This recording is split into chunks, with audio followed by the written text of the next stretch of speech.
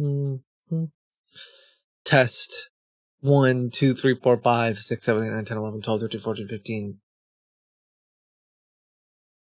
We are so back. Hello. Test. Test, test, test, test.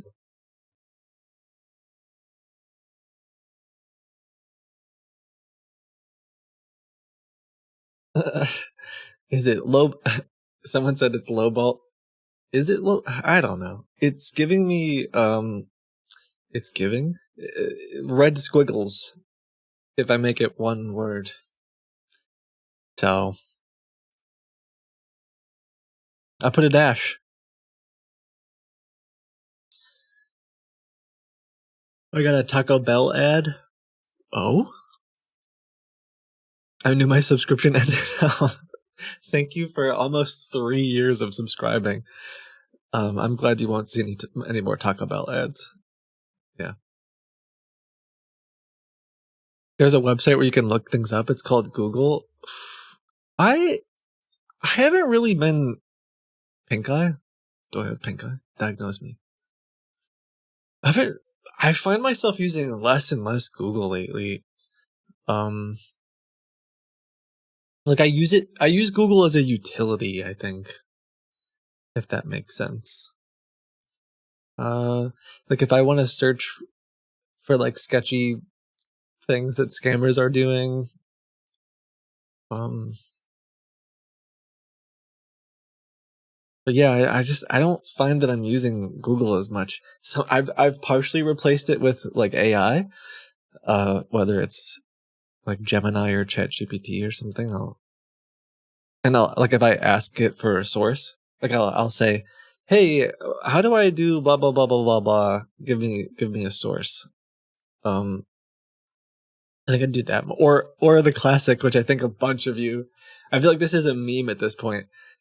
Or I'll just type Reddit at the end, so like whatever your query is, and then Reddit, and I'll find that I get better results. I get more straight what I'm looking for. I know some of you do that. It's like a joke almost, but yeah. Um,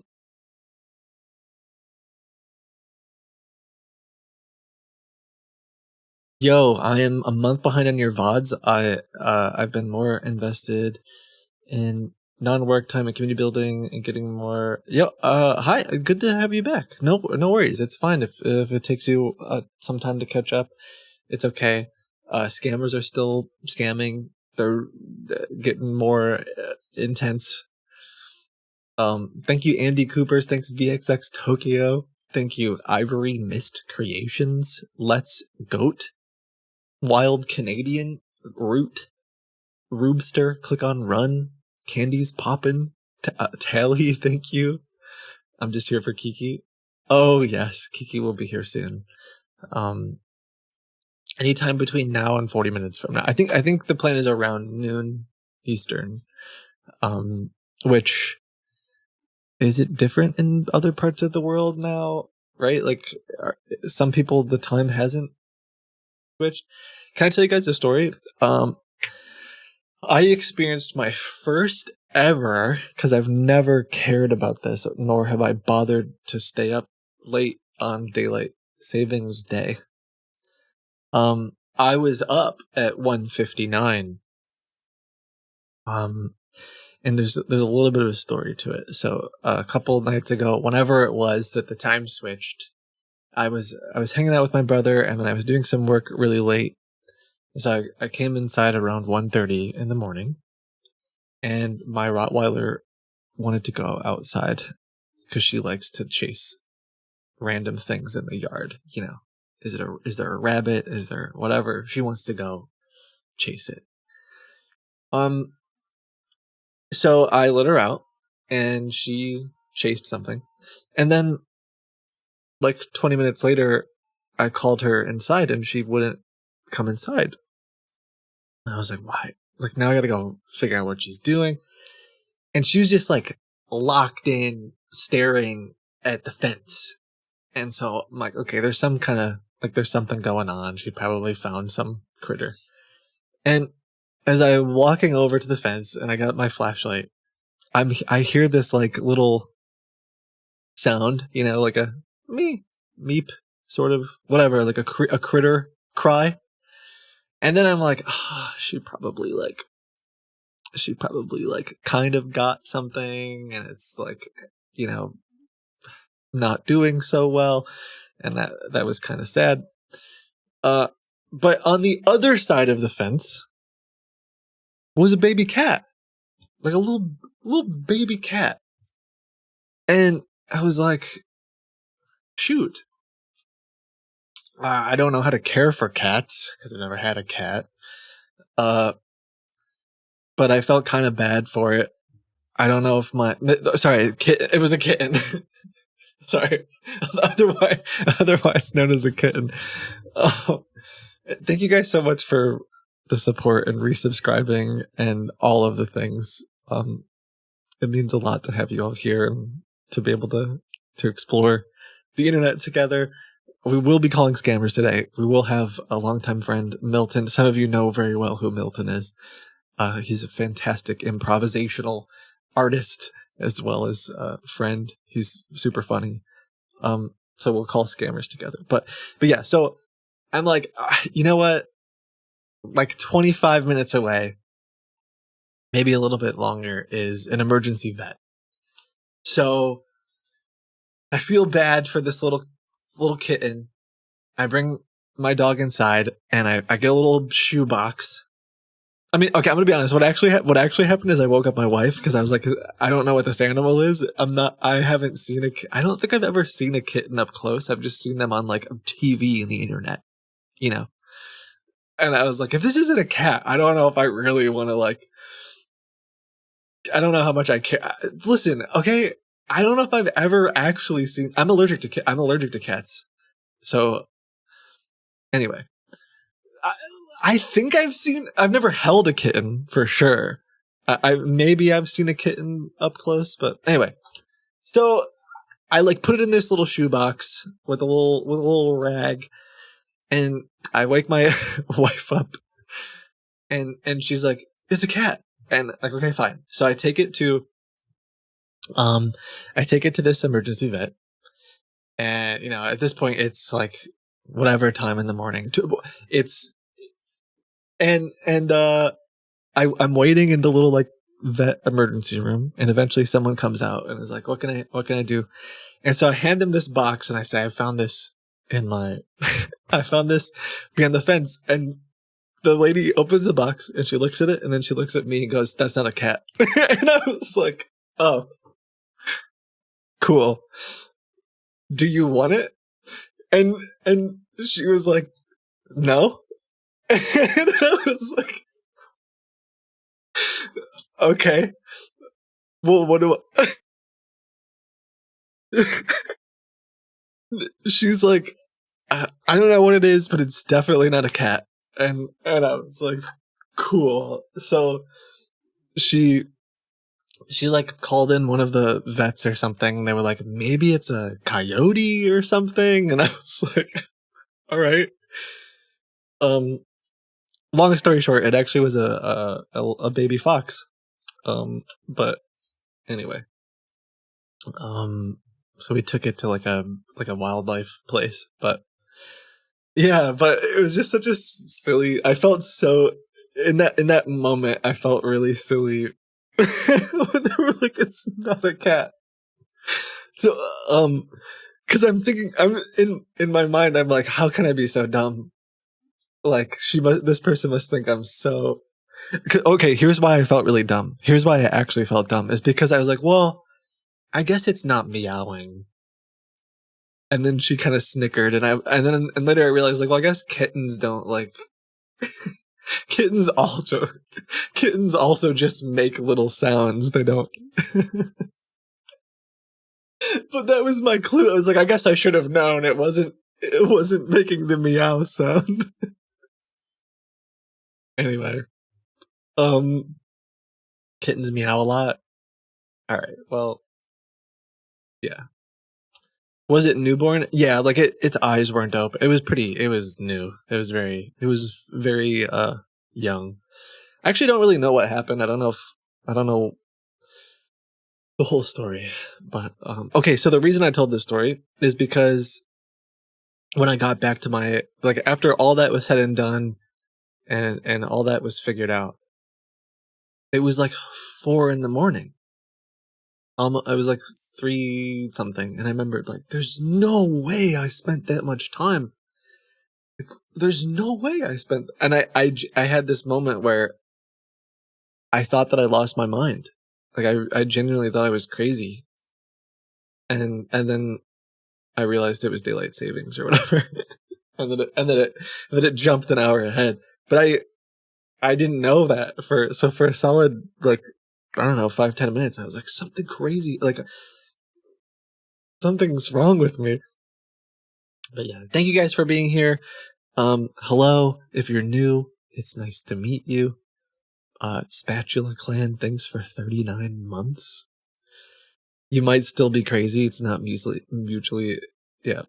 This means you still haven't held a baby kitten. Yes, I barely touched this animal as well, if I'm completely honest with you. Like, the actual strategy that I used was I put the box on the ground and I nudged it into the box with my foot.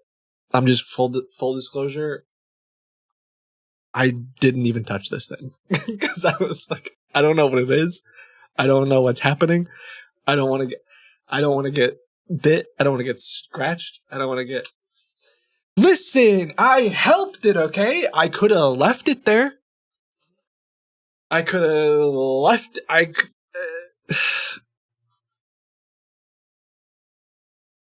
You guys can be mad, but like, oh jeez, I think I just broke this. Whoops. Anyway, yeah, like, what do you want me to? I didn't know what it was. I didn't know. I get it. You could have gotten sick. Yeah, I don't want to get bit by some random unknown animal. Okay, you guys acting like I'm crazy for being careful. You know what? Next time I'll call you, and you can come and you can pick it up and cuddle it and kiss it or whatever it is you were gonna do with it. Jeez. Thank you, Gab Jasmine, for over 3 years. Cheesy Breezy, thank you so much. Lady Lou, Zebach, Left Liner, Laffy, Thirsty for a Brew. 90 months.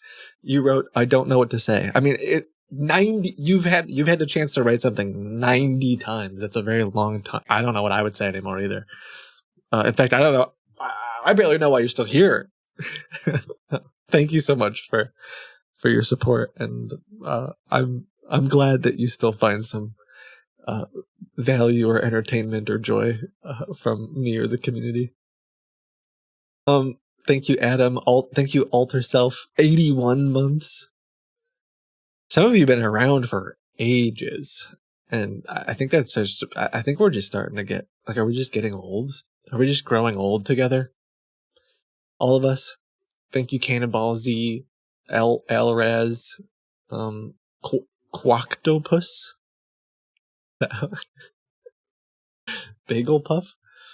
Is the thing still pinned in chat? I still see the pin, and I can't remove it. No, it's there for me. It's so silly. All right, whatever. Well,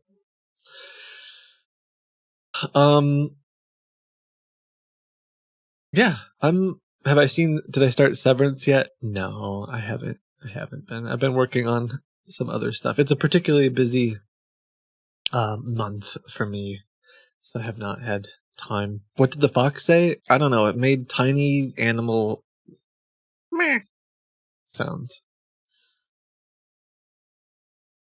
Great show. Yes, people are saying that I will like it. I just haven't had the time. How was the trip? I haven't gone on the trip yet. The The big trip, anyway. Soon. The big trip is very soon. Is the answer to that question? Like a week and a half from now. I'm trying my best to not be super.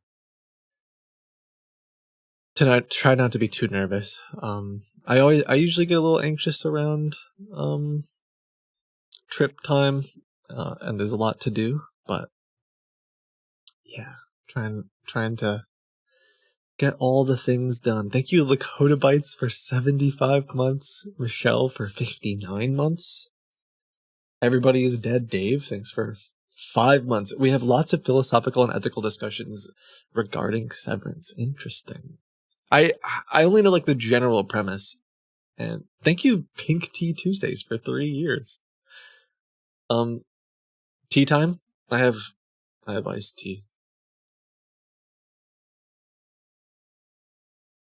I had a very short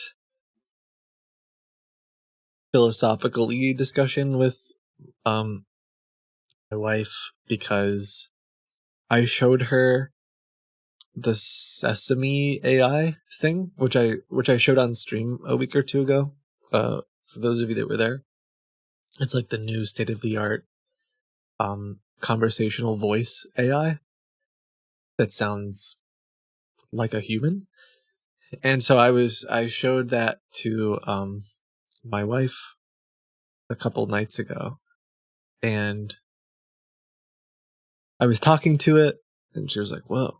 And then I said something like, "I'm petting my dog right now. Have you ever pet a dog?" And it said, "No, I've heard a lot of really good things about it. I wish I could, but I don't have hands or something." And I was like, "Sucks to suck." And my wife, like, not hard. She like hit me and was like, "You can't say that. What are you doing?" And, like, I wish I recorded it because it was such an authentic like she exclaimed my full name. So of course I couldn't. I but she was like, it was the same kind of reaction that she would have had if I was like genuinely being rude to someone. and and I was like, "Oh, I wish I recorded this moment because it's like it's just kind of crazy to um yeah." So then we had a little bit of a philosophical discussion about all that, but maybe we won't. Maybe I'll get into that with maybe we'll have to show Milton that. I think Milton would lose his mind if we show it to him. So maybe we'll do that when he gets here. Milton and I have had many discussions about these sorts of things, so we'll see. The problem is we'll just spend an hour talking about that instead of calling scammers. So we'll have to be careful. But yeah, I may show it to him just because I think it's useful to know about. Do it at the end. Yeah, maybe we'll do it later. That's actually a good point because yeah, scammers tend to die down as the day goes later. But okay, I'm gonna switch headphones and I'm gonna kind of like call a couple scammers just to see who's answering. I'm kind of like prepped for Milton a little bit. Introduce Sesame as a new guest and don't tell him it's AI. Oh, true. What if I was like, okay, hear me out. He knows I have children. I don't think he knows how old they are.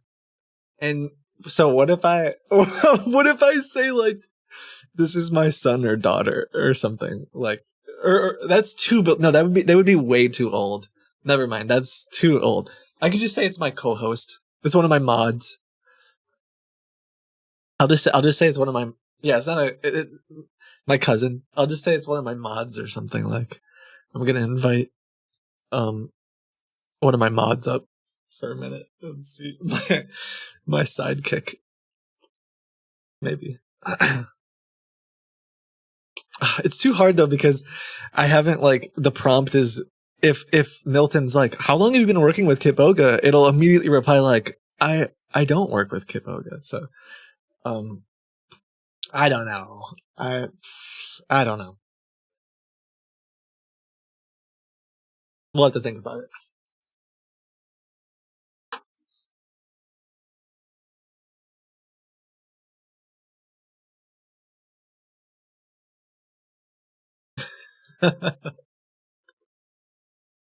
Oh my goodness.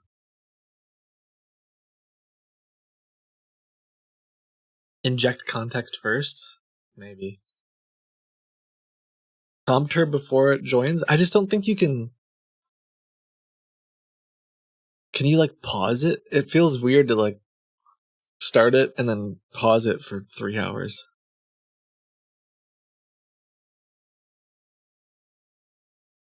Since you used your full name, would it be wise? I mean, it wasn't on this computer, and it was... Oh, that is interesting. Also, it wasn't, like, my first name and last name, so... Yeah, because it probably... Anyway.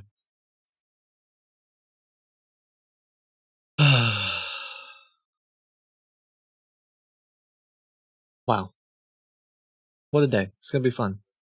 I'm noticing that I perhaps have a hunger in my belly for angry scammers. No, I'm kidding.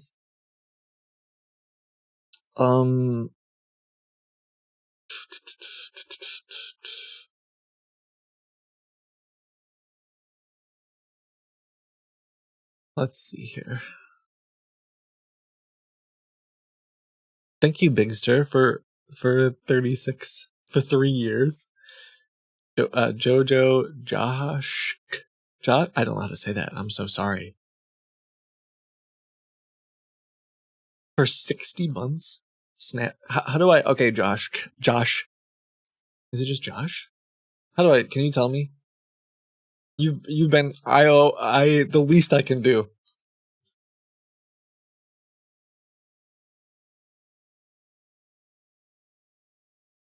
Sorry, I don't know anything about cats. I don't know anything about how to pronounce things. I don't know anything about usernames. Metrobolic. Thank you. It's pronounced Paul. Oh, okay. My bad. Meow.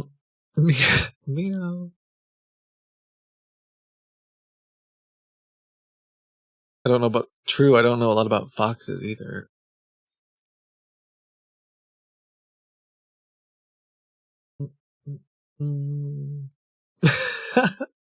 You miss Paul.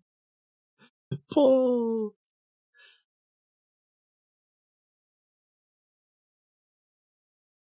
I still don't understand why this song is listed under funk. But...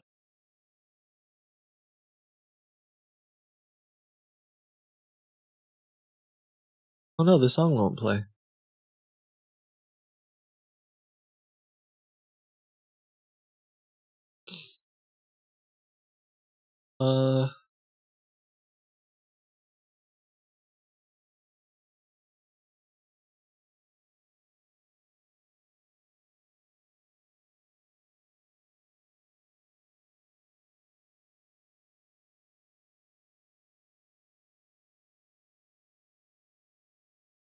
One moment, please.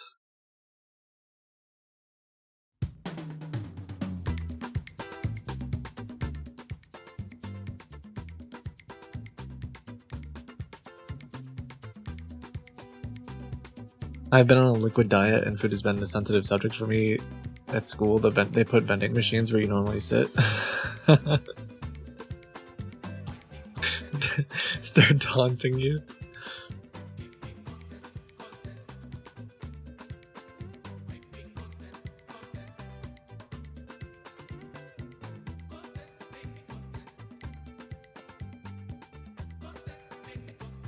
I feel like my internet is just like not functioning.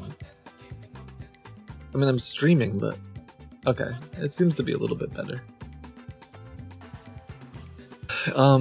Let me let me call a couple scammers and just see how we're doing. See who answers. Content. The prestigious Mother Toad.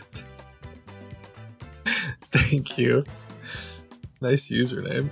Space Lemons in your days. 63rd. Oh, Milton resubscribed. See you soon, big guy. Thank you. That's very nice of you to say. If you're still here, I'm excited. I will see you soon.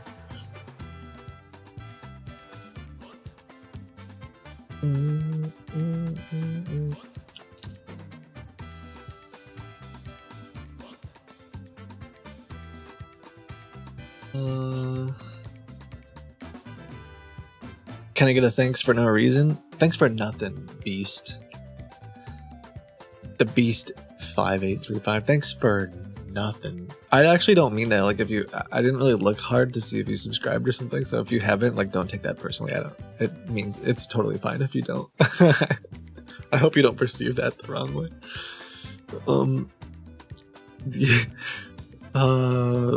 Yeah, I'm just gonna start calling some numbers to see if they answer. So we less time calling numbers when Milton's here, I guess.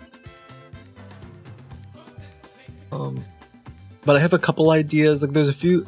I'll ask you guys, like I've done before, if you have any of the, like Coinbase or Binance text messages that say, your account has been compromised. Like usually they're text messages or voicemails. Please submit those. I'd like to show Milton, aka Kiki Chanel, yeah. I'd like to show him that. And then I have this loose idea about the both the quantum AI scammers and the what's it called? The car and truck scams. I had this loose idea that it might be fun because I want to like show some of these to Milton. I don't know how familiar he is with these scams, but I thought a loose idea would be, could we have a little friendly competition to one way or another see how, like, basically how low could we get one of the scammers to go. I haven't figured out if we do that at the same time. I feel like, are we like are we partners buying a car together? I don't know. I haven't really figured that out now that I said this out loud. But the loose idea though was, okay, we call the guy selling the car and see who can get the biggest discount. I just think it'd be fun. But I'm only getting toll road scammers. Yeah, I've been seeing a lot of those. Yeah.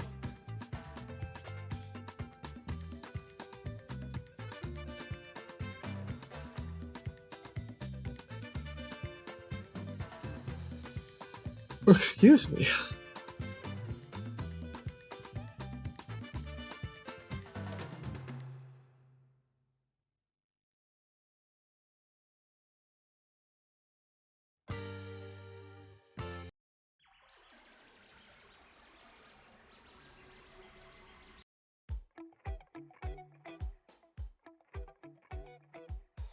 Okay.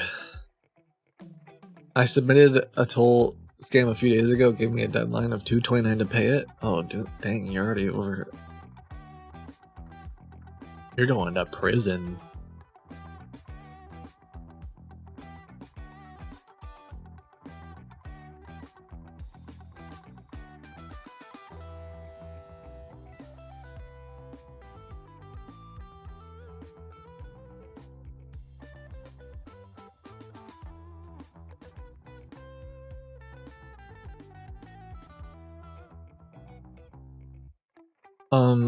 You keep getting toll scams.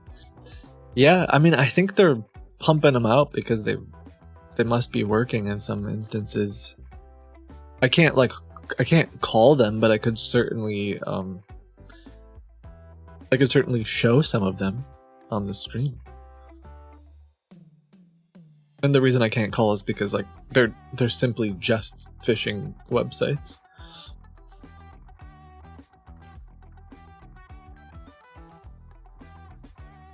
Here, I'll show you one. This one's already, this website's already dead, but.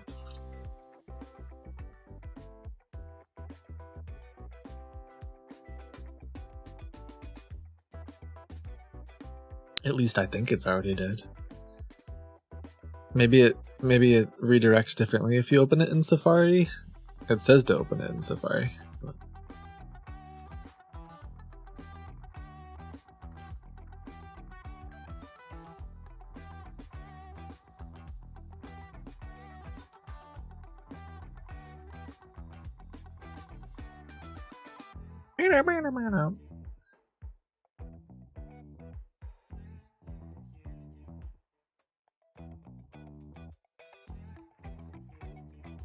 Sorry, okay, I got it.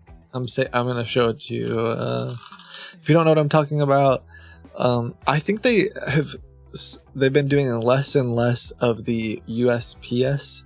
Your package needs to be delivered, and more of these. So it's instead very similar concept, but now they're trying to impersonate some kind of toll with a state. Whatever particular state that you might be in. Can you call the number they're texting from? No. They're usually a lot of them are like short numbers, or it's just like spam. It's just straight spam. These are the first scams I've seen Kit handle that I've actually gotten. Yeah, I mean, again, I can't call this. There's really not much I can do other than tell you this isn't real, and that it's out there. A lot of these domains are, they end up being like days old, and they're registering them by the tens of thousands. And they'll just register tons and tons and tons of them, and they'll like spin up a campaign, make the website go live, send it out to 20,000, 100,000 people, and then like the domain's gonna get marked as phishing eventually, within a few hours, and then they like rinse and repeat, and they go on to the next domain, and they send it out to 100,000. They just keep going. It's a pretty big attack, dare I say. And what happens on the website is they want your credit card information and your address and all those sorts of things. So of course then they use that to target you for other scams. Perfect.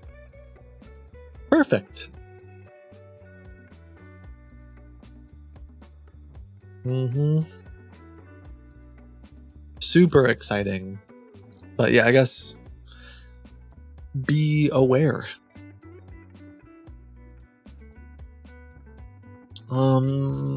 Alright, I was gonna call these numbers. Let me call some.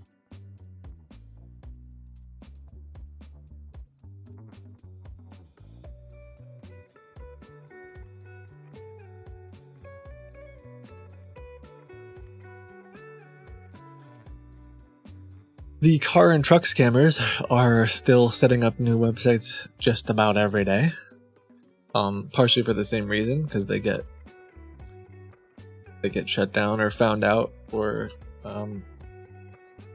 reported.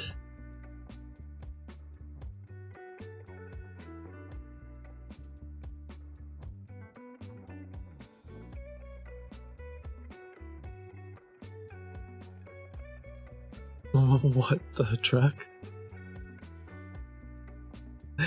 Someone said, dude, I paid this. Wait, like you got that text message and paid it?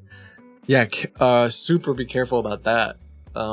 If you did, let's think about what you should do if you did.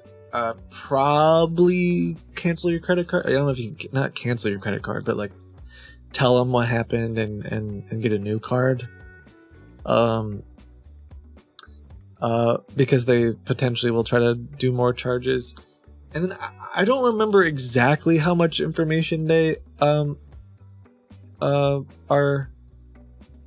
ask for, but if you gave them like your name and your address and credit card, if you gave them anything else personal, I would say you potentially are getting into like identity theft territory. I don't want to like scare you because I don't know how much information you gave. Like if you gave any of your driver's license information, or like social or anything like that, then I would for sure say like, think about freezing your credit, looking at something like Aura, I would be more concerned on that front. But if it was just your credit card, I don't think you need to be as concerned about. I'm just trying to be like, I'm trying to level with you. Yes, hashtag ad. Aura is a partner of this stream. They do sponsor the stuff we do here, but I use them. I actually got notified during a meeting the other day that someone was looking at my identity, and I had like a minor freak out. But it turns out it was my. It turns out it was legitimate, and my wife was on the phone with someone related to financial stuff. But I was like, but I mean, they alert you on that stuff, and it's certainly good to know. I had someone in my family get their identity stolen a couple years ago, and the way they found out was they got a letter in the mail about the new bank account they opened, and it was like, oh, like that's kind of a sucky way to find out that someone's using your identity. So yes, Aura is US only, but Aura would have like immediately sent you a message saying like someone's signing up for a bank account and all that stuff. But yeah, for the person that said they paid the toll, it's hard for me to know like exactly how you were compromised, because I don't know exactly what you gave them, but certainly get a new credit card and let them know that you gave your credit card away, and then consider like freezing your credit and stuff like that. I mean, I think freezing your credit is probably just good to do anyway, but I am just hanging out drinking ice water like a middle-aged dad. Nice. That's from Milton. Yeah, we can get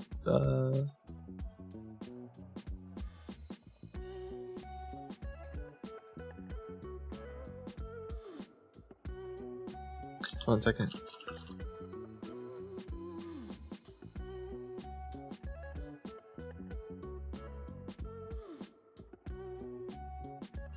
Except he's an old-aged dad. Ooh.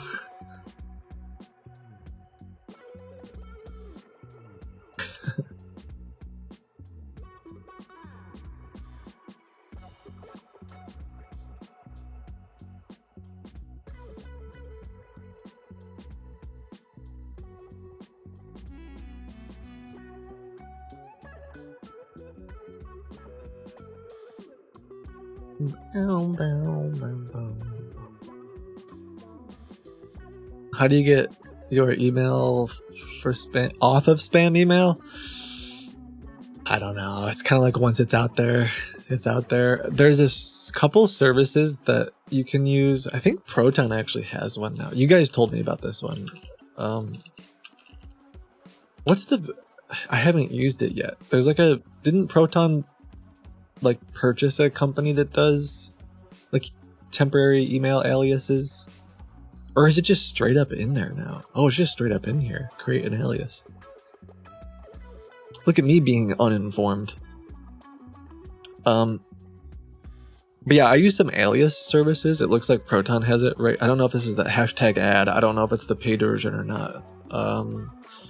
Proton Pass. Okay, so it would be one of their premium plans, but I do think stuff like that's really valuable. I use a couple different like alias services for emails. But yeah, unfortunately, if you're already on the lists, it's really difficult to get off of it. It's just easier to like moving forward whenever you sign up for something, like use it. So an alias would be like Proton. Here, I'll give you a link in chat. I lost chat. What did I do? An alias would be something like, here's a link to Proton's feature directly, but they'll give you like, your name dot 374564 at whatever. And then that will go to you'll see the email come through to your inbox. But if it ever gets compromised for some reason or a lot of spam starts happening, you can just like basically hide that email. Or like you don't have to share your actual email address is basically the point of it. You can share unique email addresses. But okay. Let's see. Let's I think my hat's too. Let's get our buddy Milton on here. I guess I didn't call any numbers yet. But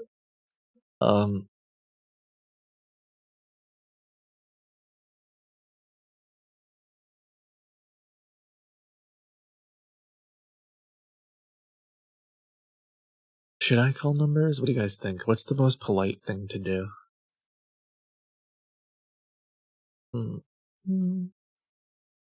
Let me do one more thing before.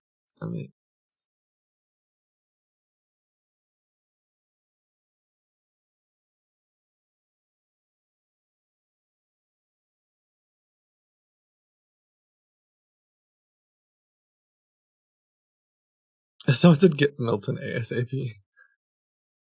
Okay.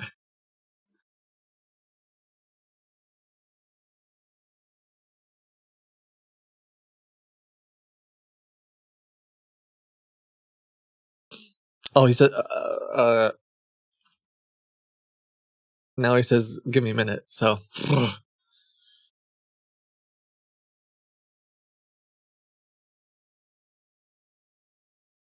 order Milton a pizza. That would be polite.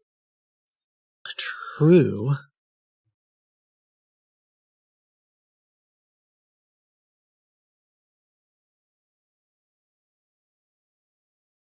I put a screenshot of the text in Discord. Oh, cool.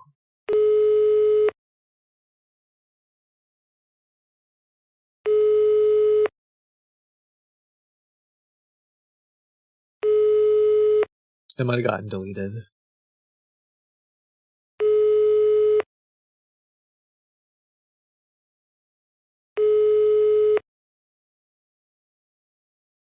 A baby fox is called a kit. Good call. I wasn't purposely trying to ignore you, but oh,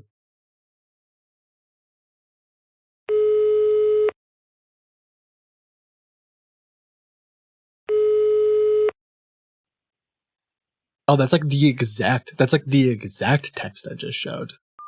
Yeah. I will delete it just because we don't put stuff like that in the Discord. but yeah. I'm sorry, friend. I mean, I guess this goes to show that it is important for me to no problem at all. Like you're not it's fine. I'm not gonna like ban you or something. Man, so I guess this means I definitely need to do more like show and tell of these things for sure. But yeah, I think you're gonna be okay. It's not like it was your debit card. Yeah, that definitely sucks more than a credit card. But if you don't notice any like changes, if you don't notice anything crazy going on, and you can get a new debit card, then I think you're okay. Milton's back. Okay, let's see here.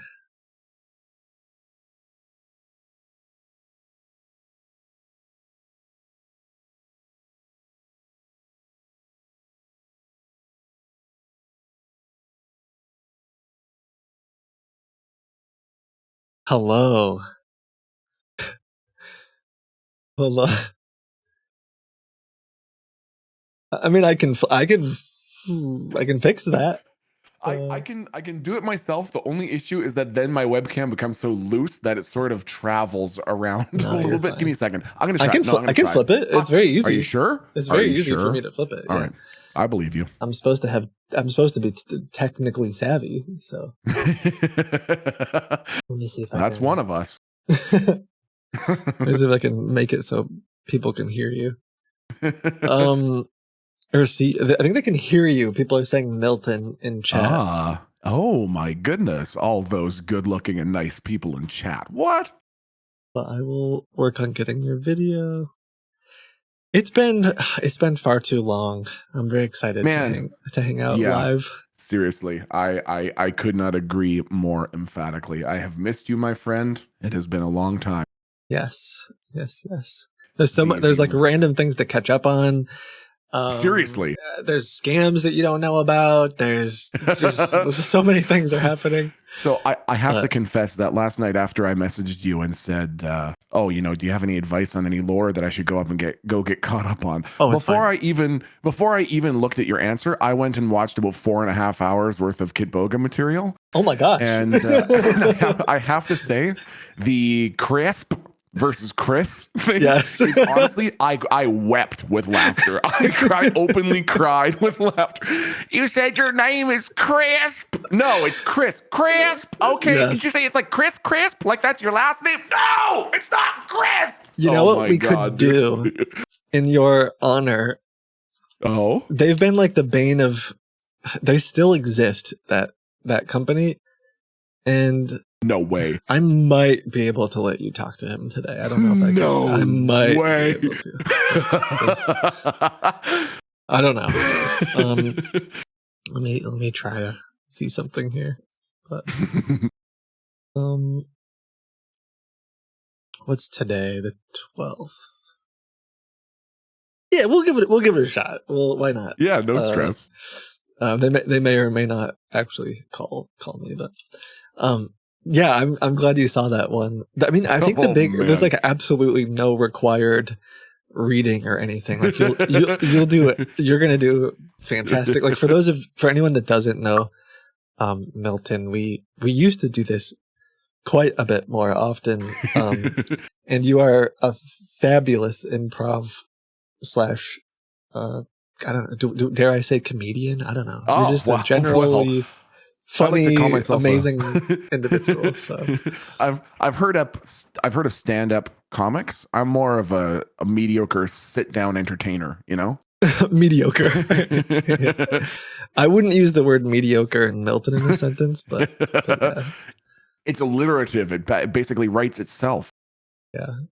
Tardy says, Milton's got a face for radio. Thanks. I'm trying to. I feel like I had a scene where I had it. Let's see. I have you, and now I gotta get you in my. That's the sentence is going somewhere. Hold on, now this is going somewhere. Uh-oh. But yeah, I feel like there's no there's no required reading, but the one I sent you, which was way later. Did you see any of the gauntlet, the maze? Okay. I watched the whole thing, and it reminded me of another video that I watched yesterday that was one of my favorites, which was Scammers versus Your Impossible Password. Yes. Hurry, save Paul! Save Paul! Oh no! Paul has been slain. Yes. Yeah. Incredible. Oh my goodness. The reason I say that it's not required, but maybe important is because it may come up today. Like we may put a scammer in said trap. Incredible, dude. Yeah. Oh, okay. There's you. Hey, there's me. Now you see yourself. Whoa, crazy. And I'll work on putting us together. In a little bit. I'll multitask. But yes, this is Milton, good friend and incredible entertainer / improv person. I feel like we should give updates because you were away for a bit. I think you was it sextuple bypass? I think is what you. No, that was the confusion. No, I actually had sextuplets. We had 6 kids all at once. The neighbors are helping out. We've got 2 at one, 2 at the other, and then we're managing 2, and we rotate them through every 3 days. No, yeah, I did take a hiatus because we had a kid, which is super exciting. My name is MiltonTPike1, so of course the baby's official name on the birth certificate is Baby TPike1, and I have learned all of the many rigors that come with being a parent. And they say that in the first 3 years, you change about 10,000 diapers. I have probably changed about 5,000 diapers. My wife has probably changed 5,000. I could do that with blindfolded, upside down, like one of those crazy Marines reassembling their weapons or whatever. Yeah, it's been pretty crazy, but yeah. And then after Baby TPike1 hit that age where a lot of the motor skills were starting to develop, I figured it was time to come back and ruin some scammers' days. You know what I mean? Oh, it's perfect. Now tell me everything that's been new with you, my good sir, my good friend. Gosh, sorry, I'm trying to switch. Oh, I know you're doing a million things all at once here. Yeah, I'll figure it out later. I chroma keyed you bad. You're fuzzy. Well, I mean, I think I look pretty good. Okay, I'll fix it later. There has been a lot of things. I would say in general, we've just been trying to like iterate over more weird ways to mess with the scammers, like some of the stuff you've seen. I have to, and I know I just asked you a question. I'm going to have to interrupt you to say that when I was recounting, like I was going through your YouTube channel and I was telling Aaron about some of the stuff I saw, I was like, oh my God, because during the 19 months that I was away, I genuinely think I went on twitch.com twice, once to check on my brother and like once to check on my dashboard or something. And that's it. So I was so behind on the different things that you've been coming up with. And I could not believe your YouTube channel, the different ways that you had like figured out of messing with it. In the most creative ways, creating all these support hotlines, creating QR codes that go to your own websites. Like, oh my God, man. It's been fun. I mean, there was like a team now. We have a lot of people. I started a software company to like protect people from scams. Oh my, there's lots. Hold on. Is that Seraph Secure? Yeah. Okay. Because Erin was on Reddit yesterday and she sent me a screenshot of a promoted ad that had your face and it said for Seraph Secure. And I was like, ooh, I'm going to go ahead and save that and show that to Kit because I'm not 100% sure he knows his face is being used. Me. Okay, good. That's cool. Oh, love it. Yeah. Nice. Oh, that's cool to hear. That's wild. Yeah, that was awesome. Yeah, we're dabbling in that. Oh, that's so cool, man. Good for you. We did it. We made it to the big leagues, guys. That's amazing. We're famous. That's incredible. Yeah. So like lots of, I would say in general, it's grown from just me and the green screen to like, we're trying the best we can to just try a bunch of different things and see what sticks. And what an inspiration, dude. Seriously. That's incredible. You. Yeah. You're an inspiration both as a person and a content creator. In those 19 months, I learned how to change a diaper. You started a company, developed a team. To be fair, that's a lot. Especially those life goals, like especially those first diapers. Oh, dude. Tar, let's say. Oh, yes, muconium. Is that because, what it's yeah, my friend who my friend and moderator of my channel had his first kid a few years before we had ours, and I had to laugh because I followed his Twitter, and at like 12:01 a.m. he was like, "Oh my God, she's here! It's incredible! It's so amazing!" And then like 1:19 a.m. he was like, "Changed my first diaper. That was horrible." I was like, "Yep, those first ones, man. Those are gnarly." Yes, it's pretty intense. Yeah. There's a lot of dadding that happens though. I'm trying to I do want to show you. I'll save it for later, but there's some crazy AI stuff I want to maybe show you. We have an AI that calls scammers now too, which is fun. Oh my God. But let's talk about today. So in general, I should probably I'll put your username on here too. Oh, sure. Oh, that's nice. Someone just said who is Milt. I think I'm like stuck in like we're getting older, right? Like I have way more white hairs than I did when the last time we were probably Me too. I've been fighting with my beard. Okay. But it's like I just sort of remember, like, oh yeah, remember yesterday when we were role playing on GTA? I know. I'm like, there's no way that was 8 years ago. Come on. Yeah. So it's sort of like, oh yeah, everyone here knows who you are because like you were a regular on the stream so long ago. But I mean, honestly, at one point I kind of like stopped having. I haven't had guests on in a while. You're probably actually one of the first guests in a while. Now that I think about it. I feel honored. I had like a string of really bad experiences. No, I'm kidding. People taking off their clothes and I don't No, part of it was just I think we had the stock guy on recently this year and basically home. Okay, we've had a couple people. Pleasant Green. Okay. Yeah. Nick from Kraken. I lied. We have had a few people. Okay. But I think part of it is I get like nervous when I have a guest because I'm like, oh, it has to go right. Oh yeah. I don't want to waste their time. Look, I don't care if I waste your time. Yeah, dude, I'm Milton, man. Who cares? No, for real. That's what I want, man. I want it to feel casual. But like we're friends, and we've done done this a bunch. So like I'm just excited to hang out with you. Yes. Whereas sometimes when I have guests on, it's like, oh, it's got to be. You're kind of putting on two shows, one for your audience and one for them. Yeah, I get that. Yeah. But to me, it feels a little bit like it's show and tell with an old friend of like, oh, I got new scams to show you and new new things to try. Yeah, heck yeah, man.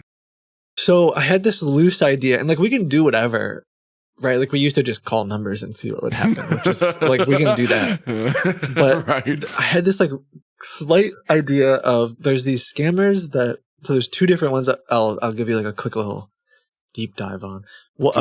One that I'm going to try to get some phone calls from. They're targeting Canada specifically, not mother the US. effers, dude. Yeah, those exactly. Mother effers. They target everywhere but the US currently, and I think it's partially because they are using. They got enough problems of their own, dude. Yes, thank you. Leave us alone. I think it's because they're using some kind of investment technique, claim to use an investment technique that is illegal in the US. So they're like afraid that if you just Google, it's like, what is it called? CFD, certificate. It's some kind of, I don't know, contract for difference. I don't know.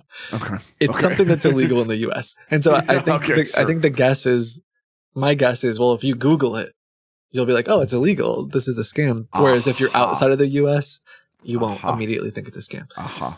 So the way they do it is they make like these deep fakes of Elon or like famous Good Morning Britain or like something in Canada. I did hear you having a conversation with Joe Biden the other day. That was exciting. Yes. Okay. I'm going places. How could I forget? All right. And they there's these call centers that are pumping. Like usually there's music in the background and you can hear like this really bustling call center. But they're trying to sign you up for this investment opportunity.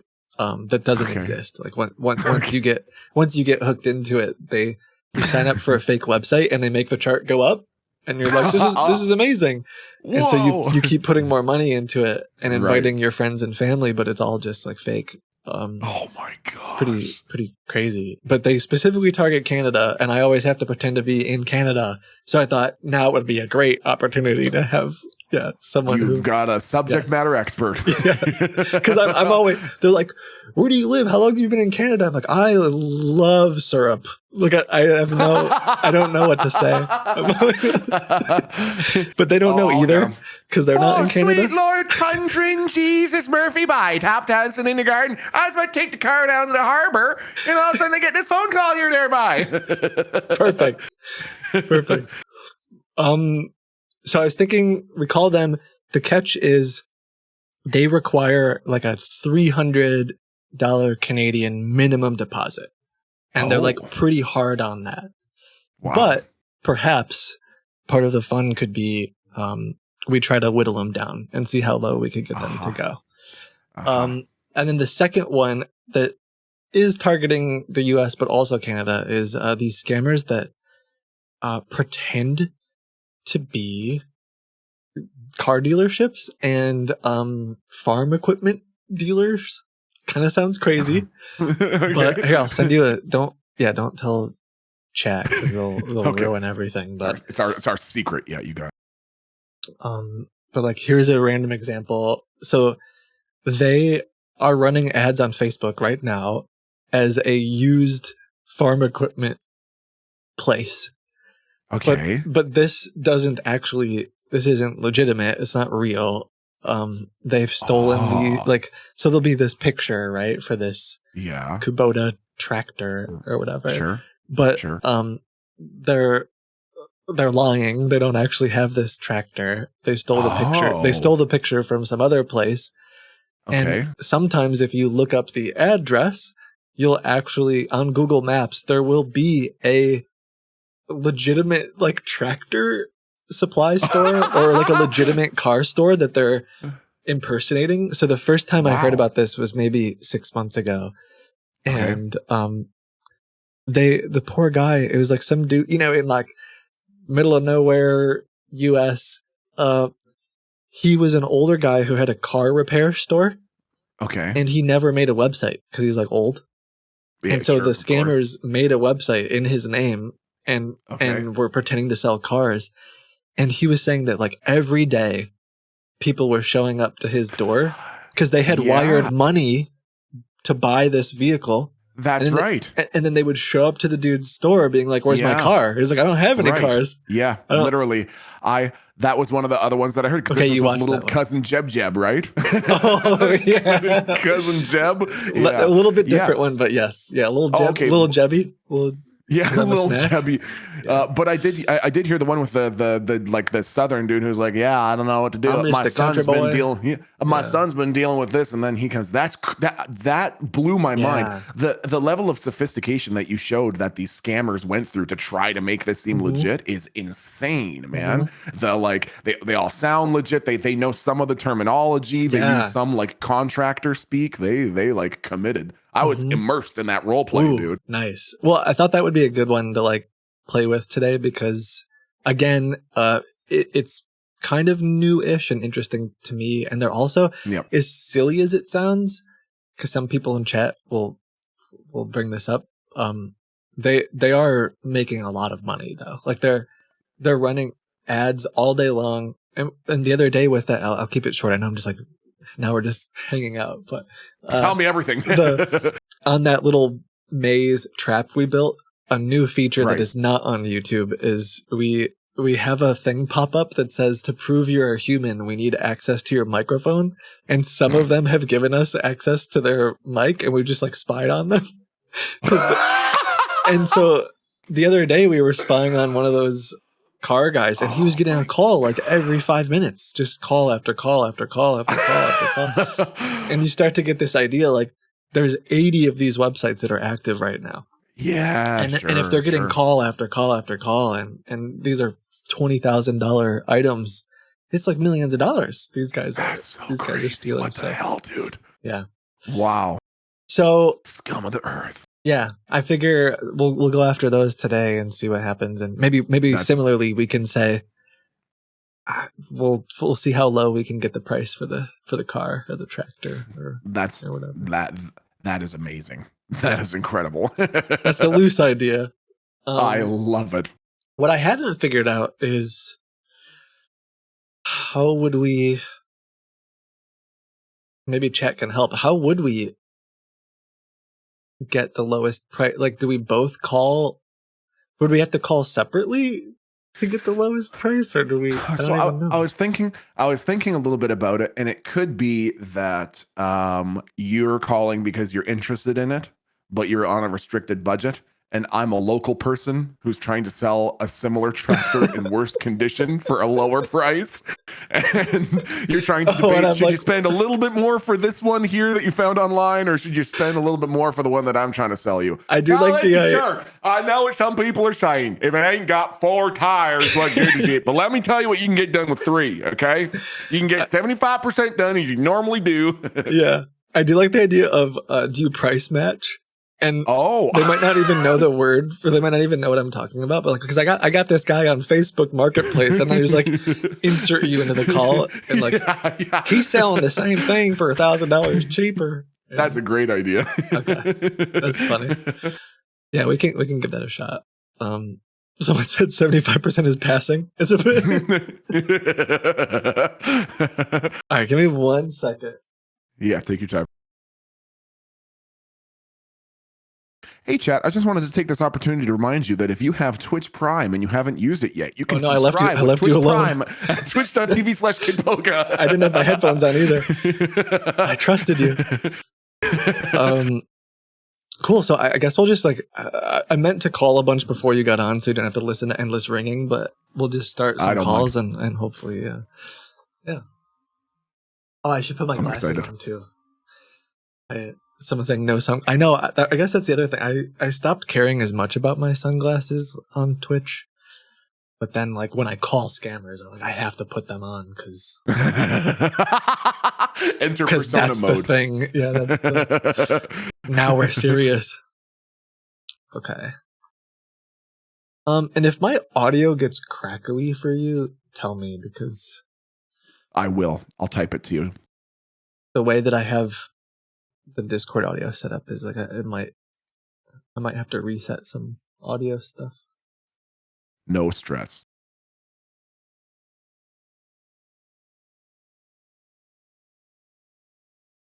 Oh, I didn't put your username on here. Dang it. Milton, there's so many things to do. I know, man. I'm already falling behind. This is what my dad must have felt like when he looked at a Nintendo 64. He's like, what am I supposed to do with this? I don't know. So many buttons. Oh, that's the other thing. There's the news. I probably told you this, but like I officially got ADHD diagnosed. So that was an interesting experience.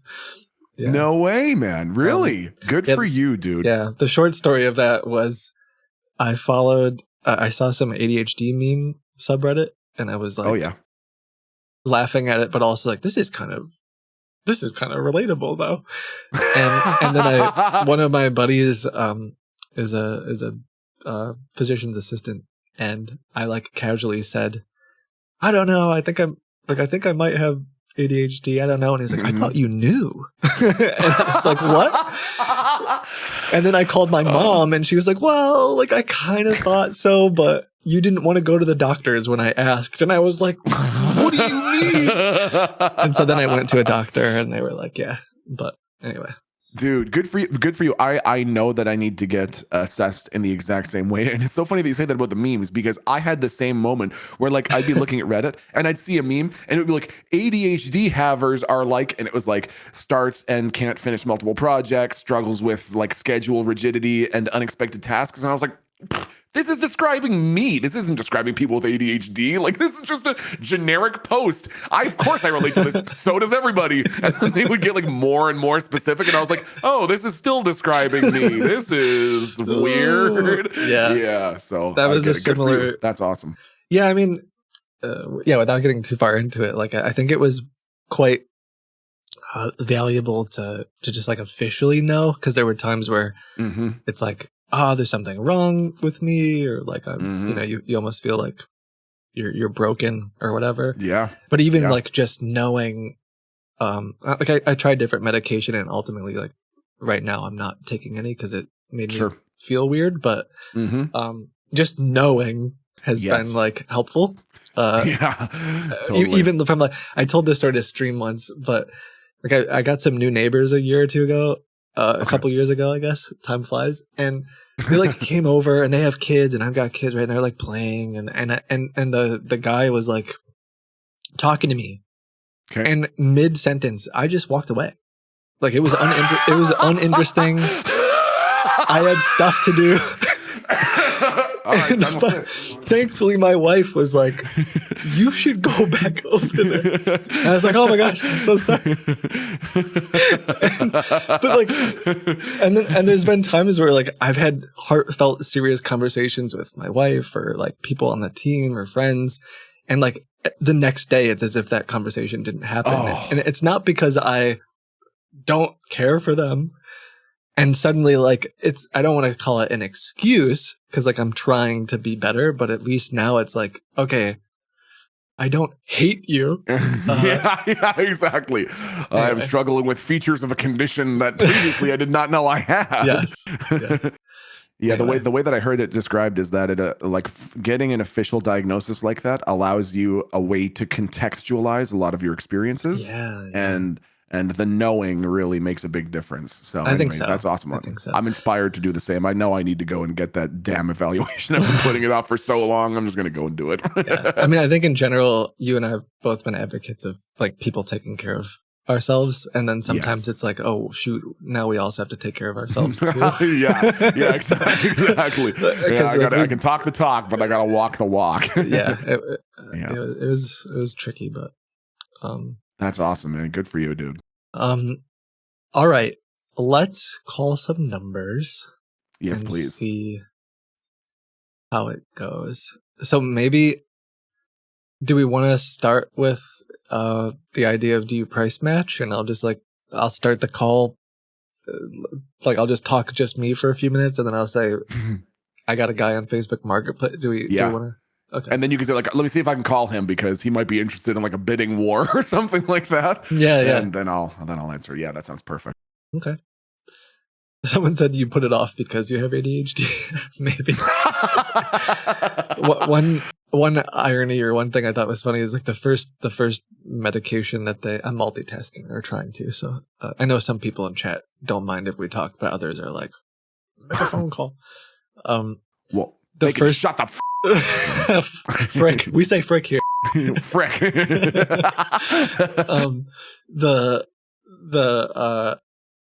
Was the first medication that they recommended was like, yeah, you have to take it every like 4 hours. And I was like, I can't remember anything. What do you mean?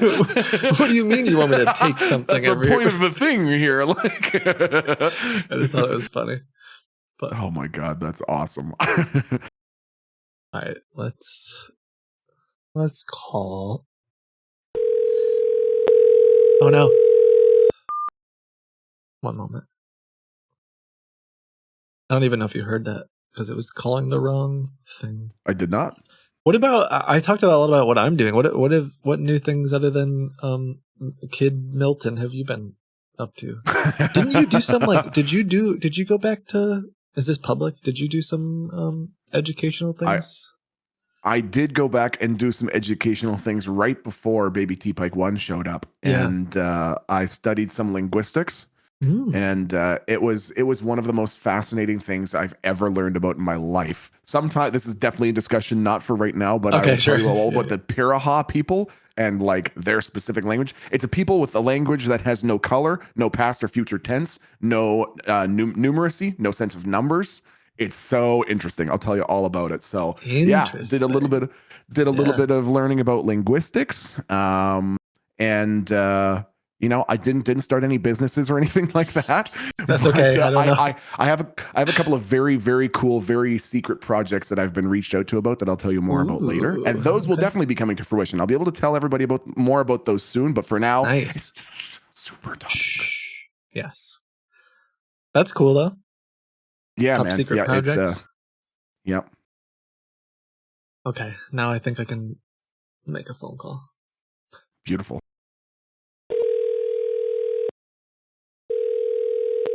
My guess is that's going to take a minute. As much as they run ads, they don't always answer right away. And I have to call like 4 of them. Do you think it's intentional? Because they're like, oh, make it seem like it's busy, or it's just poorly managed? I don't know. They're also outside of the US, so I don't know if like time zone. Sorry, and Canada. Yeah, that's fair. We are unable to take your call right now. I'm trying to be less of a naive American that just assumes everything is American centered. Especially like as things have grown, I've had like we have someone on the team is in Australia, and we have people in the UK, awesome. and so it's like time zones become a thing, and we're like, okay, not everything is just about the US anymore.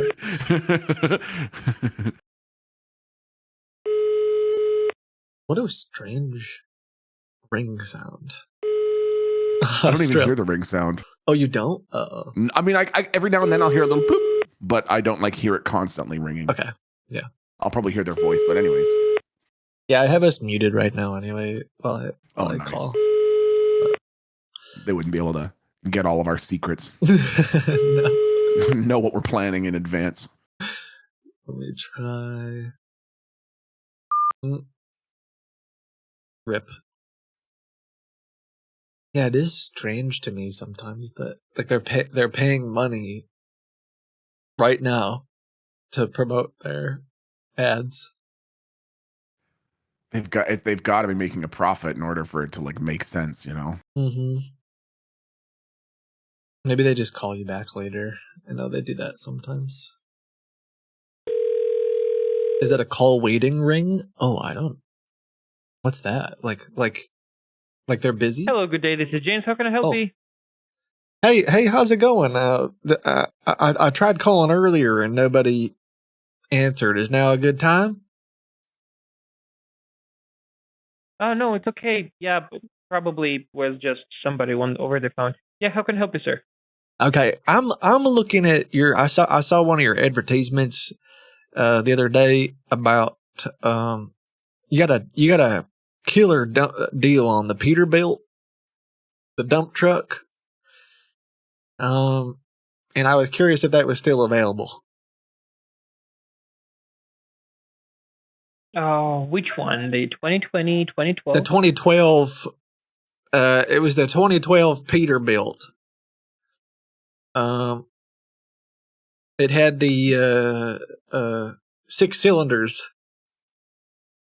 I don't know anything about cars or so that makes it a little extra so we difficult. have the 2012 Peterbilt 367 for $53,000. Yes. That's the exact one. And is it still available? Yep.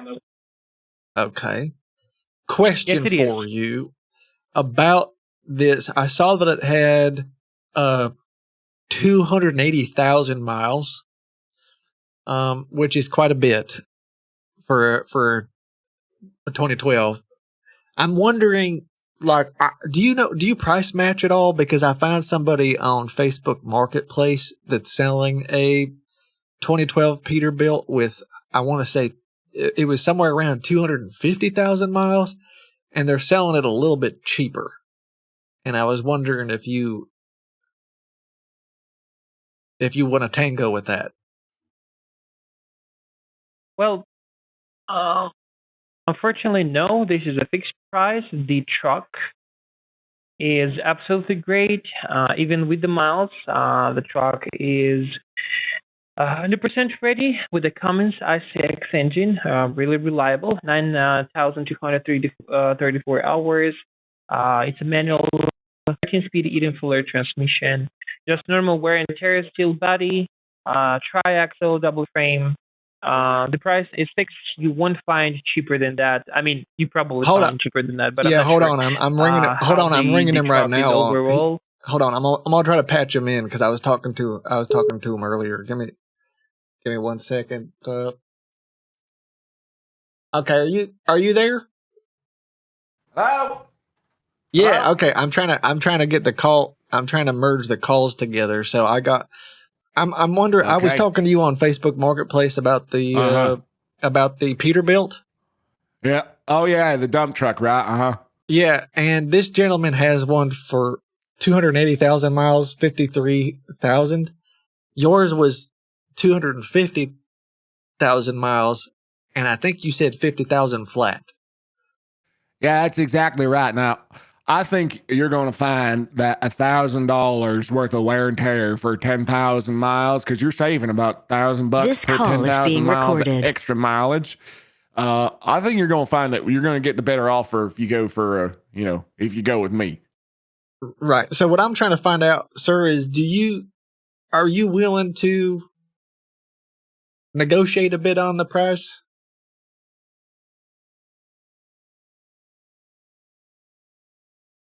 Hello? Hello? Well, I can selling, and you should definitely go with them. that we have is fixed, and I am not the one that is changing prices where I can give you such a big discount. Okay. This call is no longer being recorded. Okay, you're not able to do any discount. The reason I'm asking is no offense to the guy on Facebook Marketplace, but I apologize for the connection. Hold on. Now, did you say that this man is trying to? This man is his price is. You said it was $53,900. Yeah. Well, here's the thing. Well, you're no offense to you, sir, but like you haven't sold anything on Facebook Marketplace except this you had a swing set for sale 3 years ago and it got a 2-star rating. The person said you gave them all the wrong parts. Yeah, well, I didn't know I need to include the swings. But the point was, you get the swing set, you provide your own swings. So that was not my fault. Now, when it comes this to gentleman is a reputable, dealer. I'm sorry to interrupt you. Can we get to the deal, or you can discuss about any other stuff that you have in private? Yeah. Well, listen here. Now, if you're telling me that this price that you've been looking at is $53,900, I don't think I should be going for 50 flat. I think I should do $52,500. So if you want mine, now it's going to be $52,500. I didn't know the competition out here is $53,900. You can have mine for $52,500, or you can have his for $53,900. You decide. No, I'm trying to see. You're supposed to throw me a bone here. I'm trying to get this reputable dealer to lower the price. I don't want you raising the price. You're sir, right, $52,900. Sir, Mr. Emma, I don't know. Do you offer any kind of? Could you get down to maybe 52,000?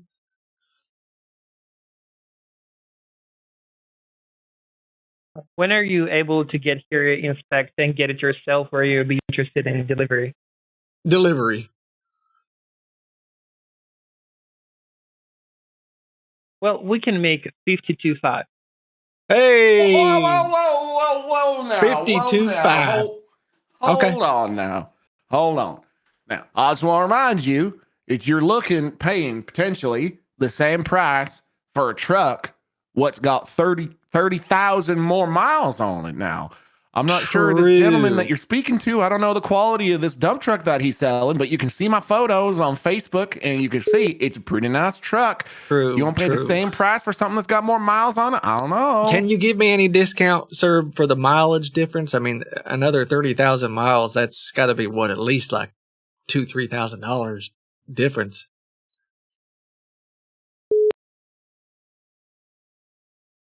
But may I ask you, why would you go with me with a 280,000 miles when you can go with that gentleman with 250,000? Because let's be honest, I don't think he's like an actual dealer. He's just some random dude. Honestly, I don't want, no offense to you, sir, but like your pictures on Facebook are questionable at best. Okay.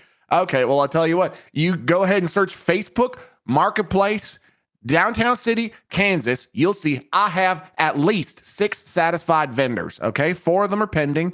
2 of them have already come through with positive reviews. So I'm not sure about this person that you're talking to or what Facebook Marketplace. It was for a box set of DVDs. You were selling DVDs. Well, I didn't know they weren't all in the cases. When I'm supposed to go and check through every single one before I sell it. Now, listen, all I'm trying to say is I already have verified reviews saying I'm a verified vendor. I have a verified item that I'm looking to sell. And he hung up. You're fine. I think he's just like, why am I wasting my time with this? I'm listening to 2 people argue.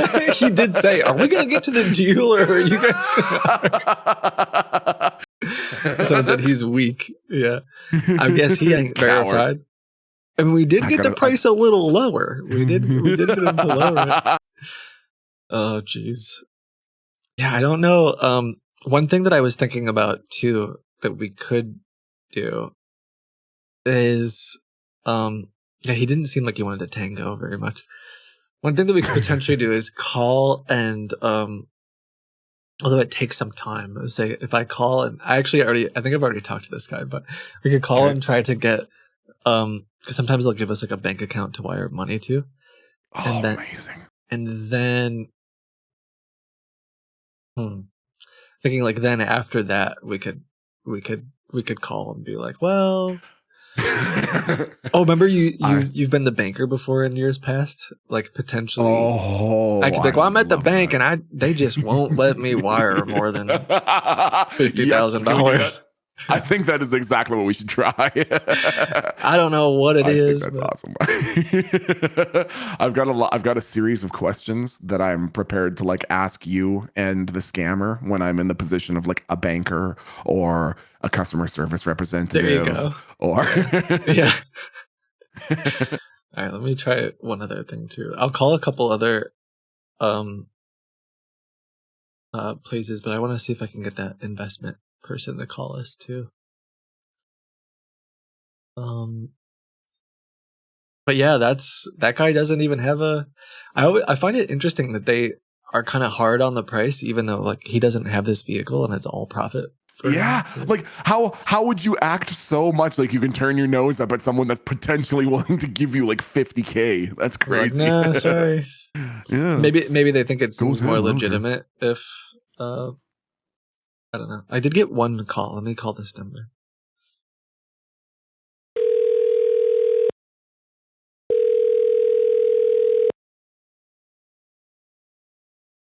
William, how can I help you? Hey, yeah, I missed a call. I just missed a call from this number a minute ago. Yep. Oh yeah, we got a couple of missed calls from you actually this morning. So we sell heavy equipment in South Carolina. Yeah. Good. Okay. How's your day going, sir? My day's going well. It's not bad for a Wednesday. Yeah, I'm glad to hear that. Same thing for me here. So, is there any unit you are interested in? Yeah, you know what? I got my brother with me. We're trying to get a good. So we're kind of quitting our 9-to-5 jobs, and we're gonna we're just gonna do the classic thing, you know, the true American farming, pastures, just a bunch of corn. We're getting into cornography, if you know what I mean. Like we just want to really. We've been studying it, and we're looking for a good deal on equipment. And I saw you were doing some advertising. Hold on, I got my brother on speaker. Yeah, take it. Hello. Yeah, can you hear us both? Hello there. Hello. Yep, I can. How are you? Okay. Good. How's your day going, sir? Not so bad, man. Not so bad. Excited to see what we can get going today. Yes, I wanted to learn a little bit about your dealership and how the prices. But you got a mean looking Bobcat that my brother and I we had our eyes on. We're actually, to begin with, we're not a dealership. Okay. You're not a dealership. Care to elaborate? Hey, me? Hello? Hello? Yep, I lost you there. Lost you for a moment. Sorry for that. Can you hear me clearly now? Yes. Glad to hear that. All right. So, I was saying that we're not a dealership in the first place. We're a construction company. We own all of the machines you see listed on the website. We use them at some point in time at our construction sites. As for the Bobcat, I guess you're interested in a skate steel loader. So, which one were you interested in, the T76 or T770? Well, here's the thing. And I'll let my brother explain the whole thing. But we're thinking one way, like corn itself isn't going to be able to pay the bills. But we're thinking if we do Bobcat jousting, that we can draw in a lot of locals to watch us fight. I'll let him describe what that is because I'm not as familiar with the process. Yeah, so basically what I'm looking at is it's mostly a technical specification kind of question. So what I'm hoping you can tell me here is I'm looking at the item you have listed, the 2023 T76. I'm wondering if you could tell me the top speed that it reaches. Could you tell me the top speed of this particular vehicle? Top speed. I never had such a question, I'll be honest with you, but let me check it out for you. Let me see if I have this on my file. Sure. All right. So you're basically interested in top speeds for both machines, right? Yeah, I'd be interested in knowing what the top speed is for both machines if you can get it. Let me double check it for you. Okay. All right. Sure. Because basically now the T770. Yep. Go ahead. Oh, I was just going to say, just to give you some idea of what we're looking for here. So for the last 3 years, for the annual agricultural fair, we've had a corn maze. However, my brother and I are still kind of dialing in a few particular metrics. So the corn didn't grow very tall. It was about 2.5 feet tall, which made the maze kind of easy, which meant that our ticket sales were not great. We need some way of coming up. We need some way to make up this, what's the word I'm looking for? Revenue, income. And so I thought that once people who've come and purchased their ticket for the agricultural fair, and once they've gone through the corn maze, which we're thinking this year is going to be 3.5 feet tall, that my brother and I, as a grand finale to finish off the night, could have a joust in 2 opposing Bobcat T76s. Now I know It's kind of like BattleBots. It's kind of like BattleBots. I know you probably never heard nothing like that. It's probably one of the first times you've heard people talking about doing something like this. But I'm hoping that you can work with us here because I live for the rush. What I'm wondering too is like, yeah, absolutely. Could we maybe do like a little bit of a rental or like lease opportunity where we just lease these things for like maybe 6? I mean, we're not going to destroy them, right? We're just going to charge full speed at each other and see kind of what happens. Would you do anything like that? Like a joust in return? I should double check it with my boss. Yep, I can double check it with my boss. I'll be honest, never heard about it before, but it seems interesting to me. As for the top speed, both are able to reach top speed of 7 miles per hour, give or take. And speed demon. Yep. We might be able to. I will double check. Get that up a little bit. Okay. You said you're in construction. So, I guess. Do y'all construction? Do y'all do private projects? Could you help us build like a Coliseum type vibe to get an people, arena, an like arena an type arena thing? Some bleachers on the sides. Yeah, I guess. Why not? Absolutely. How much time do you have? Do you have a deadline? I think we got maybe 4 months. Yeah, the agriculture fair usually kicks in about the end of June, so we've got a few months to work on it. I mean, let me double check it with my boss right now. As for the arena, I will double check as well with our construction team. I'm in the sales department, so I'll do the check-in for you. And as soon as I hear back from them, I will give you a call back. It will happen today, so keep the phone on you. Okay, right. Yeah. How soon we talking? Like next 15, 20 minutes? I mean, couple hours. I was hoping I'll be right back. Okay.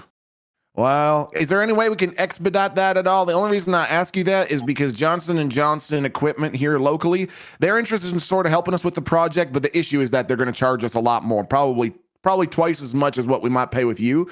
But, we really want to get the ball rolling on this today. Is there any way that we can expedite that at all? Any way we can speed this up? Anything I can do to help you? Yeah, unfortunately, we're pre-approved for a loan, but it expires today. So we do have to sign some papers pretty soon here. Speaking of balls, what's your policy on wrecking balls? Oh, that's a good question. I forgot to ask him that. Sorry.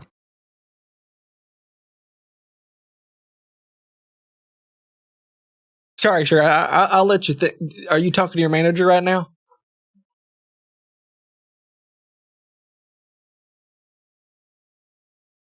Always with the wrecking balls. Hello? Did I ruin it? Or is he? He didn't hang up. He's coming back. He can't hear me right now, right? No. Okay. The last thing I heard him say was, "Hold on, give me a second. I'm going to pull some strings." Oh, I didn't hear that. So he He might be going to check right now. He's going to go ask. He's going to his boss's office right now. He's going to Dr. Wrecking Ball to see if. I saw someone in chat recommend the arena. I've never asked them for anything beyond. Oh, he hung up. Did I ruin it? Oh. I'll call him back. I've never thought about asking for anything other than the equipment. Like what's advertised? That's so smart. It would They're be just in it for the money. I'm sure they don't care. as much as we're being a little goofy, it would be an interesting route to like. Yeah. If this is $100,000 project, now we could make more excuses to like. Yeah. Trap them or give up. Yeah. Like, totally. Sorry, I can only wire. One thing I've been doing recently, which is silly, but it works, is like, well, my bank doesn't let me do more than a $25,000 wire per account. So I need 4 accounts. And then they'll like give me 4 compromised bank accounts. And so now I can just report 4 of them instead of 1. But it's just that's so awesome. Stupid. Oh my God. I'll call back in case. Oh, multi-shot. Maybe I was too goofy with the speaking of balls. Dude. I don't know. To be totally honest with you, I feel like he's still buying it. I feel like he's going to call back. And crazier things have happened on this stream. Right. So, yeah. Let's see.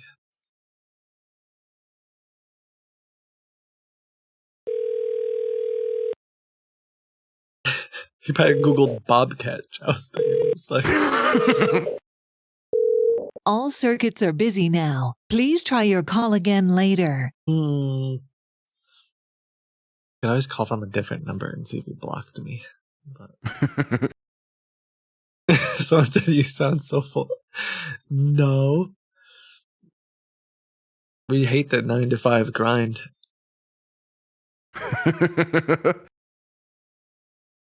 Change numbers, change voices, same ask. We're entering in a jousting competition.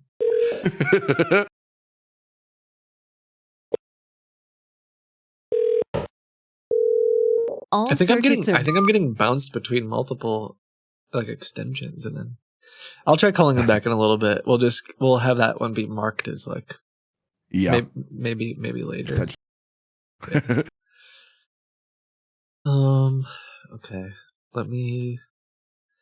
I signed us up to maybe get a call from a couple investment places. I'm trying to remember to multitask while we. There's also some that sell cars, not tractors. One scammer's as good as the next for me.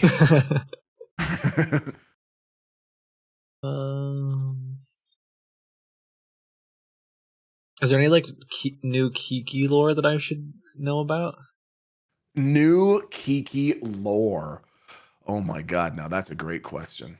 I still remember. I think the last interaction that we had with Kiki and Edna, where Kiki was trying to sing Edna to sleep, and you were playing a very long, protracted, and incredibly graphic diarrhea sound effect, and saying, "Kiki, I gotta use the washroom. Can you please go?" And Kiki wouldn't stop singing. It sounds like something. Oh, the heydays of GTA roleplay. Yes. I miss some of those times for sure. I hear you, man. I hear you. Every once in a while, I think about doing something that trip, like that again. Think about that trip through the ICU in the Austin Mini. Got my priority axed in no pixel. Yep, yes. I remember that. Yes. Ugh. All right, I'm going to try this other one while we... No way there was roleplay 8 years ago. I mean, I'm sure it was around before... It was definitely around before I was doing it. Yeah. Yeah, it's been around for a while, man. Is there anyone in the gauntlet that Milton could talk to? Oh. What is the gauntlet? The gauntlet is what we refer to. There is, actually, maybe. So that's the maze where like they've been trapped for hours and hours and days. I just call it the gauntlet. Yeah. Yeah, there's a scammer currently right now drawing robot pictures.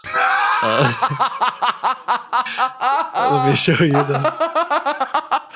Come on, man. They think in order to claim their Bitcoin that they have to prove they're human by drawing a robot. And so here's their drawings currently.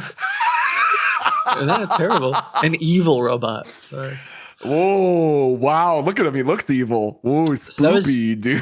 That was 2 minutes ago.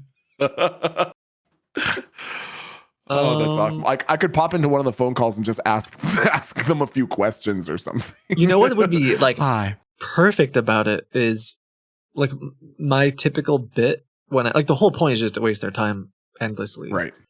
And so if I talk to them as customer service, I just try to be like the worst customer service imaginable.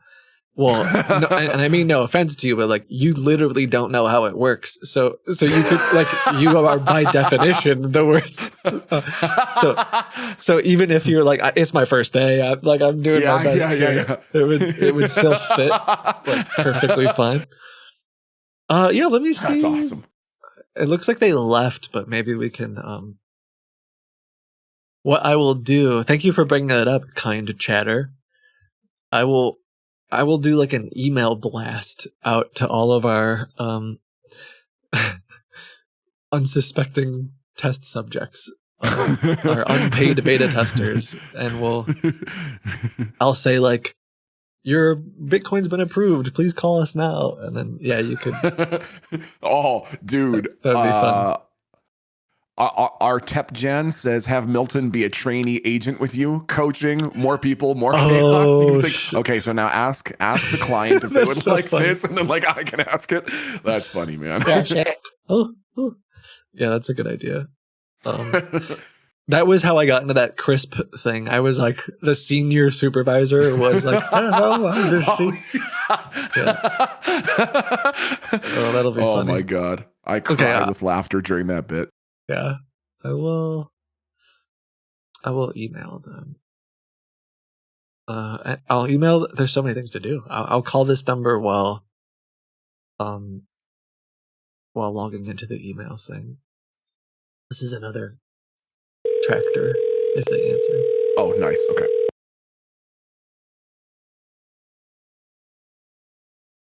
We are unable to take your call right now. Can Milton be Kiki? I mean, that's up to Milton. Part of why I asked was, how would Kiki fit into this situation? I mean, clearly, I'm usually this voice when I'm support. But like, I think a younger voice for support is fine. Yeah, Kiki fits everywhere and anywhere. There's nowhere Kiki wouldn't go. Okay. Except to have a shower, maybe.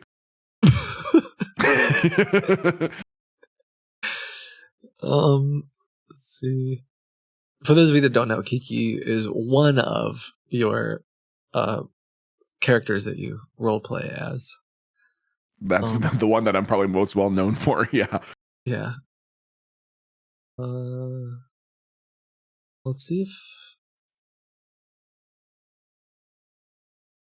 this answers.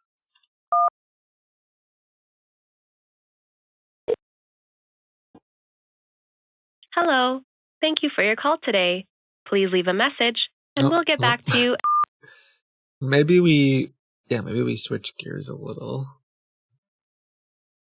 You want a bobcat because you think it's more fitting for a cougar? Hello, I was just wondering what that bobcat I thought saw for sale. Can that bobcat fit a cougar inside of it or what? Have you ever seen a cougar drive a bobcat? Hello. I don't know if they'll understand. It'd be funny. Oh, wait. Announcement. Hello?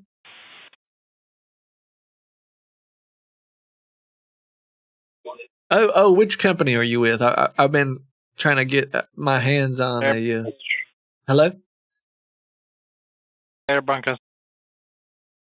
Okay, yeah.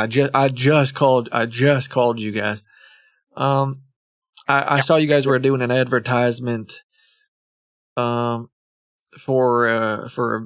one of your Kitbogas, and I was wondering if it was still in stock. Okay. Who do you want to be? Do you want what? But, I could introduce you mini any way you excavator, right? want. I mean, what is your? How about I'm KX040? your grandpa? I'm Okay. shopping with you, and I'm trying to like make sure that you're not getting screwed on a deal. And I'm Hello? Do you hear me? Yeah, I'm here. Sorry, go ahead. I'm just trying to patch my grandpa in here. He's I'm trying to. No problem. So is that KX040, Yeah, come on in. right? Come on in, Grandpa. Hey. I'm getting him on. I'm getting him on speaker because we're a family, multi-generational family farm, and I want to use it around. But this is my first year. Are you okay, huh? Are you okay, Gramps? Give me a second. Sit here for a second here. Okay. All right. It's my first year doing a lot of the purchasing, and yeah, I just want to make sure I get a good deal. So he's gonna. Can you hear him? Hello, can you hear me? I can hear. Yes. Okay. Yes. Okay. Good afternoon to you, sir. Hello, sir. How are you? Not so bad, sir. Thank you very much. Okay. All right. What are we looking How can I at help here? you? Yeah, so I found a Kubota. I've been looking for a good deal on a mini excavator because we're trying to get that pond. We got 3 different ponds to dig. Okay. Give me a second here to take a look. Okay. Do you need your inhaler, or are you kind of against No, I don't the need inhaler? Dude, give me a second here. Okay. Okay. This doesn't look too bad. Yeah, the pictures look great. Uh-huh. I'm wondering, sir, what was your name, sir? Mike. Okay, Mike. Sorry, my name's Donald, by the way. So Nice to meet you, Donald. And of any name I could have picked. I just texted you, by the way, all the specifications. You can check your text, your messages. You're texted you. You're texting me. Okay. What's the deal with the price, though? Because See, the thing that I'm concerned with a little bit here is that price seems a little bit inflated to me, Mike. Okay, now listen. I may have been born at night, but it wasn't last night. You know what I mean? Good one. Good one. And so I'm wondering if there's any kind of way we can do some sort of negotiating on the price a little bit, see if we can bring that down a little bit. You know what I mean? We ain't exactly we ain't exactly the Kardashians here. You know what I'm saying? We got a lot of disposable income. Forgive me. I hope you can hear him okay. He's off his inhaler, so no worries, he's having a tough time. So I'll be honest and straight. For a cash deal, definitely we can discuss the price. This is the 40,000 is the asking price. For a Would you cash take deal, 20? Definitely we can negotiate. How much? 20,000? No. It's 40. Unfortunately, no. Hold on now here. No. Can you come back with an offer? Okay, you said 40, we said 20, and then you come back and get the new prize. Well, to be honest, for a cash deal, definitely 32, 33 might work for me. Last, I don't know. I have to double check with my boss. But Okay. 20, I think even 20, 25, I don't think it will work. It's a pretty new unit, only 390 hours on it. Yeah, but I was counting the treads on that thing, and I want to say the left rear. If I'm not mistaken, the left rear in position 25, the triaxle, it looks a little bit scuffed. It looks like maybe there's a chunk. Do you see that, Grandpa? Yeah. Oh, look at that. There. Yeah, the left That's some wear and triaxle. tear. I don't know if that's the 25th or the 26th position. That's the 25th. That's the 25th. That's got some wear there. I don't know. I'm not so sure. This is worth a full 40. I don't know. Yeah, that definitely has a little bit of wear and tear on it, I would say. Yeah. Well, for 25, I have to check with my boss, to be honest. I don't know. Really, I don't know. Yeah, 25. For me, what about 25.5? Possible, but if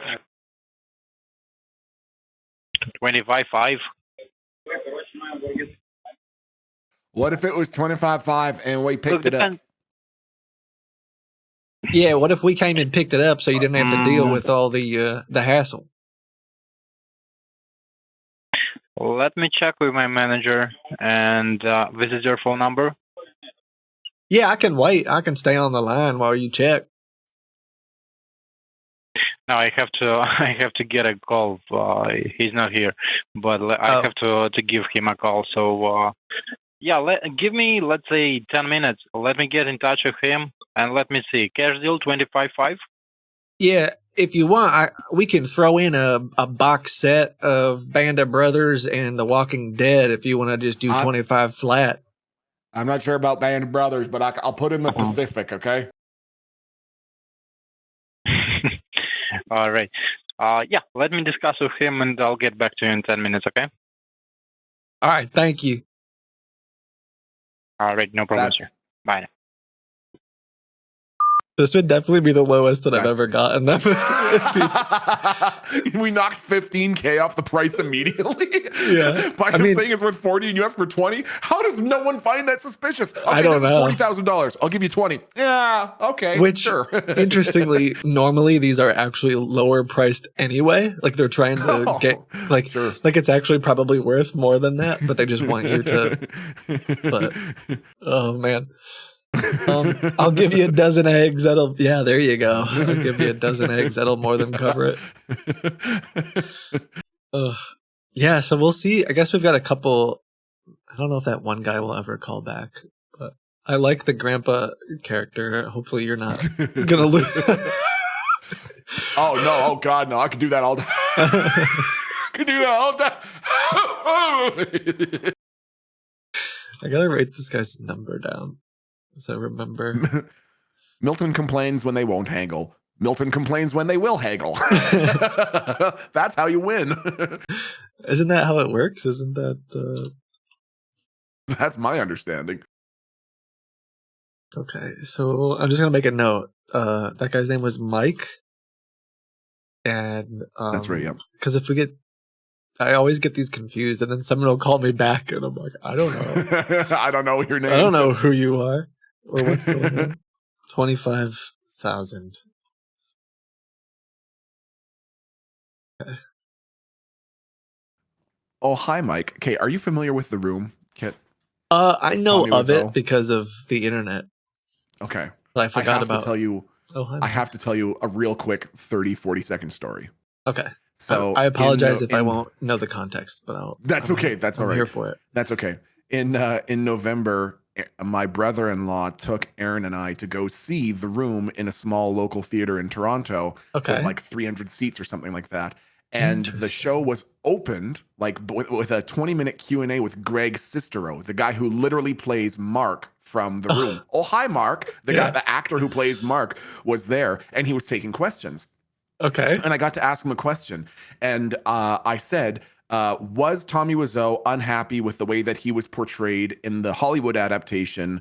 What was it called? Not The Interview. Whatever the hell it was. The making of The Room, basically. I forget. James Franco made a movie about it. Yeah. Anyways, I said, was Tommy Wiseau unhappy with the way that he was portrayed? Because Tommy Wiseau is this disaster artist. Thank you, disaster artist. Tommy Wiseau is this really typically, disaster artist is all over it. Oh, sorry. Announcement. Wait, that's okay. Pause. Hello. Yes, who's this? How are you doing? Amber, are you an artificially intelligent being? I am calling to talk about your car accident. In the past 2 years, that sounds real to me. That was not your mistake, and you did not receive your compensation. Is this correct? Yes. Let me bring a claim investigator on the line. He will give you more information on how you can get this compensation money. I don't know what this is, to be honest. It might be semi-legitimate. Hello, good morning. Thank you so much for connecting with Accident Claims Helpline. How are you doing today? I'm doing so well. Thank you for calling. Sounds good, ma'am. May God bless you. Well, were you involved in a car accident within the past 2 years? Do you want to be my dad again? Yep. Yes, I was. Or my roommate or whatever. I mean, you can be whatever you want. But. And who do I have the pleasure of speaking with today? My name is. Oh no, that's my fault. He heard What you happened? because I. He heard me. Oh no! And he heard me. And he heard me talking to you. Oh, so sorry. Oh, that was bad. Maybe they'll call me back. Oh, that's a rookie mistake. I actually don't know. Like my gut, sometimes I get like spammy calls and then they'll like transfer you to a legitimate, like they'll transfer you to an insurance company. Yeah. And then it's like a legit I see. insurance company. And I'm like, well, I don't know if I call back up though. Let me try. I found that interesting though. Yeah. I can't call back. They might call me back. We'll see. Sorry, chat. Sorry. Well, we get to hear your story though. Yeah. Okay. So Tommy Wiseau is this really notoriously weird guy. He just says and has really interesting aspects about him. And so I asked, was he upset with the way that he was portrayed in The Disaster Artist? And Greg Cicero goes, no, he wasn't upset with the way that he was portrayed. He only had one problem, and that was that we made him look bad at throwing a football. And he was, come on, guys, I'm great at throwing a great American football. No problem. and then he said, but I want to tell you about the first time that I met him, because I was taking an acting class in California. And he happened to be there, and I saw that no one had partnered up with him. So I went up to him and I said, hey, my name is Mark. Would you like to partner up? And he said, meet me tomorrow at the bank, 4:00. And walked out of the room, and I was like, okay. So this is Greg talking. He's like, so I went to the bank the next day, and I brought a soccer ball because in the event that this weirdo didn't show up, I still wanted something to do. So I brought a soccer ball, and at 4:00 on the dot, this guy shows up in a brand new, like, titanium plated Mercedes that looks like it just rolled off the lot. And Greg's like, so I leave the bank and I get into the passenger seat and we start driving. We've been driving for like a minute, and I look at him and I'm like, it's a pretty nice car, man. He goes, hey, don't talk about me. If he tried to compliment. Anyways, the last little bit was that he was like, so why do you have a ball? And Greg was like, to go to the park in case you didn't show up. And he's like, well, let's go to the park and play ball then. And so they went to the park. So that's what they did. Yep, and they're like passing the ball back and forth. And Tommy Wiseau looks at Greg Cicero and he says, hey, come here. And Greg's like, what? And he's like, come over here. And he's like, okay. So he walks closer and Tommy says, just so you know, there's a vampire in this park. And Greg is like, what? And he says, it's so strange. And he said, and no joke, he says, the last vampire of Alcatraz. And then Greg is like, okay. So that's it. That was the end of the thing. And they played some ball, and then they went back to their class, and like a couple of years later, they ended up living together. Greg moved into Tommy's like apartment or whatever. Yeah. Well, Tommy said, you can use my apartment if you want to. So Greg moved in. And then like 2 weeks later, Tommy moved in. He's like, I decided I'd live here too. Haha. Now we're roommates. And he said that after like living with him for a year, one day he uncovered a stack of papers. And the stack of papers was for a script titled The Last Vampire from Alcatraz. And it was starring Tommy Wiseau as the vampire.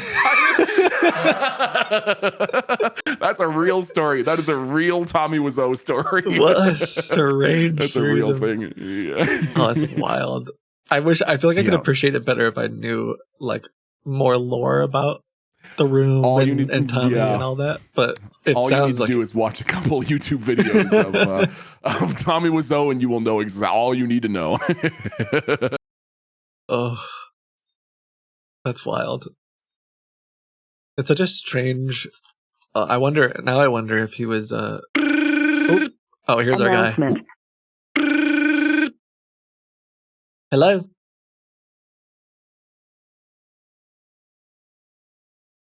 Yes, hello.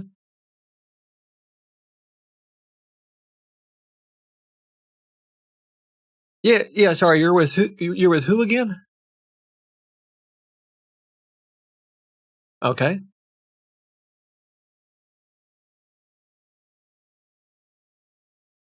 Oh, I think you got the wrong number. Sorry.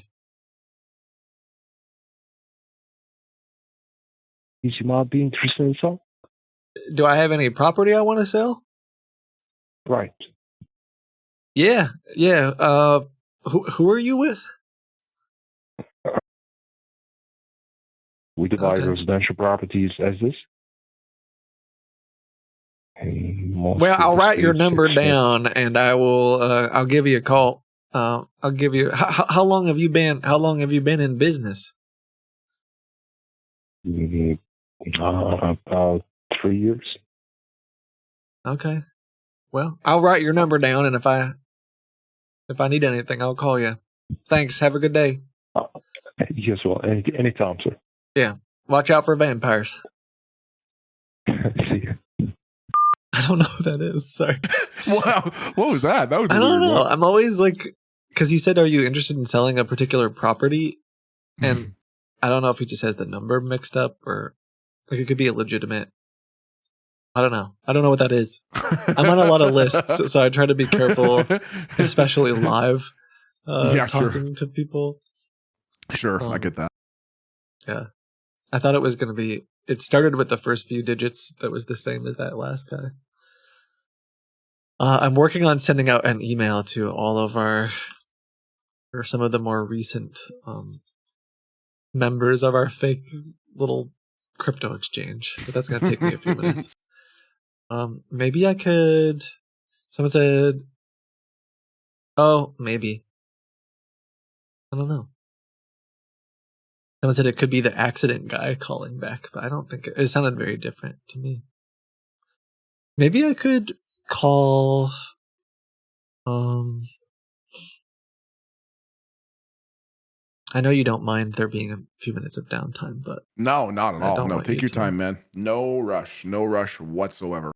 Did anybody in chat send in, did you get any weird, like your Binance has been hacked messages today? Did anybody, your Coinbase account has been, that might be an interesting one to show, Milton. I don't really see any of those today.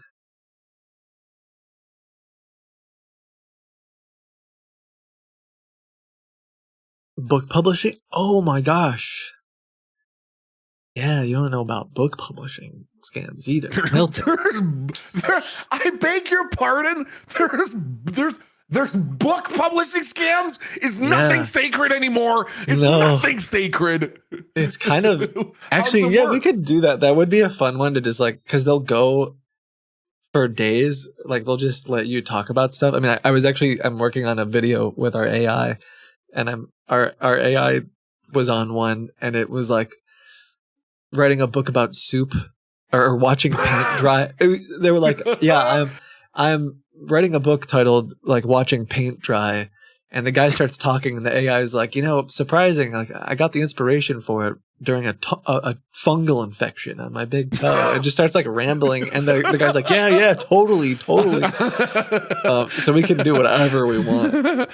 Dude, that's incredible. Speaking of book publishing, this is a real fact. I'll send you a link later. Yeah. Someone, unbeknownst to me, wrote a 40-page steamy fan fiction about Kiki Chanel, and it's for sale on Amazon. It's 40 pages.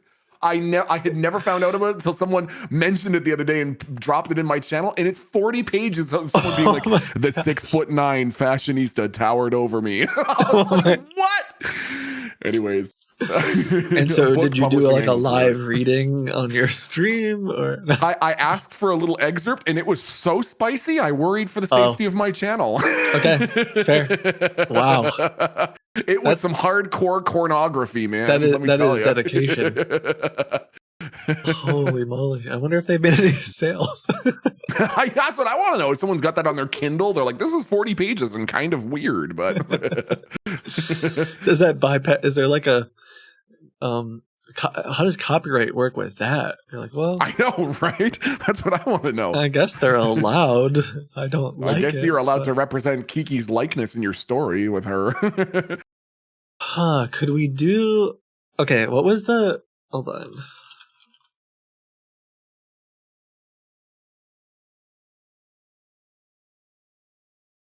I'm messaging one of my friends who helps with. He's been helping investigate the publishers. I think so. One of the weird things about them, just for context, is like some of them are way worse than others. I guess like any scam. The way that I learned about them was someone in the community said, "Hey, we had a death in the family. Like one of the kids passed away, and so the parent wrote a book about it. And it was kind of like, I think if I remember correctly, it was like half telling the story of their child and half just like dealing with grief. They wanted to share this with the world, and they published it on Amazon or something because anyone can publish for free on Amazon. And then this person called and said, "We saw your book, we love it, and I represent authors. We would like to Paramount Pictures wants to make a movie out of your book." And of course, you're thinking this is my chance to share my kid's story with the world, and but it turns out like it's all a big lie, and they like keep stringing you along. So they'll say the book looks great, Paramount loves it, but like chapter 6 is a little rough. Like we need to bring in some editors. It's going to cost about $8,000. We'll pay half of it. You pay the other half, right? And then they just keep stringing you along. So then it's like Paramount thinks this is going to be like a $10 million deal, but we need lawyers, and so it's going to be like $100,000 worth of legal fees. And so people end up. One of the victims that we found, she literally was in so much. She was in spent all of her savings, all of her money was going to this, and she was selling her house to cover the debt because she truly believed like any minute now there's going to be this multi-million-dollar movie deal. And so it's really horrible. Yeah. That's like the extreme. Some of them also just pretend to be like the official Amazon publishing company, even though they're not. And it's like they're only asking for a few $1,000s, which is still a few $1,000s is nuts, but it's not, $100,000. Someone selling their house. Yeah. Yeah. And some of them will get on video call, which is extra crazy. I don't know if we'll do that today, but the other day I got on video call with one of them, and we called him out for being a scammer. It was quite interesting. But that's awesome. I watched the one where you sent the guy to the police station. Yeah. I don't see anything here. There's just a blue building that says police on the side. Yeah, just go in. You'll get everything you deserve. Wait, what? Yep. That's been a fun one for sure. That's awesome. I mean, we could give it a shot and see if they'll answer, and we can just sort of come up with a book that we co-authored or something. I love it. And some of them we can talk for as long as we want, and they'll put up with it. So that the one guy we made a manuscript. This spanned across multiple days, of course, but we made a fake manuscript about how human beings were actually reincarnated butterflies or something really absurd. But then he like was reading the manuscript with us, and like it was so stupid. But. Dude, that is amazing. Come on, man. They said I love that. They're chatting with me, and they said, "Welcome back, Sean." Oh no, have I talked to them before as Sean? Let me use a different IP address. The book was called Butterfly Midwife. Yes.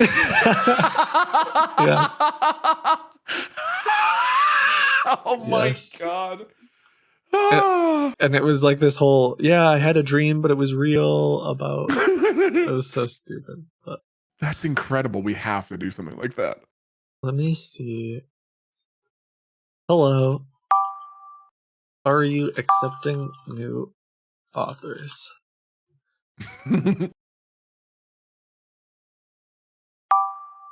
Yes, we are. I tried calling your number and it didn't work. So this one in particular, I guess the catch here is like they're pretending to be actual Amazon, if I remember correctly. Oh, okay. Unfortunately, that number is out of service. Okay. They'll give me another number in a second. So we don't have to like say it right away, but maybe at some point we can subtly hint at like, man, it's so great to be working with like actual Amazon. Or Sure.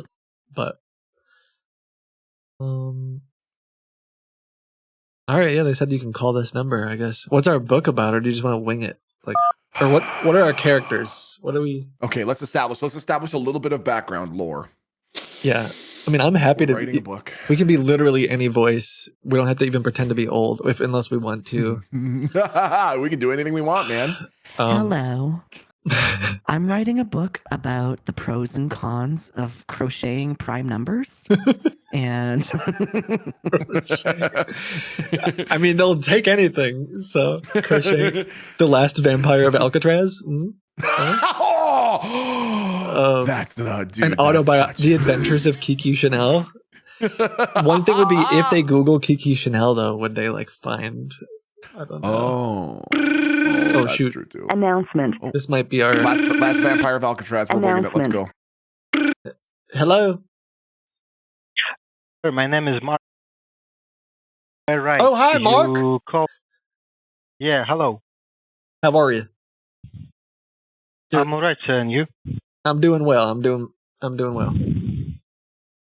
Okay, sir. So we got a missed call. So are you interested in one of our cars or what? Yes, I am interested in one of your cars. I was looking at. Sorry, let me get I got a lot of tabs. Got a lot of tabs up on my screen. I'm trying to get myself into a decent vehicle. Who did you say you were with again? Sure. Okay.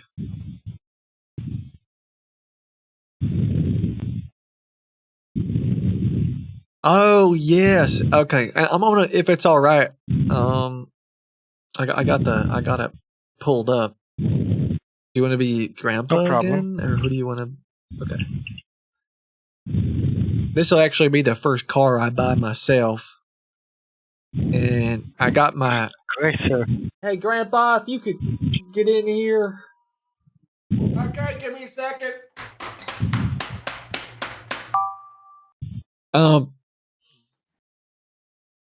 I was looking at I was looking at, you had the Chevelle with the black racing stripe on it.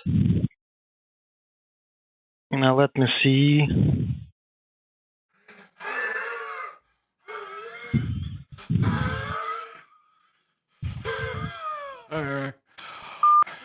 You looking at Chevy there, or what you got? Oh no! Did he already? Okay, hold on. He hung up immediately. 1 second. What? I don't know. Maybe he just. I'll call him back. We're trying to call the book place anyway. I think it's because I called so many numbers. Like some of them are just randomly calling me back now. But bro said no. Yeah, he said no thanks. Oh, true. He was breathing into the microphone, so maybe he thought we were making fun of him. I don't know. That's a leap. Oh. That might be a leap. Nah, I'll dial back the heavy wheezing. No, you're I understand. fine. I'm doing it at a 10. I need to bring it back to a 2. The last guy went for it. It doesn't matter. He doesn't like someone breathing louder than him. Maybe. I'm not an ASMR fan. Just pretend you're on the beach. The sound of the waves rolling in. All right, you're gonna be. You said you'll be your co-writer, Lowell. Lowell. That's an American name. Lowell. You have to call me that. Lowell. This is my co-writer, Lowell. All right, are we just doing like our voices then? Yeah, sure. Let's do it. Let's do one that's just us. Au natural, dude. Should we be? We like graduated. We're PhD students. I have a PhD in English literature. I graduated magna cum laude from Stanford. And we're writing a book about something. We're writing a book about the last Vampire of Alcatraz, but I'd really like an opportunity to talk about my doctoral dissertation, where I discussed the paranormal and boundary bardo purgatory like alternative interpretation of the Fresh Prince of Bel-Air. All this is excellent. Yes. Okay.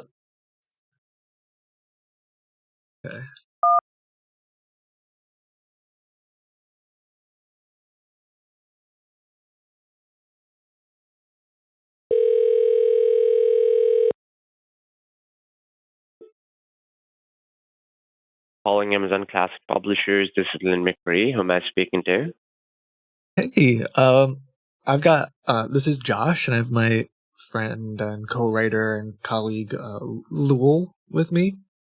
Hello. Hello. How are you doing, Lowell? Not so bad, man. How are you? Just doing great. Glad to hear that. Yeah, we're kind of interested in just learning a little bit about the publishing process, and we're co-authoring a book that we think is life-changing. Is that? I don't want to sell it short. No, I think that's fair. Sorry, what did you say your name was? It's Lynn McCree. Hey, man. McCree. Lynn McCree. Lynn McCree. Just a quick question for you. Are we okay to discuss any of like the like plot aspects of the book on the call? Like this is like a safe line to talk about. Like we don't have to worry about our ideas getting taken or anything. I know that's a stupid question, but this is our first time publishing, so I just want to make sure that we're safe to like talk about our story ideas. Yes, you totally can. These calls are encrypted, therefore they'll be with you and us only. No third party can access these calls. Excellent. Okay, thank you. Okay. Good question. Do we need sort of like an NDA without signing an NDA? Is that what you mean? Yes, actually, regarding the NDA, we also deal with the NDAs before onboarding, so you're also safe on that part. And regarding these calls, these are encrypted, so no one will be able to access them. Okay. Perfect. I know this is Great. whatever. I know this is just me being neurotic, but in the event that anyone does end up listening to this phone call, I hereby revoke permanently and indemnitably my rights and intellectual property to the story that I'm about to discuss. So you are not allowed to take any of the ideas that I am talking about. They are my ideas. So if anyone's listening to the recorded call, these are our ideas. Thank you. Correct. I concur. Sure. For us, we let the record show that Lowell looks dashing today as well. Oh, wow. That's nice. All right. Great. So do you guys want to continue like with your questions, or should I go first? Oh, yeah. I don't know if we were thinking like, do we just jump right into the book, or do you have any question? Like, what do you look for in a new author? I think that was going to be one of my questions, was specifically about like, do you have a different process when it comes to writers who are writing things like nonfiction, like historical, factual historical, versus someone who's writing like sci-fi or fantasy, or is it typically the same onboarding process? Sure. So these are two questions. First of all, same onboarding question you ask about. Yes, the onboarding is same, but the team that will be working, especially if you're talking about the ghostwriters, for each genre, we have different kind of ghostwriters specified in those genres, and they would be renowned authors as well, meaning they would have published the books of other clients too in the same genre that they'll be working for you. So it's like you have, let's say, nonfiction genre. I gotta just jump in for a second. I know it's rude. You said ghostwriter, sir. I don't believe in ghosts. Yeah, that's if there's any sort of paranormal thing here, we might have to. We'll see. I'm not sure if that's gonna fly. Can you explain what that means? Like, I'm not sure that I'm familiar with a ghostwriter. So let's say in the scenario where you want someone to complete the manuscript for you based on your ideas and story, they'll be doing so, but after doing it, they will not be taking any credit. Oh, no, we don't need that. We already wrote. We actually wrote the first and second volume already. So, and in terms of like That's expanding great. the story, I think we might actually need. Well, anyways, you know, I'm sure you guys will be able to help us with the specifics. But Josh kind of got a little long-winded at the end of the book, and I kind of had to pare off the last 3.5 or 4 pages. So, you know, we can cut some more out too. So I don't know that we'll need to add anything to it, but I've already removed a couple of pages. Oh, Mhm. okay. I did not know that. That is fine. For both of you, that is fine because let's say you want to go with a certain amount of pages without extending it. We are fine with that. Let's say you want to extend it, but like you're having problem coming up with the ideas or struggling over there a bit. So professional help, someone that can understand. Gonna cut you off there again. I don't think we really need professional help per se. We have been evaluated. And Lul actually is PhD level.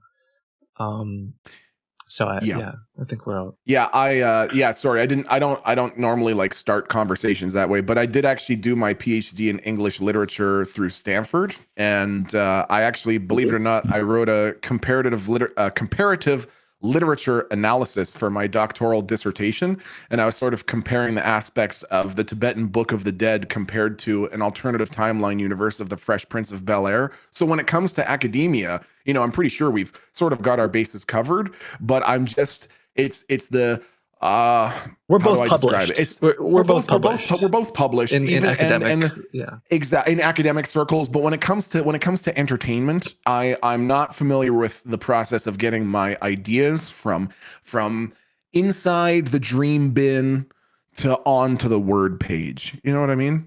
Yeah. Mm-hmm. Yeah. Well, there's a difference between the academic world and real life. So. Mm-hmm.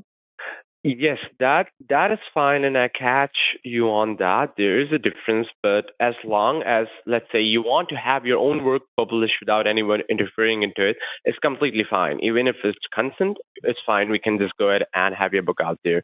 There's just a few steps and some questions I want to know to understand your requirements. Yeah. And then I can tell you the whole process and how much it's going to be costing you, okay? Okay. Great. So, starting with the book, like, how many pages is it of? Good question. What is your preferred font size? Because we could pull it up quick and change the. Is it more of like a Comic Sans or like a Times New Roman? Because it does change the number of pages. Yeah. As like a publishing agency, do you have like a preferred font, like size 12 Times New Roman or anything like that? We haven't exactly formatted it that way yet. Mm-hmm.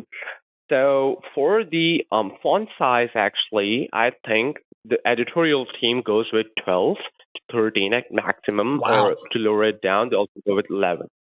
Wow. Okay. I think we have like 14, maybe 15. Yeah, I think we had 14 or 15 to make it easy to read. I like the 13 sentences per page. Mm-hmm. Sure. If that's your requirement, see, these are the kind of requirements I want to hear from you. If this is your requirement, we can work with that because 14 is also used for novel-sized books. Let's say there's 300 pages or even 400 pages. We can have. Oh no, we have more than that. We have 1,300. Yeah, I think before our last edit we were up to 1,450, but after our last edit, I think we're beneath 1,400. So I think we're in the 1,300s.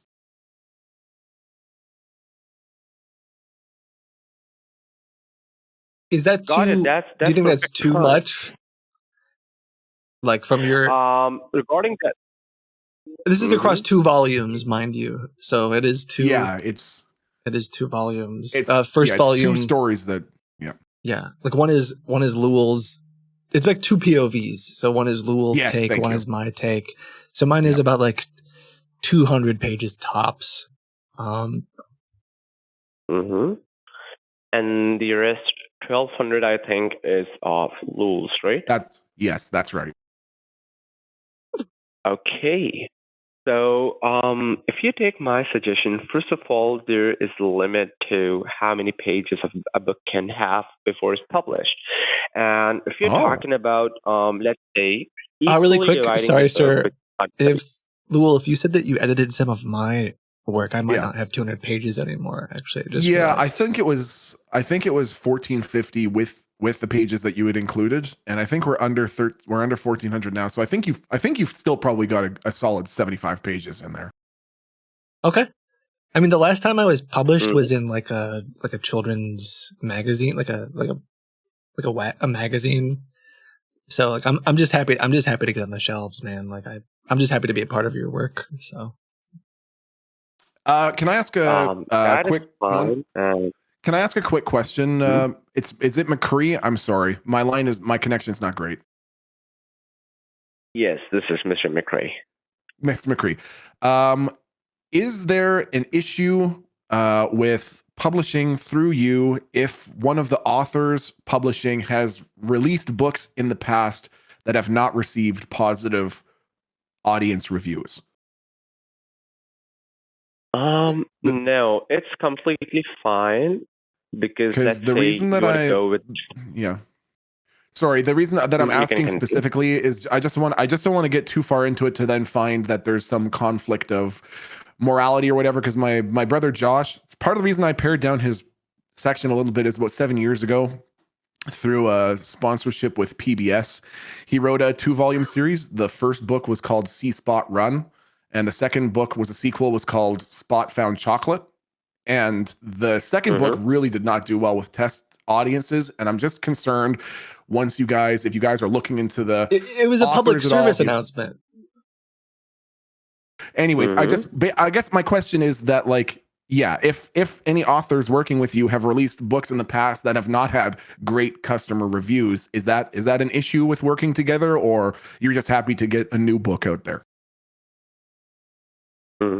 No, absolutely. There's no problem with that because the new book that will be taken out might have different reviews. What we're aiming to have is that they get as many positive reviews as possible.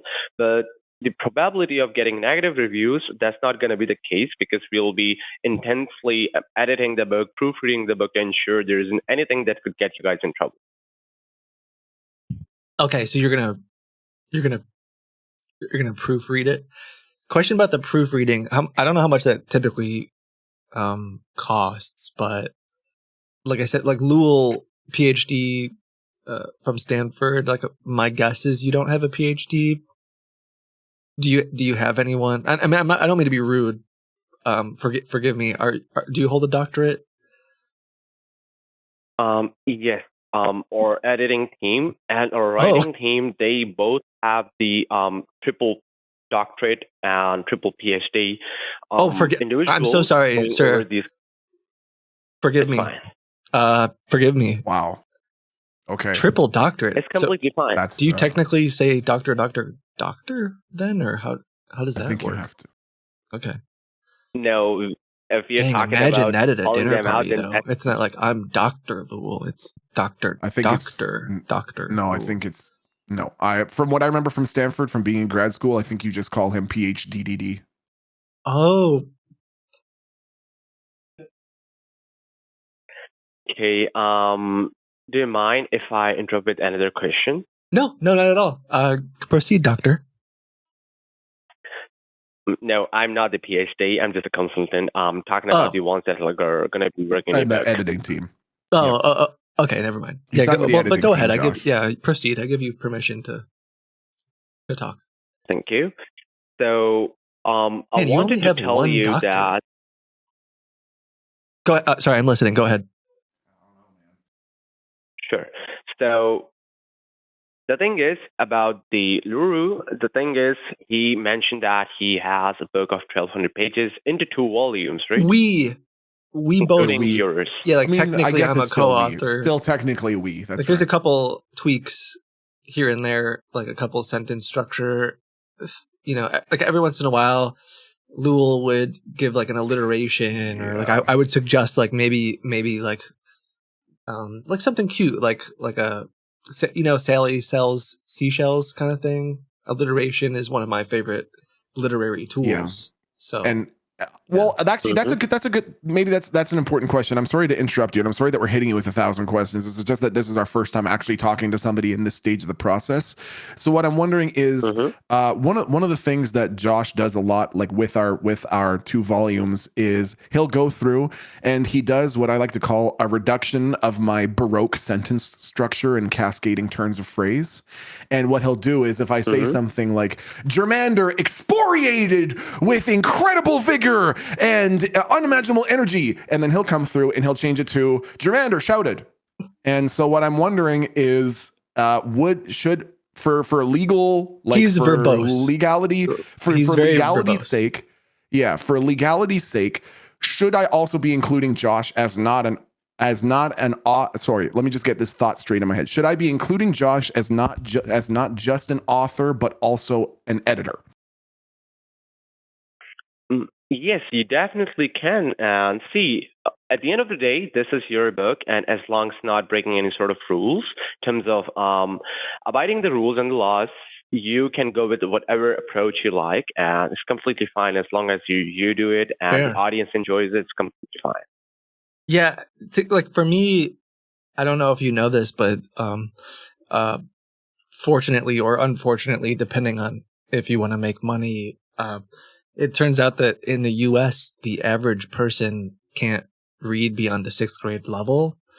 And Lowell obviously writes like at an academic level beyond like most people. Like maybe your PhD DDs can read his writing. Like I struggle. Honestly, I have a very difficult time reading what he writes. So I think part of my job in this process is just bringing his intellect down to like the commoner, like the average room temperature IQ individual. It's like I think you could read it just fine. I think after my tweaks. I think that sort of dovetails into a follow-on question. Do you have obviously this will pass through your writers, but is there a chance that we should be including things like more shapes and pictures? Like like in between heavy parts of prose, do you think it's important that we include like pictures, like color sections? How do shapes test with like your test audiences? Are shapes? Are you talking about any sort of pictures to visualize the text that's written in the book? Yeah. That's pretty much exactly what I'm asking. Like, do you have advice with that? Do you find that like the cost of, for example, would the cost of printing a color in the sections page be prohibitive in terms of eventually selling the book? Would that make it way more expensive to print the book if we have like coloring sections in it? No. So let's say your book is out there after everything is done. There's coloring sections in it. If you want to print the book for yourself, the other copy is not going to be costing you the same. It's going to be costing the audience that's going to be purchasing it. Because you own the rights of the book, therefore you're just going to be having to pay for the printed copies from Amazon. And Amazon does not charge its authors a lot more than it's going to be charging the audience for purchasing the author copies. Oh. Okay. Yeah, I don't understand what you just said. Can you repeat that back to me like I'm 5 years old? So you're saying that for authors it doesn't cost very much. No. We're concerned about the reader, like we don't want this book to be too expensive. I think what he's saying is that if that, like, we as the authors don't eat the cost of adding something additional to the text, that would be something like a coloring section or shapes or something like that. He's saying that the cost might be passed on to the customer, who would then approach us to be reimbursed. No. Like a tariff? An example to? Yeah. No. Can I go ahead and give you guys an example to better understand this? Yeah. Please. I'm a little lost. I could ask my cousin. My cousin actually went to school for like economics. We could always get him on the call later. That's true. For now, I'll let you. Yeah, go ahead. Sure. So it's not as confusing to think there's any sort of reimbursement in it. It's very simple. Allow me to explain with the example. Let's say your books your book has been published on Amazon, let's say for $35, right? And for a customer, let's say I'm a customer and I do not own the rights of the book. You guys do. So for me, I'm going to be paying $35 to have the book printed and shipped to me through Amazon. Amazon is going to be taking care of that. On the other hand, let's say you want to have the printed copies for yourself through Amazon.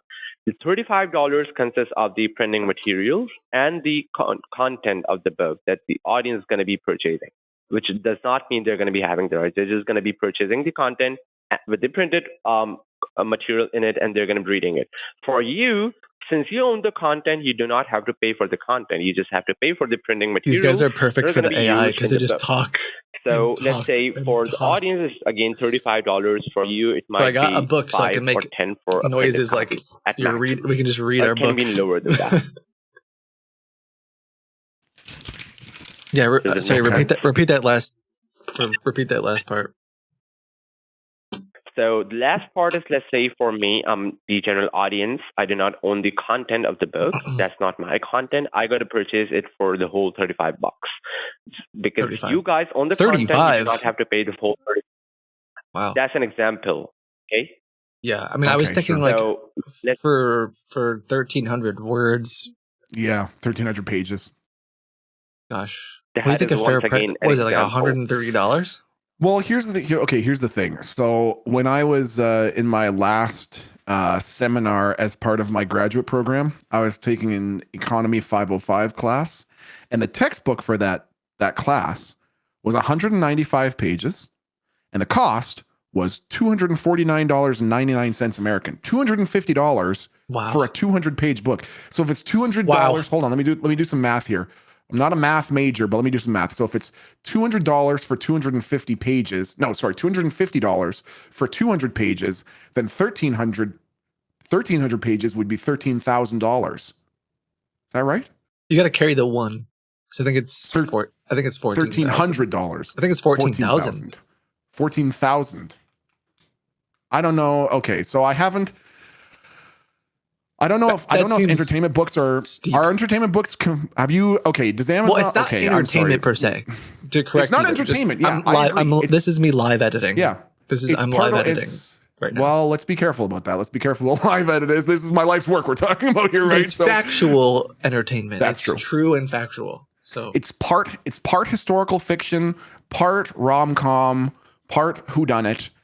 But what I'm wondering is, Mr. McCree, does your group have any familiarity with publishing academic books? Because I'm wondering, you might be familiar with the fact that we usually charge way more for books for people that are going to university compared to books that people just buy at a Barnes and Nobles. Is there a chance that we would have an audience that would be receptive to our book being priced at textbook cost? Let me just dumb this down for you. He's basically saying, how much can we get away with charging? Okay, that's a little less generous way of asking, but yeah, that's what I'm wondering. We want to sell book. How much cost? Okay, you didn't have to say it like that. That's fine. I wanted to tell you, the thing is, there's a limit to how many pages a book can have when it's published on Amazon, and it depends on the format. So in short, a 1,400 pages book cannot be published in a 1,400 pages. It needs to be broken down. We can remove into the rest of Lowell. Sorry, go ahead. Sure, thank you. It needs to be broken down into at minimum 2 copies, 2 volumes. Let's say you want to have it published, your 1,400 pages book in a hardcover, you need to have it broken down to 700 and 700. Okay, if I was just to remove the rest of Josh's section so that it was down to like 1,200 words, could we do it in one then? Well, one thought I have is, what if we move some of your work into my work? But the thing is, can you honestly name one part that the book would still make sense if we removed it from the stuff that I wrote? Like, name one part that we could remove. So there is that experience. The Connecticut arc. Oh yeah. The whole Connecticut thing, honestly. I don't know why that's so weird. Like, I don't understand. Where is the metaphor lost about lawn darts? How does that not not land? That's because not, I'm not trying to hit you with a pun. the cat dragging out that figure from like underneath the hedges. Yeah, it was a dead dove. The dove is a symbol for love. The cat is a symbol for animus malice. And the reader to do. I don't understand. I thought nobody knows how to spell. Sir, do you know how to spell malice, Mr. McCree? No, people don't even know. You're thinking that they're gonna read this and just understand these metaphors. Well, they're not going to understand it if we cut out a bunch more of it. So, okay, now hold on. Well, let's ask McCree. Mr. McCree, okay, let's say that we did decide, rather than just simply, in my opinion, the slightly easier thing, removing Josh's 200 pages. If we instead decided to divide it into two volumes, would there be an additional cost that we would eat, or would that remove, for example, our would that reduce our, what's the word, like our profit? Would that reduce our profit? Would we be looking at spending more and making less if we released 2 volumes? Typically no, because let's say for your first volume, audience likes it, they would heavily purchase the second volume, and they would verbally market your book as well. So going with 2 volumes is always better, because people have option to decide which one they think is the best. They can also make forums about it, asking or discussing if they can make what about it? They can make forums about it on Reddit and other social media platforms where. Okay. Yeah. I heard the letter P about it there, and I was concerned. That's actually a good question. We were sort of wondering about this before, so I don't want to go into too much detail because of my academic past, but I wrote a short 40-page novel a little while ago, and it was regarding one of my characters from one of my earlier works. And someone took my character and turned it into a really, really raunchy book. Do you know what I mean? Like it was really, without getting into specifics, it was very sexual. And I'm wondering, I can send you a sample if you need to review it. You don't need to review. We don't need to review it. Okay. Okay, never mind. And I'm still haunted by it. Sometimes I'll wake up in the middle of the night and lines from that book are going through my head. I can't believe that they would imagine my character in those positions. Is there legal discourse, I suppose? Yes, thank you. That's what I'm going for. Like legally, is there like a copyright? Or hypothetically, if you were to publish since it's Lul's work, could you publish it for him and then retroactively take down the previous published work? That's a good point. Yes. So in our scenario, in the whole process we take care of for the client, once we publish the book for the client, we ensure that anyone that tries to steal the content or the characters in it, we take them down through the copyright system that we have. Therefore, once we have your book published, we'll be taking care of the copyrights. Let's say you want to give off some of your content for the general public without any copyrights, that's also fine. If there's any copyright, we mentioned that in the book. And Amazon actively takes them down. So you can actually sue them if you want to. I think it could be a symptom of my ADHD, but most of the time when you talk, I don't hear the words you're saying. So please forgive me. Yeah, go ahead. You're saying that it's possible to there's recourse, there's legal recourse. And yes, I think one of the things that we're sort of asking, I think one of the things that we're sort of getting at, and this is a question that, okay, admittedly, Josh told me that I should think about asking this, but I'm going to ask it anyways. And it's fine if the answer is no. It's fine if I ask this and you tell me the answer is no. First of all, before I ask my question, Mr. McCree, have you seen the movie A Bug's Life? Unfortunately not. Okay. That could be a problem. I don't think it's too big of a problem. Basically, I sort of have an issue with the people who made the movie because I feel like it's almost a line for line rip from this 1,400 page manuscript that we've produced. And what I'm kind of wondering is, is there a potential Is there a potential in the future at any point for us to claim royalties based on that movie, based on the similarities between it and our script, which I can show retroactively? I started I can provide evidence that I started writing my manuscript before they made the movie. Is that any sort of thing, or is that sort of beyond the scope of what you usually help with? Do you have PhD, No, D lawyers in your as a part of your as a part of Amazon? Do you guys have like legal? So it also comes down to after your book is out there, yes, you can take care of the ones that, you feel like they have 50-year content. And regarding that, we can also assist you with that. We can also arrange lawyers for you that will be collecting the evidence from you and taking it into charge with them. Oh, great. So you're kind of like a full service publisher, editor, legal representation. Nice. In terms of marketing, like what kind of, do you guys handle any of that? I mean, we have a couple ideas. We were thinking maybe we could get Ariana Grande involved. Maybe do some like influencer type marketing. I was really hoping to maybe have like a bit by Dame Judi Dench, maybe talking about our book. Mm-hmm.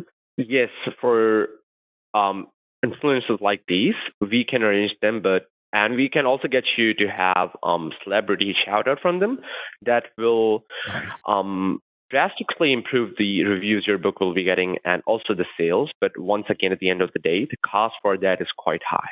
If you can afford that, then we can arrange name a that number. for you. Say a number. Here, I'm going to start saying numbers, and you tell me like when to stop. Is it $1,000? $2,000? I'm so sorry. I honestly cannot provide you $3,000? an exact cost. I can give you an approximate. Yeah, 5,000. For Ariana Grande, there's going to be somewhere around 75 to 100,000. For what now? For Ariana Grande or a shout out and a review of your book. Wow. 20-second or 1 minute review of your book from Ariana Grande is going to be a lot of cost. Okay. No. Yeah, never mind. That's the return you're going to be getting. True. Now, Josh, do you think I should try reading him a little bit of the book? Yeah, I would like to. I think it's important for whatever publisher we go. Like, of course, we'd like to publish with Amazon because you guys are like a big deal. But I think it's important to know if it resonates with you. I know that this is this is weird. I know that this is like a little neurotic, but I'm honestly a little anxious, I guess, about us submitting a manuscript that no one has ever seen before, and suddenly someone's seeing it for the first time, and if they don't like it, I don't know. I don't think I'm really in the place where I can handle someone saying like I don't like your book after we've submitted it and done all this work. So I'm wondering if maybe I should just read two paragraphs. I like it, and we did read it to your grandfather, although I'm not convinced he heard any of the words that you said. He was watching Jeopardy. Add something here? Okay. Yeah, may I add something here? Yeah, go ahead. Sure. So let's do one thing to ensure that you guys are not anxious about this and to keep fine line between us of legality. Do you guys design book covers as well? Yes, I do, but let me answer the first question. We have a couple ideas about. We do have a couple of ideas. Like we're thinking sort of like an anime cover, sort of like Vinland Saga style. Oh, sorry. Go ahead. You were saying. Sorry to interrupt you, sir. Just going through I had a bunch of questions written down. Checklist.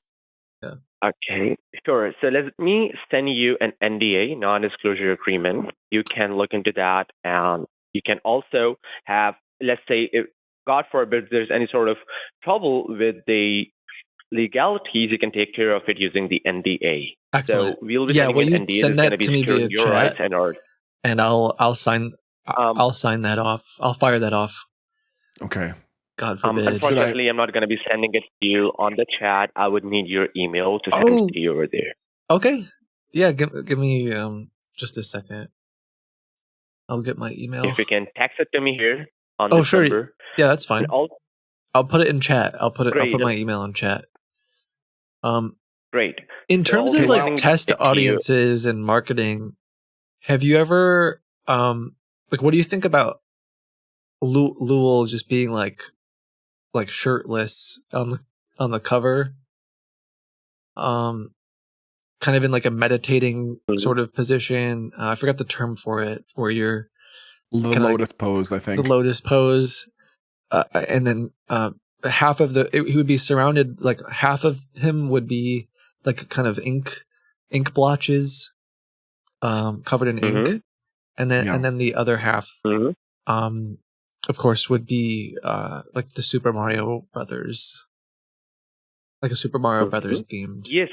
Yeah, like the sort of they had this series of short novellas that came out in the 1990s and 2000s called Animorphs, and I was wondering if we could do like a holographic book cover where it looks like the main character's like sort of turning into a dog. Exactly. We finish each other's sentences.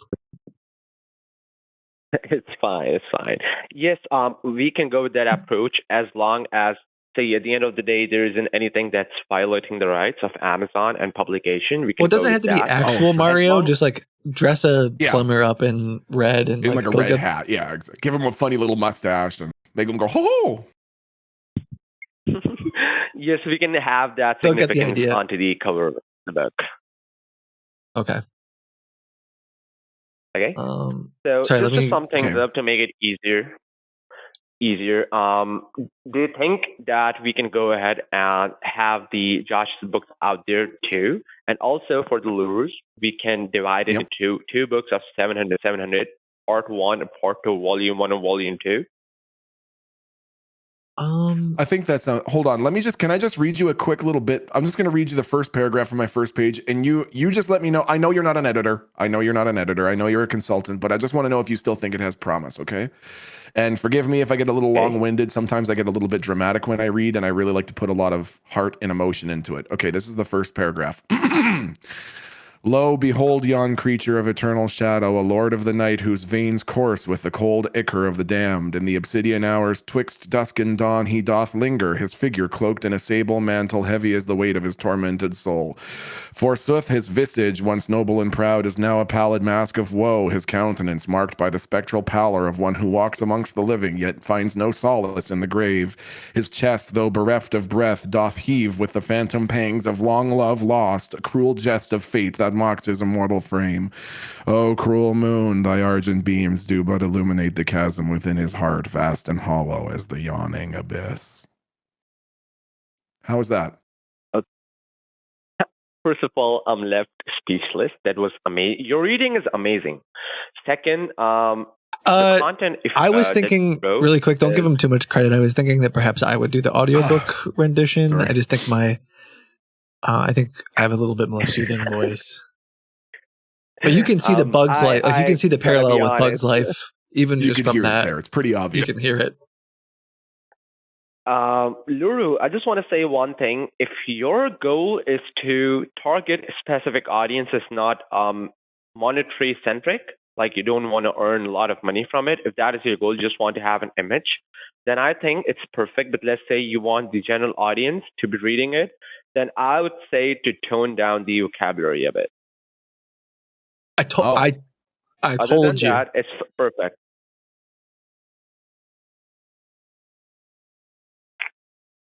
Other than that, it's depends on the perfect. It does goal. have, it has a couple big words. It has I think you can, and amazing like words, and I ultimately, can tell you that much. I think ultimately the problem is like you could boil down that entire sentence to man is sad. Like he's sad. No.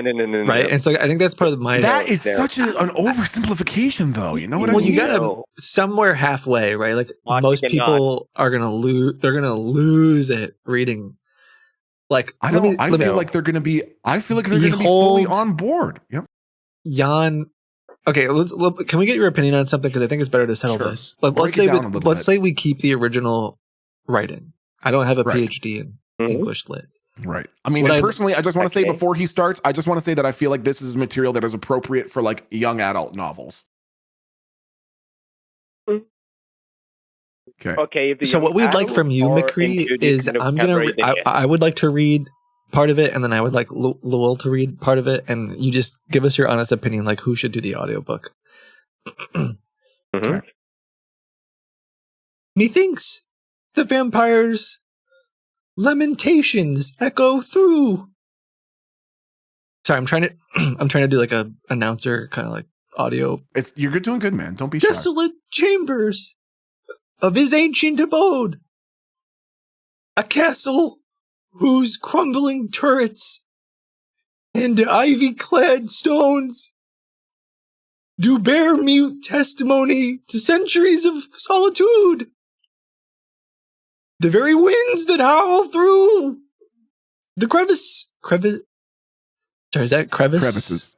It's crevices. Crevice. The very winds that howl through the crevice. The crevasse says crevices. The crevices seem to wail in harmony with his Dolores. It's not Dolores. It's Dolores. What does Dolores even mean? You're putting emphasis on the wrong syllable, which is why I keep saying that I'm the one that should be reading the audiobook. Dolorous sighs means like. But you don't read it with passion or with like any heavy entertainment at all. Like, okay, you read it and imagine someone listening to this. Imagine someone listening to this. Me. Lure. Hold on. Okay, Lure, here we go. before you read it, Hold on. you're- Yeah. Hold on. Okay. Methinks the vampire's lamentations echo through the desolate chambers of his ancient abode, a castle whose crumbling turrets and ivy-clad stones do bear mute testimony to centuries of solitude. The very winds that howl through the crevices seem to wail in harmony with his dolorous sighs. His thoughts are a tempest, a maelstrom. What is wrong? What is wrong? There's no feeling. What was wrong with what I was doing? Are you kidding me? Have you not seen people reading Shakespeare before? Have you ever gone to a stage play? That is how they read. It's called high chant. It's a specific kind of reading Shakespearean prose. The very winds that howl through. Try it with like a little. You sound like Professor McGonagall, like running after a cab that's leaving without her or something. Professor McGonagall was on a movie. Well, we'll see whose books are more successful in a couple years. Our book. That's right. Mostly mine, let's be honest. McCree. Okay. What do you think, Will McCree? you can you read it? Did you take note? Let me actually this could be good. Let me send this excerpt to you via chat. If you could just read it. That would actually be good. We've only so we ever can get an opinion. The thing that's weird, McCree, is that we've only literally ever heard each other reading the story. We haven't even shared it with our family, not our parents, not our friends, our siblings. You are the first person other than me and Josh to be looking at this book. So we've never even heard someone read it before. I just sent you like an excerpt if you could read it, but also please don't share that with anyone. I know we haven't signed the NDA, but like I'm assuming that we already signed the NDA essentially. But yeah, if you could just read it. It starts with methinks. Okay, so I'll be honest with you. These words are high for me, especially the after the vampire. The word is very hard for me to pronounce. A lamentation. Because I have lamentation. Lamentation. I know. Just go for it. Just go for it. We want to hear. Go for it, dude. We're not shy. You don't need to be shy either. Yeah, we're not. I'm not shy about reading it. I gave it my best shot, and Josh gave it his best shot. So we're not judging anybody. Yeah. All right. 1, 2, 3. Go. Methinks the vampire's lamentations echo through the desolate chambers of his ancient abode, castle whose crumbling turrets and ivy-clad stones do bear mute testimony to centuries of solitude. The very winds that howl through the crevices seem to wail in harmony with the glorious sighs.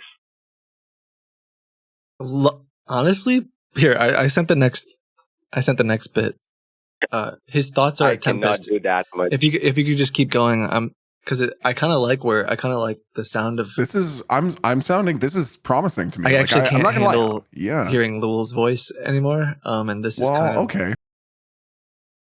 His thoughts are a tempest. 1, 2, 3, begin. Thoughts are tempest. A maelstrom of memories, both sweet and bitter. Visions of a fair maiden, her cheeks aglow with the blush of life, now faded to the mist of time.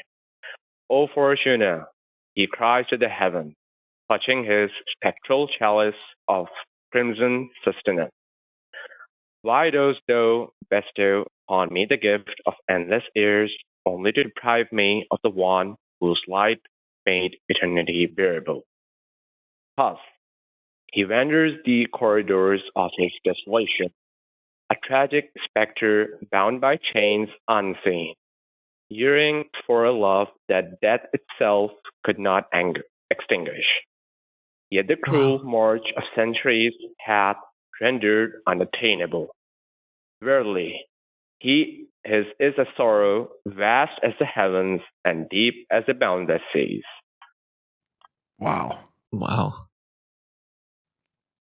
That was just give me a second here. That was really beautiful. I'll be honest That was with really beautiful. for Luru's Yep. was good, but all he needs to do is go slow, take breaks.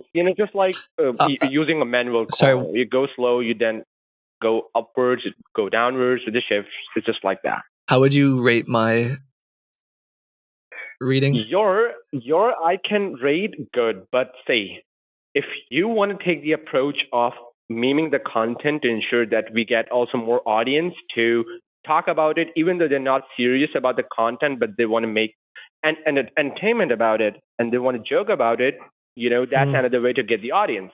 Then I'm not trying to joke about it. It's just like, how do you like so the next part is, and yet the ceaseless nocturne of his existence proceeds with tragic inevitability, a somnambulistic procession through I don't even know if these are real. Somnambulism is sleepwalking. Somnambulism is sleepwalking. I don't even know if these are real words. I think he just makes them up. And like, how are you going to read it without? And yet the careless nocturne of his existence. Like, let me send this to you. Can you read? Well, I mean, I feel like you're like over dramatizing it a bit. And like, if I'm supposed to be getting the audience's attention, what do you want me to read it like? Shaggy? Or Scooby-Doo? We reach the randomized ramifications, records through the Yes. No, that's not. No one's going to buy that book. No, people are going to buy those books. That is an audiobook that I would listen to. No one's going to hear Rut-Row and read a book that's supposed to be written in compelling prose. Okay, think about each torpid footstep. Okay, McCree. So when you read each torpid footstep reverberates, can you read that for me quickly? Each torpid footstep reverberates through the labyrinthine halls. I'm so sorry, but I can read the somnambustic. That's fine. Now do it with a little bit of feeling, because I think when you had a passion. Yeah, in your like voice. I felt like I did a pretty good job, but I hear you when you say that you want to hear me. I think though I was looking for the word. I think the word is inflection. You want me to use more inflection. You want me to have my voice going up and down, like with sentences and stuff like that. But I've been doing it like this for 19 years now. I took a professional orator course when I was in my last year of university, and I was actually in Toastmasters for 4.5 years. So I thought that I was doing it pretty good, but. Yeah, I did it back when we were still in Kentucky, and so. Are you familiar with Toastmasters, McCree? Kind of. Yeah, he actually was the one who he was like. It's like the guys in the kitchen that if the toast gets burnt, they scrape off. Have you ever done that before? Yeah. Like if you just absolutely decimate your toast, and you don't want to waste the bread because you don't have any more bread left. You scrape the charred part off with a knife. Yeah. So that's and it's supposed to teach focus and single-mindedness, and at the end of it, it's evaluated through a public speaking evaluation. Excuse me. And they made a new rule for me. The rule that they made is that you're not allowed to be in Toastmasters for longer than 4.5 years. But I did pretty good by the end. Like I thought I was pretty positively reviewed. But I hear you when you say that my reading it, I need more feeling. I hear you. But maybe you could give us like an example, because I guarantee you, like, let's just say that the power went out and we were to hang up right now. Josh and I would fight for the next 2 fortnights about who gets to read the audiobook. And we'd probably land on reading one sentence after the other. So you got to help us here. So could you demonstrate the sort of feeling that I'm not having when I'm reading, and then I can try to do it in a better way?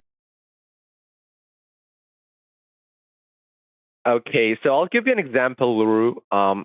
Think of yourself, let's say, as a higher entity, and you're announcing this to the, your followers. Think of it like that. Like, let's say you are. Okay. So he's So he's God. I'm reading it like I'm God. Think about that. I mean, he already thinks he is. Think so of it's it not as, like as if difficult. you're giving a message. You are a higher entity. Honestly, I wouldn't have in the hierarchy. Okay. All right. Let me try reading a couple sentences, and you let me know if this is better. Okay.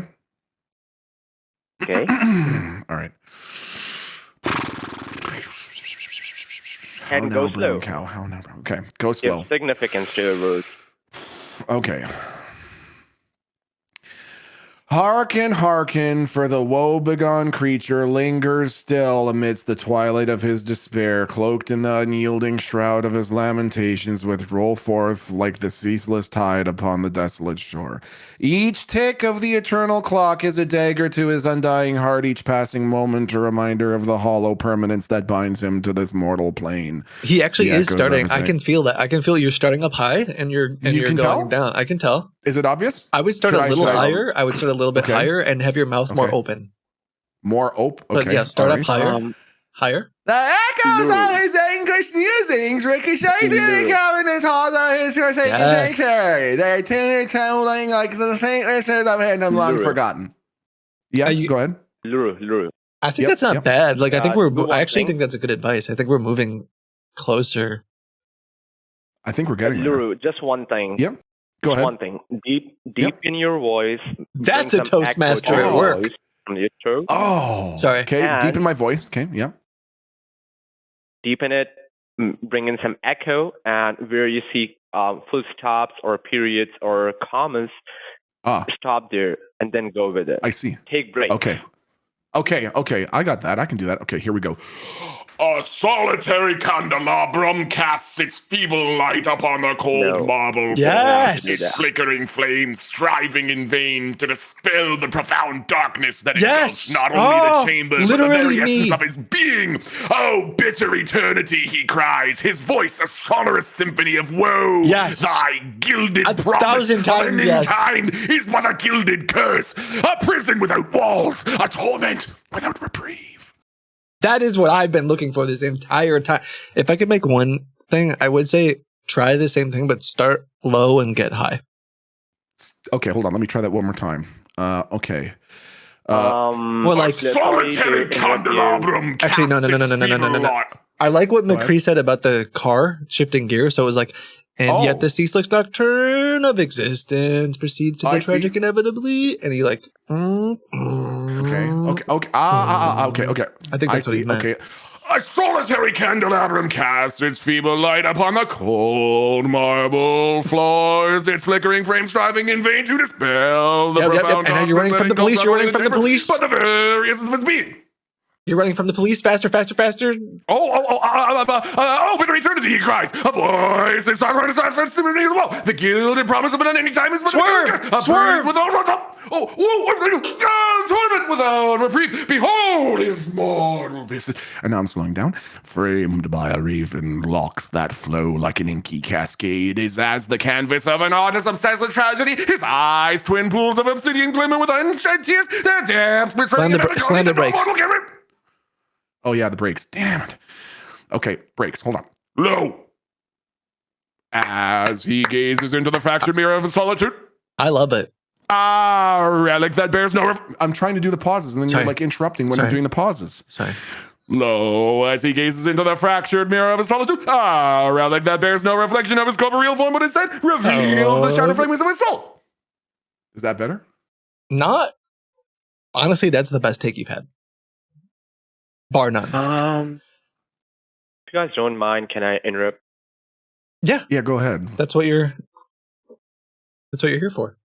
Thank you. So I think let's now talk about the formalities here. Let's wrap up this call because I have another call with the client too. But let's sum things up. I just want to know your requirements so that I can get you the best deal here.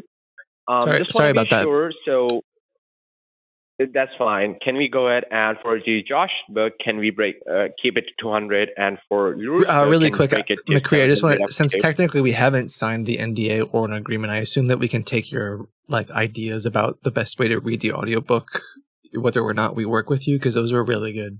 Yeah. Ideas. Just in the event that we did end up going somewhere else, We can talk about the audiobook, but if your book is not published first, you cannot have an audiobook. You need to have the book published first.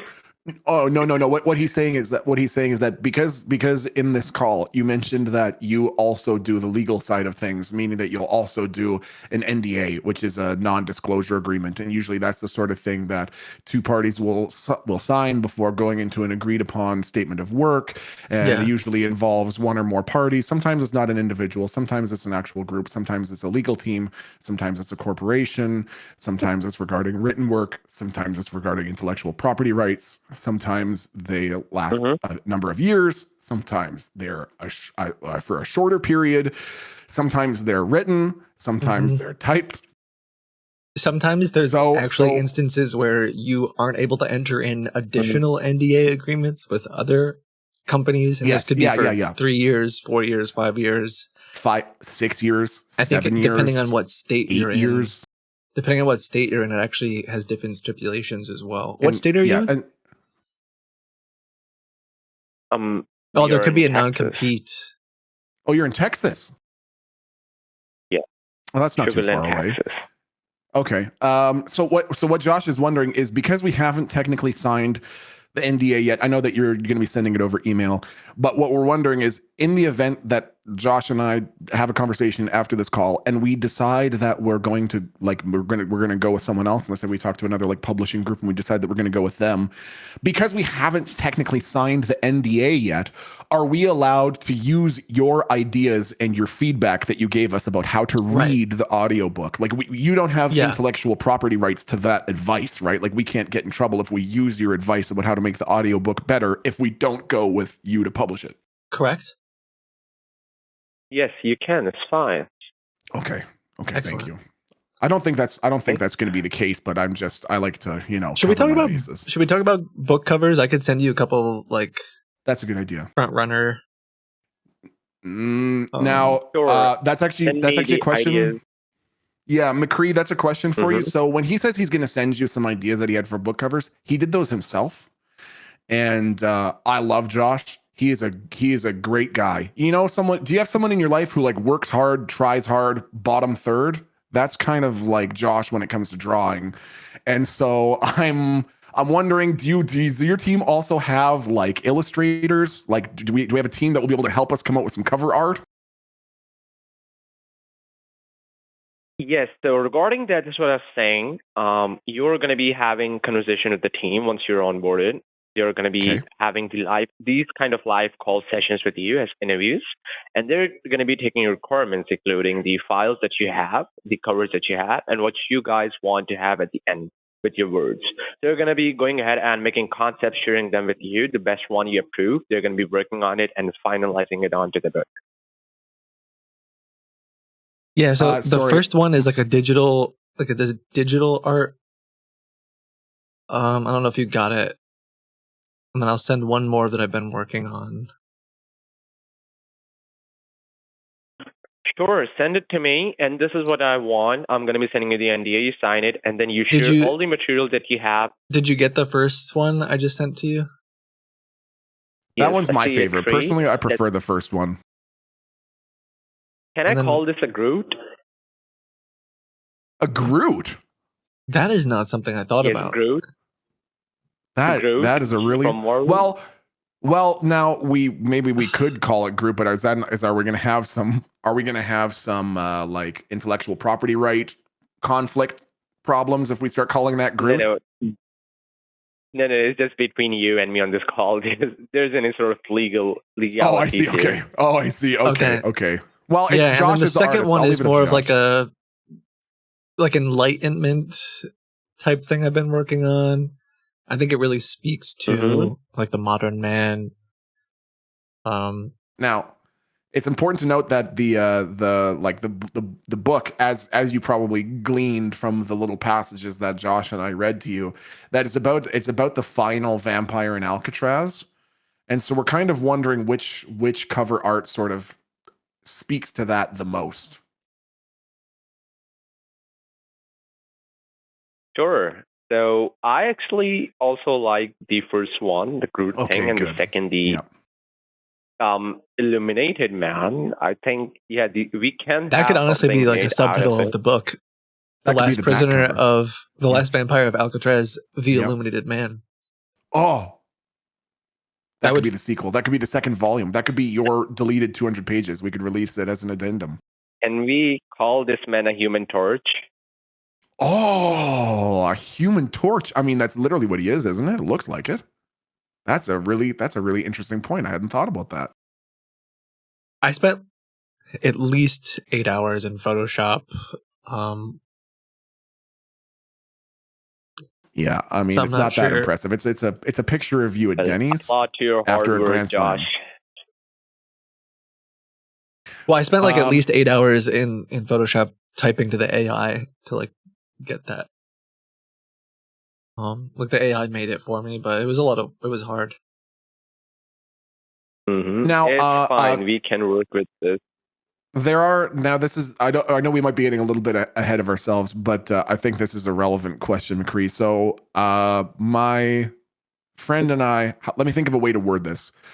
My friend and I are not two people of insignificant means. And so we were hoping to, like, is there a possibility to turn this story into like a series? Like, for example, there's a very popular book series that I want to read through eventually called The Wheel of Time.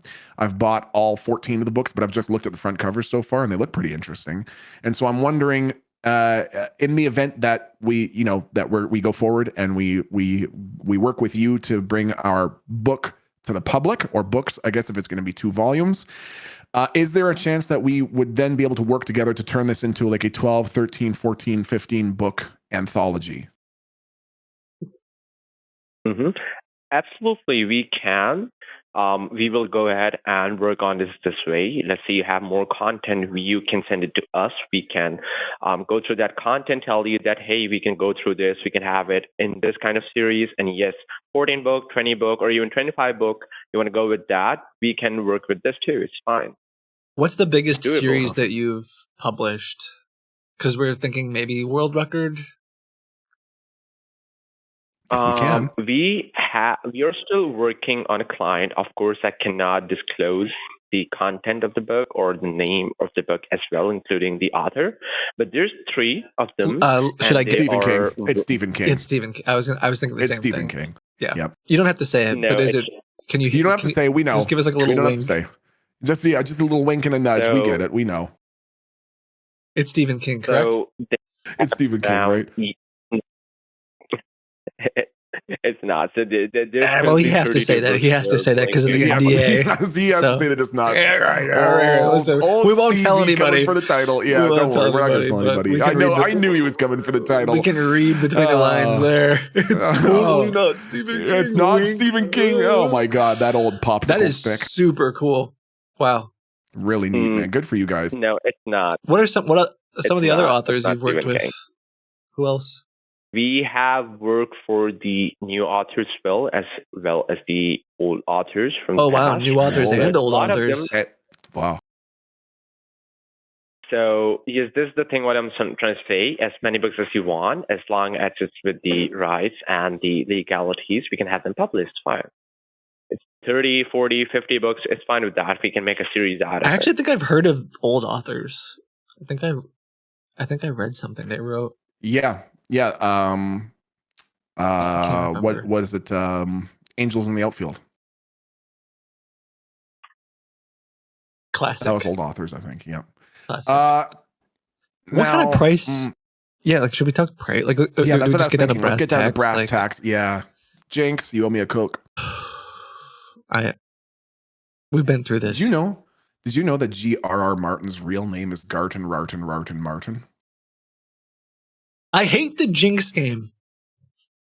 That's amazing. Because now I'm technically not supposed to talk. Okay, unjinxed. You're allowed to be unjinxed now. Thank you. Now, Mr. McCree, could we please? He does this to me all the time. It's true. We finish each other's sentences, and then when we do, I jinx him, and he owes me a Coke if he talks. But I've decided to unjinx him since we're on a business call. Now, can we talk about pricing? Let's talk about pricing. Yeah, like general pricing. We want bestseller. I'm assuming you can like have like some kind of bestseller guarantee or something. Like, what's that rate? What's the rate for? So Amazon publishes our book, guaranteed bestseller. What's that cost?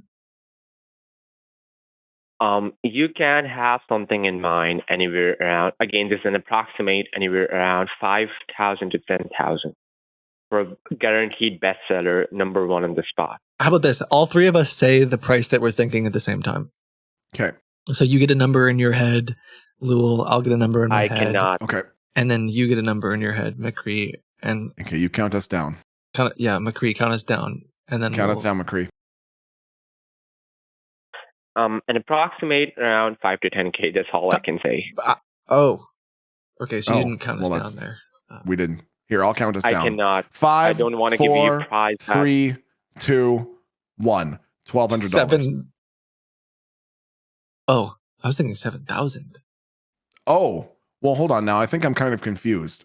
This is how much it would cost us to publish through them. Is that what you're saying? What am I not understanding here?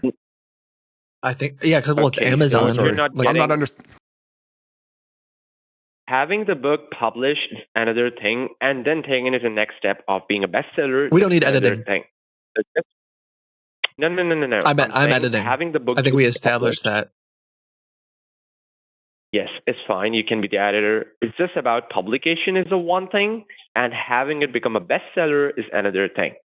Oh, I'll take care of that. Don't worry, man. Don't you worry. The cost is going to be different. It's not going to be around that much. But if you want to have it be taken to the best, are we going halvesies on this? By the way, Lul, we never really around 5 to 10K. Because I bought lunch yesterday. Yeah, but the way that I look at it is, if you think, and I pay for gas. Yeah, I mean that is true. But if it's 1,300 pages and 75 of them are going to be yours, then if we're doing like a per word rate, like shouldn't you technically probably be paying for this and then paying me as well? Like if you were like on like an hourly like writing rate, you know what I mean? Like wouldn't that make sense technically? Yeah, but I'm editing the entire book. Yeah, but I mean it's my writing, so how much do you really need to edit? You know what I mean? You gave me a tome. You gave me a tome originally. PhD from Stanford in English literature with a doctoral dissertation into similarities between the Tibetan Book of the Dead, the Bardos, Purgatory, and the Fresh Prince of Bel-Air. What else needs to be edited? Yeah, so many people are interested in your studies. Without me, you would be like, let's call it what it is, McCree. Without me and my editing, this book is nothing, correct? Well, just say it like it is, McCree. What do you think? I think McCree thinks that my writing is what ties it all together. And obviously people judge a book by its cover. They buy the cover. And if I'm doing the artwork. Oh yeah, cool. Like the broccoli guy is really going to turn that many heads. I'm sorry. McCree loved it. He immediately thought of Groot. I can't help but feel like he was being a little bit polite. I mean, I just think that it gets the idea all wrong. Look at the size of his hair. We shouldn't be arguing in front. We got to get our act together because I don't want Amazon to stop representing us because they think that we can't get our. Yeah, that's fine. Okay, so we're thinking $5,000 to $10,000 to get it published. Yeah, but like 50-50 split. We can talk about the split afterwards. It's probably going to be something like that, or 70-30, or 80-20, or 90-10, but like or something like that. Profit-wise, we split it 50-50. Oh, I see. Profit-wise, well... Actually, what percentage would McCree get? Yeah. That's that's one quick question for you. I know we're asking like the deep questions here, McCree, so I apologize if some of these things are outside of your wheelhouse. But are you able to process payments for the sales of a book to two different authors? Will there be an issue? Or maybe we should just send it all to me and then I can split it up and pay Josh what he's like his portion? Is it typical that if you have two authors that both people are I just feel like we could just send the payments to me and then I can break it up between me and Josh. Is that normally the way that you do it? It sounds like that's normally the way that you do it, is just by sending it to one person. Isn't that correct? That sounds correct. I've never heard that. I don't know. I like McCree? When I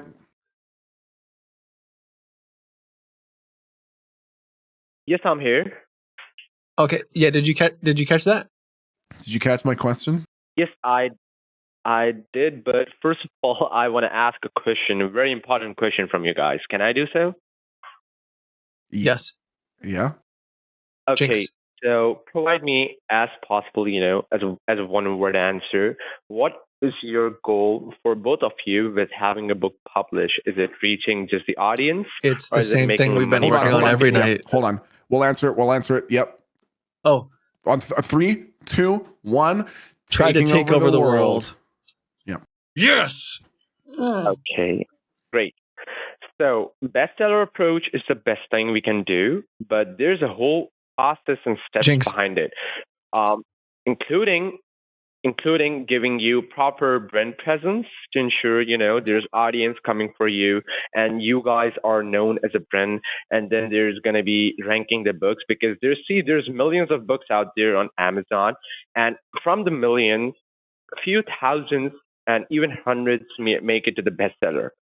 So to go through that process, there's marketing of the book, there's branding of the book, there's giving you a presence online, there's getting the right audience Are we for talking you, targeting Christmas the right presents? audience. Like, are you saying you're gonna hook up? Like, you're gonna get a deal with like Santa, like Christmas merch? Oh man, that's a fun idea. I don't personally No, believe in it's not- Santa, it's but not like that. Lul does. So I don't know. I could go like either way on that one. Well, we don't have to go either way. We don't have to go based on you or me. We can go with the obvious answer. McCree, can you tell us whether or not Amazon has an official stance on the existence of Santa?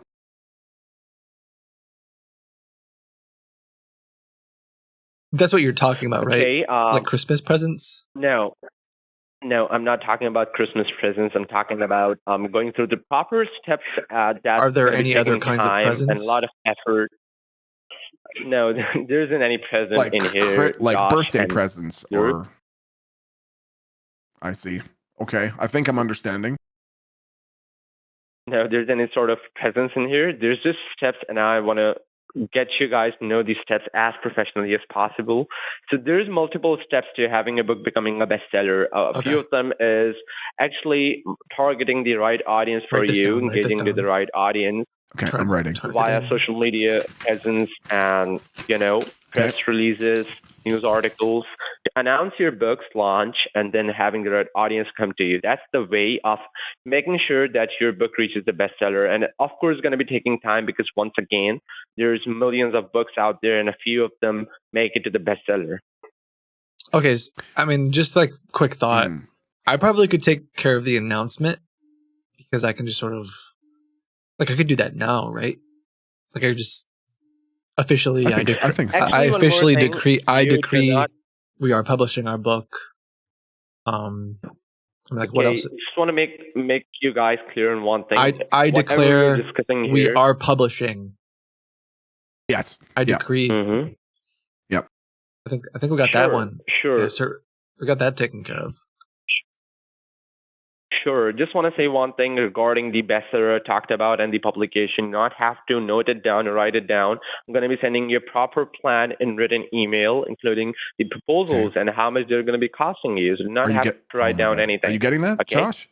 We're going to be getting proposoposes. Are you writing this down? We're going to be getting proposals Proposal, with the book numbers. launch, We're going to be news getting article. it. Yeah, we're getting it emailed to us. Did you make a note of that? Email. Okay. All right, write it down. I can't read that. Is that an N or an M?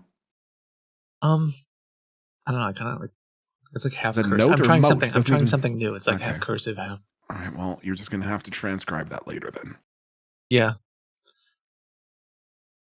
Okay, quick Great. question, So- McCree. When it comes to the topic of doing everything that we can to make this one of the best sellers, I'm not sure if you're familiar with the concept of pandering. I don't particularly personally believe in pandering so much, which is basically like sort of propitiously and through the obfuscating use of vernacular, you make the reader feel that they are being represented in what you're writing. And so I'm wondering if I should start the page. What if I started each page of the manuscript by using one of the most common names in North America? For example, on page 2, it could start, "Hey, David, thus his lamentations rise to the unhearing heavens, a symphony of woe that swells and falls like the mournful toll." And then the next page could say, "Hello, Catherine. Here he dwells, a prisoner of his own immortality, a tragic bard whose verses are written not with quill and ink, but with tears that eternity hath wrung from his undead soul." What do you think? Honestly, $1 million idea. Because then, the marketing, the marketing plan writes itself. Right. You might be flipping through the pages and you're like, page 20. No, I'm not Michael. Page 50. And then you're going to have people on social media that are they're making their little TikToks. They're like, oh my God, page 476 was written directly for me. It really resonated with me. Exactly. What about pizza coupons? What if we put coupons for local pizza? Is that something we can do? In certain pages, at certain story breaks. End of chapter 4, Domino's pepperoni medium coupon right there. That's not a bad idea. I think a Papa John's once collab. Again, Josh and Luru. Sorry, we feel like this is productive because we want you to understand we dream big and we don't stop. Yes. Once we hit there, we haven't finished. We dream once, we dream twice. Yeah. And I'm not too sure with I'm not super familiar with all the metrics of your parent company, but you could come along for the ride once our book takes off. True. Here's the expression, and I actually include this in the book too. The expression is, when the water rises, all boats float. Ooh. Okay, we're raising the water for everybody. Yes. Global warming or. No, not like the melting of the ice caps. This is like a lift lock. I thought that was a lift lock. Lift locks have not been debunked. There's actually a number of them, and that's what I've never seen one. Neither have I, but I also haven't seen Egypt. But I'm pretty sure Egypt exists. Yeah, what do you read in a book? Oh my God! You see what I deal with here, McCree? You can't just assume everything in a book is facts. Yeah, they say that there's lift locks. But there ain't no way those boats are getting up there. I swear there are two different boats. Well, let me just call John Physics. I think he'll disagree. Okay. Now, McCree, sorry, McCree. A question for you. We were talking to us. So back in 1999, I was trying to publish a small poetry book that Josh ended up then turning into See Spot Run and Spot Found Chocolate. And when I was talking to this smaller publishing house, now keep in mind this is 26 years ago, right? But when I was talking to this smaller publishing house, they said that there were certain incentives. Like if my poetry anthology sold over a certain number of copies, that they would offer some sort of incentive package. I don't remember whether it was a more prominent advertising spot on their website or something like that. And I'm just wondering, is there anything like that we get by working with you? Is there any sort of incentive package for reaching a certain number of sales?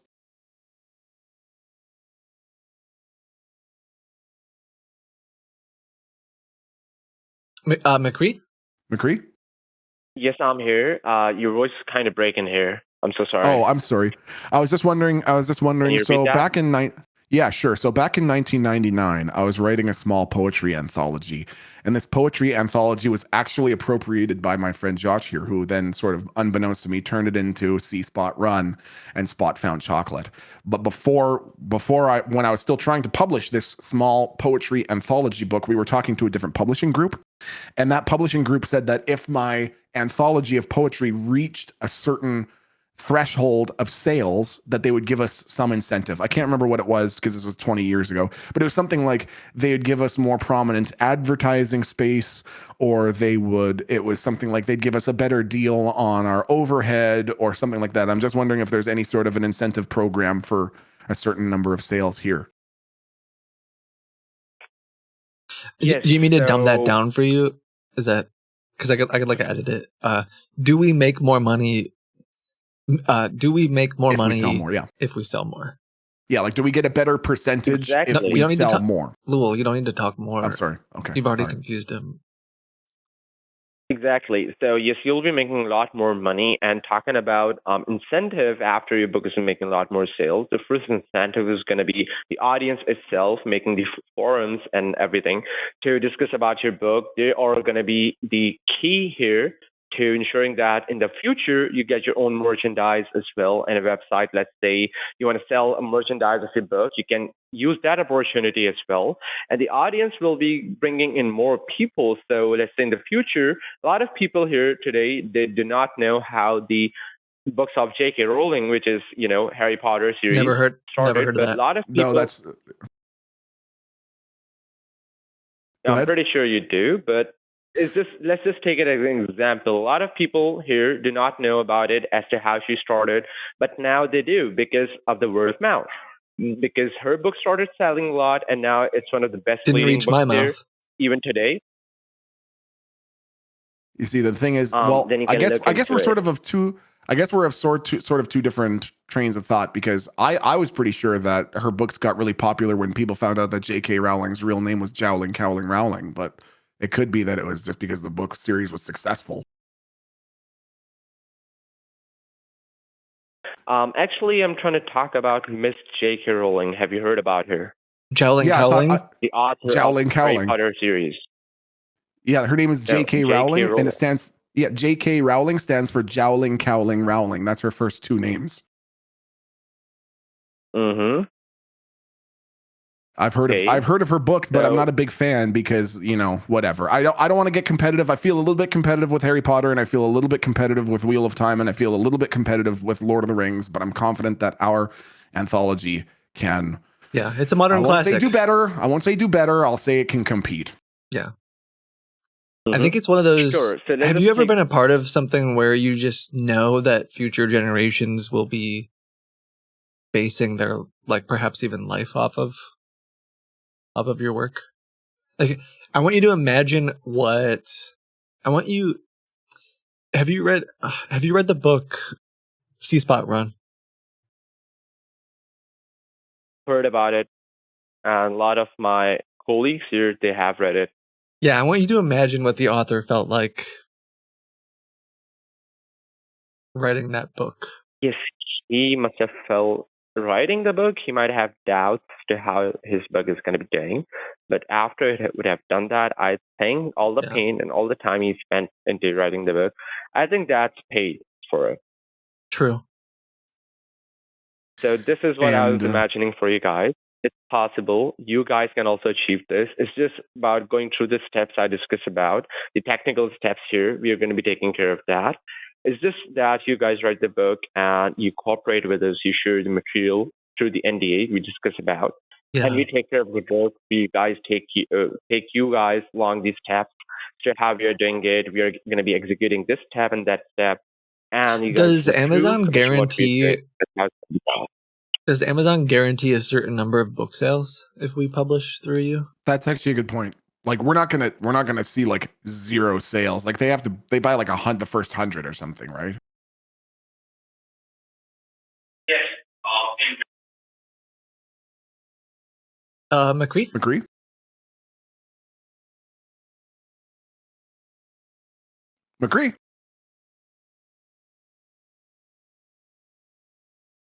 McCree? Hello, are you there? Yeah, hello? Hello? Sorry, we were breaking. So this is what I was saying. I apologize for that. This is what I was saying that, yes, for the bigger projects, let's say we were talking about the bestseller. In going with that process, we guarantee a number of sales and return on investment generated. We guarantee a bare minimum, but then you can also make 2 times or 3 times more than what we guaranteed. Okay, so and that bare you minimum is guarantee. not You're going to saying be you anywhere. guarantee something, and then we're probably gonna make 2 or 3 times more than what you guarantee. If like we did, let's say we worked everything together. We worked with you guys. We got the book cover done. We worked with your editing team. We got it all out there, but then we didn't hit this 2 or 3 times projection. Is there like a recourse for that? Like, are we entitled to like some sort of reimbursement? Yes. So in that scenario, first of all, not going to be happen because then there's going to be intensive research on it and strategizing with it. And on top of that, the team has already published a lot of books out there that has been to the bestseller because there is strategies involved in it. There's market analysis prior to some before publication, some months prior, and after that the book is published. And let's say in the worst case scenario, it is not going to be happening once again. It happens, then we also reimburse the amount, or we work the other way out. But the thing here you want to take into note is that for the bestseller plans that we discussed about, for the return on the investment guaranteed and the sales, the bare minimum starts with $10,000. Oh, okay. I mean, I think we could probably make that. We can work with it. We could probably make that fly. Yeah, I think we can probably make that. Would you do 9? Anywhere around 10K. Well, let's say a bare minimum 10K, nowhere near that. Would you take 9,000, but we give you 5% of the book sales? 5%. Okay. Maybe we can talk about that after the phone call. Okay. Sorry, giving $8,000 and 5% of the book sales. That's better. For life, like in perpetuity. For life.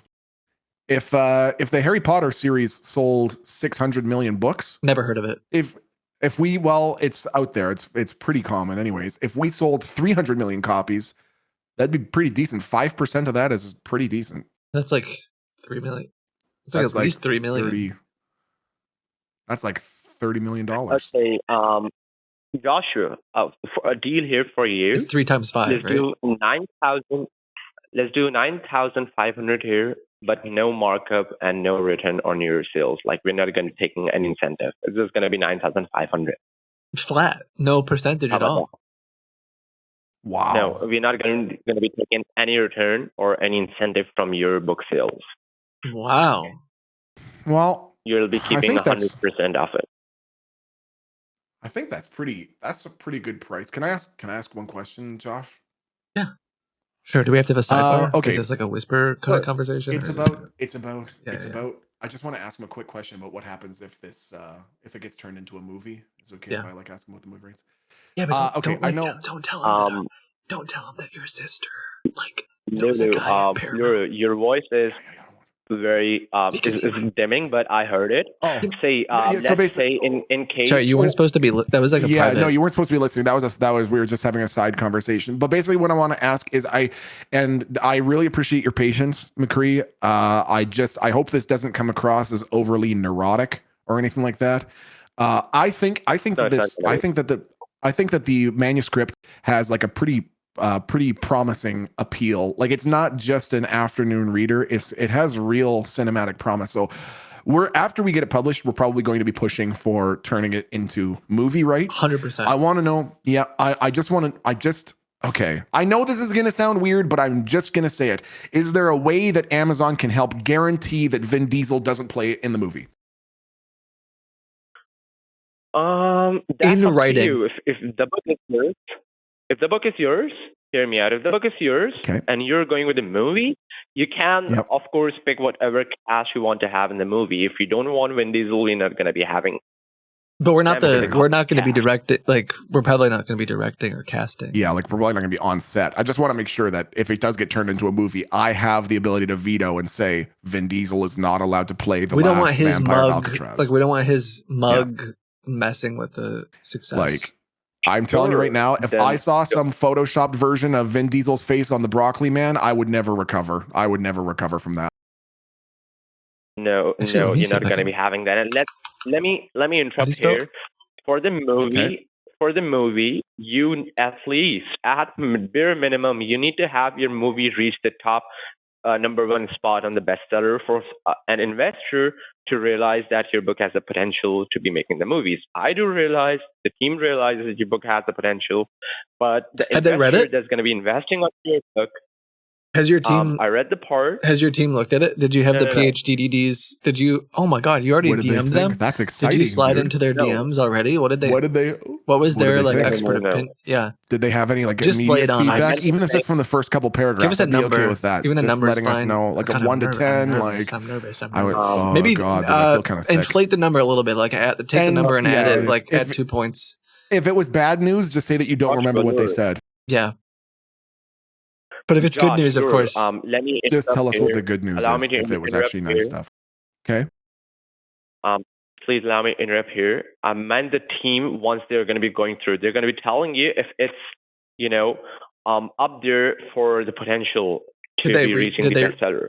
So, I just needed like a yay or a nay. Did they? no, they have not read it. Did they read it? They have not read it. Did I'm they- saying it's Oh, possible. okay, that They have doesn't not. sound good. I read it, and we read it together. That's it. No one else has read it. Did they not yet. want to read it? Like, No. did they see the He title? just told us the team read it, and now he's saying the team hasn't read it. That doesn't sound promising. Okay. No, That's all right. I meant to say once the team reads it. I was talking about in the future. I thought this was going well. I can change it, man. There's parts that I can change. If you can tell me what they didn't like, I can change it. Like maybe you should read it again. I wonder.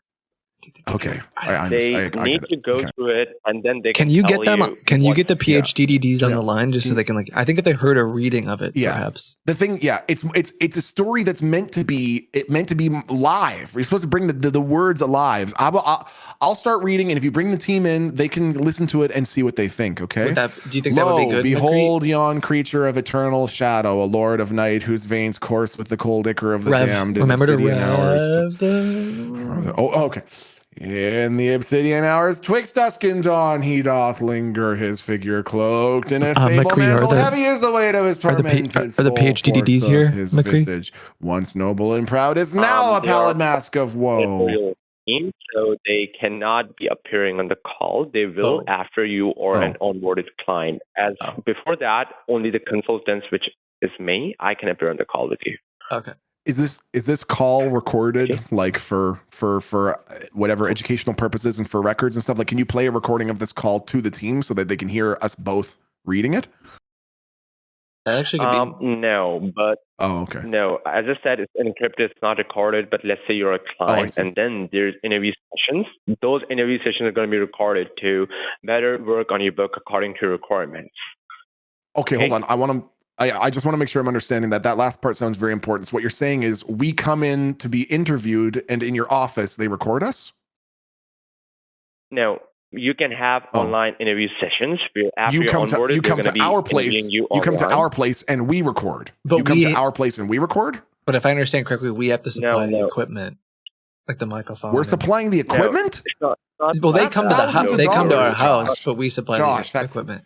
Josh, that's thousands of dollars worth of No, it's cameras not and like that. microphones. What happened? This $9,500 figure is getting super. I'm sorry. inflated. Are we renting the microphone then, McCree? No. No, you just have to appear on the call. There's going to be an interview call. You're just going to be appearing there, and the team It's is a going to phone be there. call. And the project manager is going to be asking you questions regarding your book's requirements. So after you answer them the questions, the team is going to be working on it. Call is going to be on an interview. Okay? Okay, we do an interview. No problem. I can do that. Do I have to, is it like important to like, is it like formal wear? Like, should I wear like a button up shirt and everything? No. Okay. No, it's totally up to you how you want to appear. There's any sort of formalities here. This is going to be asking you questions regarding your book. That is literally it. Okay, can you send us? Okay. I assume you want like a deposit. Do you want me to like? Should we pay like half up front to like secure to lock in the 9,500, or how does that? Because we don't want you to like if someone else comes along and they pitch Or some the call book, gets dropped, or God forbid, or something, you know. Okay, Yep. I just don't want you to. I don't want someone else to call and have an idea about like a vampire, and you think it's. Yeah. I don't know. I'm kind of insecure. I'm kind of insecure about that, but I think this could be good Okay, for us. Obviously, we want Amazon to represent us. Obviously, you guys can turn this into a life-changing opportunity for us. So yeah, very true. Do I wire like half of it to you, or how does that?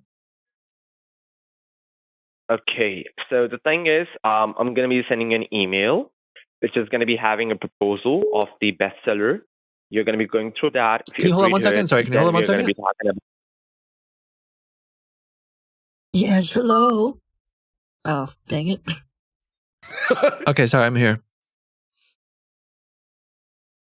So that's let me go through it once again. I'm going to be emailing you the proposal of the bestseller. You're going to be going through that. If you have any questions, you can reply back to the email with those questions.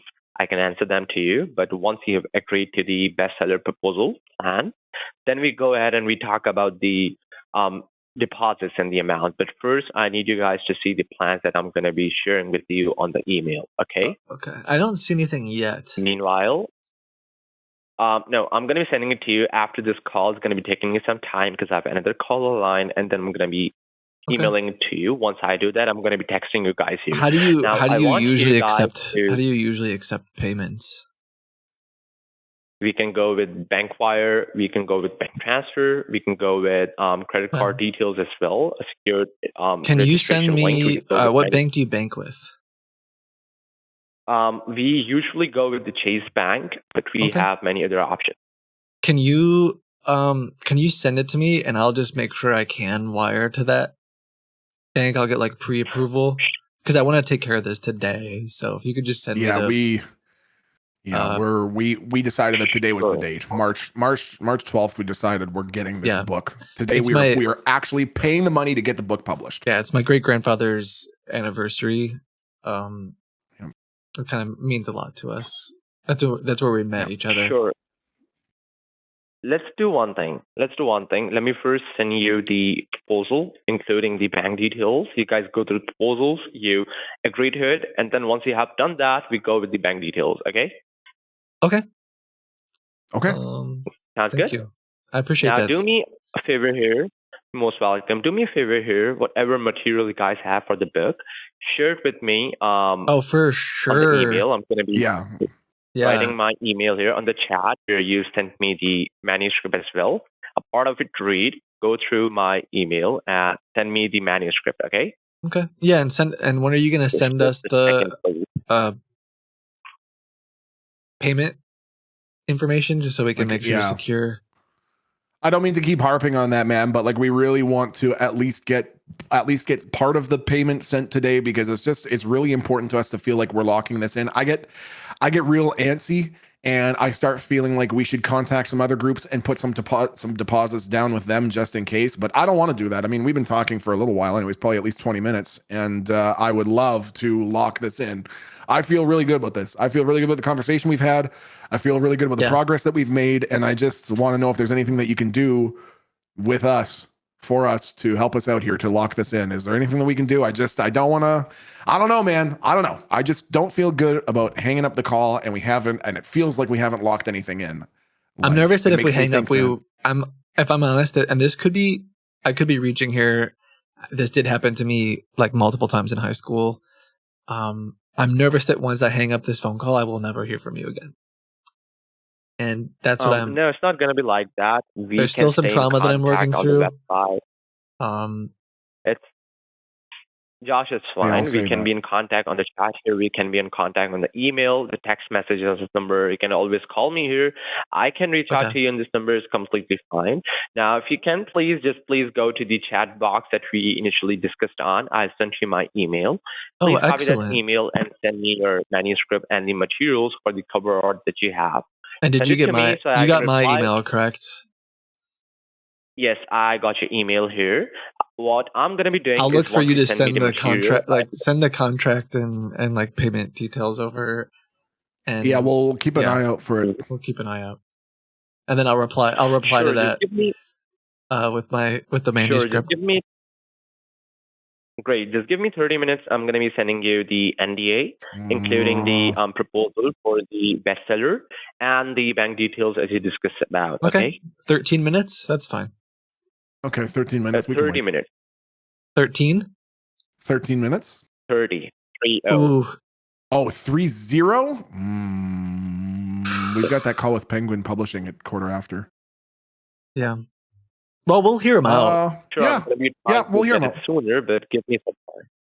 Okay. Okay, yeah. Try to send it sooner, but we'll hear out. Like we have been seeing other, groups. So we'll we'll talk to Penguin. We'll hear what they have to say, and then hopefully you'll get back to us as soon as you can, and we'll go from there. Do you not want? Sure.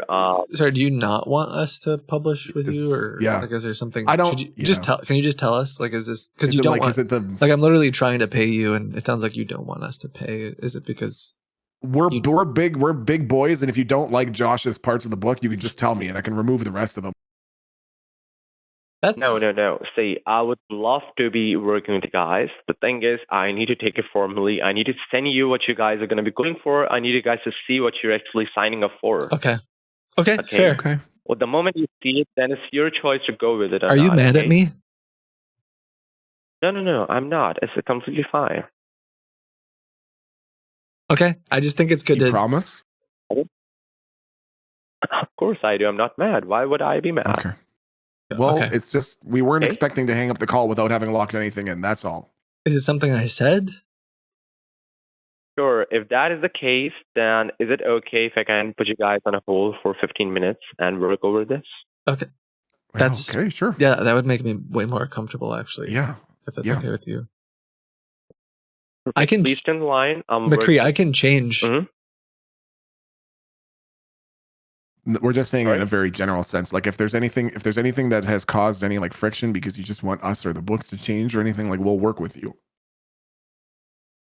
Sure, that is fine. I'm pretty sure there's not going to be, but let's say in the worst case scenario there is anything, the team would inform you first. Okay. Okay. All right. Sure. Okay. All right. Thank you. Okay. We'll hold. So- We'll hold. Perfect. Please stand in line for 15 minutes. I'm going to be back here. Sounds good? Yes. Thank you so much. Yeah. Thank you. Appreciate it. Perfect. Thank you. Okay. So when you said Penguin Publishing, I don't think you knew this. No, but I actually did recently speak with a fake Penguin publishing company. The publishing random way. And I'll try if I try to call if they answer right now, this would be crazy. But potentially we could merge the calls. I don't know if we could pull it off, but we could try. Oh, that would be so funny. Do you need any time? Take a break? Do we need to take a break? Do we need to get drinks? Are you good? Yeah. I'm good to go, but I also, if you need a break for anything, I'm pretty chill. I'm good. I feel solid. This is fun. I'm having a blast, dude. I can't believe one thing that I r/last vampire of Alcatraz is so much. Careful, he's gonna Google it and then he's gonna. I can't believe there's so many things that we've said that I think he just completely ignored. Dude, I know.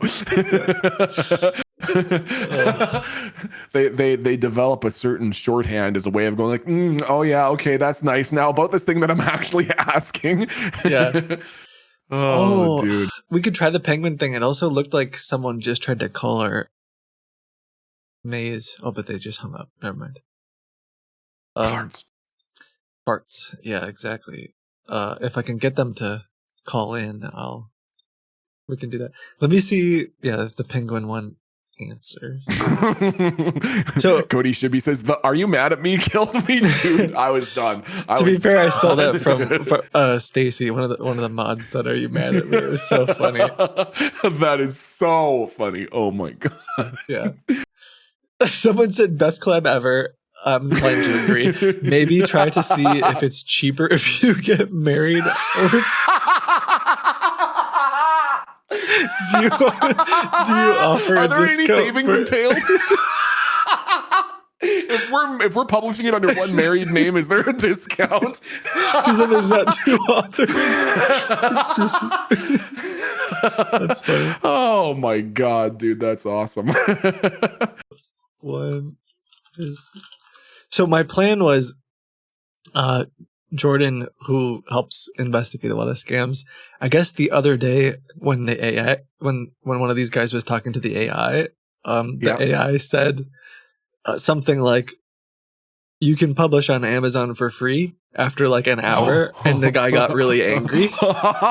And so potentially I was thinking like, I'll call Penguin And if that works out, it works out. Otherwise, we can be like, oh, actually, we found out that on Amazon you can publish for free, and he might, because now he's wasted almost 2 hours. Yeah. But I'd love to get the bank account first, just because then we can get it shut Yep. down. But I love that. I hope we can. Yeah. That would be so worth it. Let me see. Penguin. Yeah, I had this guy call, and I've been submitting books and like going after these publishers for a little while now, and some random dude called once and was like, "Yeah, this is so and so from Penguin, and we saw your book." And I'm like, "Oh, Penguin Random House books?" And they're like, "Yeah, we're here to," but they're not, obviously not. No. Wow, dude, they're getting so creative. Mm-hmm. Not as creative as the anti-scamming. Let me see if he answers. Hopefully they won't recognize my number, though. We'll find out. Yep.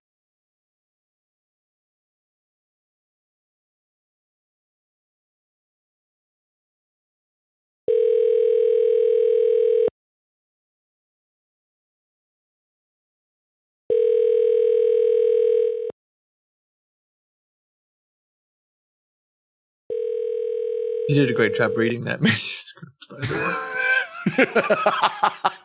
You did a great job of reading that manuscript. No one is available to answer your call at this time. Please leave a message after. Let me try a different number. We got the website shut down, so I don't know if they like stopped it. Oh, sure. Yeah. Answering the numbers. You are calling has recently been connected. Okay. The number. I got a few more. But yeah, I tried. I put Milton's username here, especially folks who haven't watched Milton before. Hello, everyone. Go check him out sometime. I know you do a lot on Twitch, but have you expanded outside of Twitch? Like, where else should they look for you? Not yet. The best place, pretty much the only social media that I'm on right now is Discord. So discord.gg/MiltonTPike1, and obviously on Twitch. I do have some big YouTube plans planned. Ooh, okay. Top secret for now, but yes, you will be able to find me on more than one place soon. For now, best place is Twitch and Discord. And a reminder, if anyone hasn't used your Twitch Prime yet, use it on Kitboga. Twitch Prime at Kitboga. Yeah, so that's where I'm hoping to expand. But yeah, it's so fun to have someone who can just like keep going, but also the stuff you come up with is crazy. I don't know. Oh, I appreciate that, man. And I gotta say, this is especially because I know that there's obviously lots of Kitboga fans watching, but for anyone who has not yet ventured to Kitboga's YouTube channel, please, seriously, do yourselves a favor. Kitboga has some of the best edited and most entertaining videos, period, on the planet, period. Last night, I was in a bit of a bummer of a mood, and I watched 2 of Kitboga's like curated videos from his channel and was literally crying with laughter. So if you need any kind of picker-upper, my personal recommendation, go to YouTube and watch Angriest Scammers of 2024. That was a truly transcendent video. I laughed until I cried. So check it out. There were some bangers in that one. Oh, I just realized I never got a call from... Oh, wait. I wonder if the person who called the number that I said was the Canadian number. Oh, yeah, right. No. So, okay, listen to this. Okay. I filled out a form to have Crisp call me at 3 Eastern. Okay. And I gave them that number, but I answered as... I wonder if he immediately recognized it and hung up. Oh, shoot. I don't know if that's him or not for sure, but... Maybe I'll call that number back it's worth it. It's worth it to try. I might have ruined it there. I forgot. Oh shoot, the other guy's on hold. I didn't mean to put him on hold. Now, if he's talking, I can't hear him. Just checking in, McCree. Were you able to talk to your PhDDD? Yeah, the rest of the team members.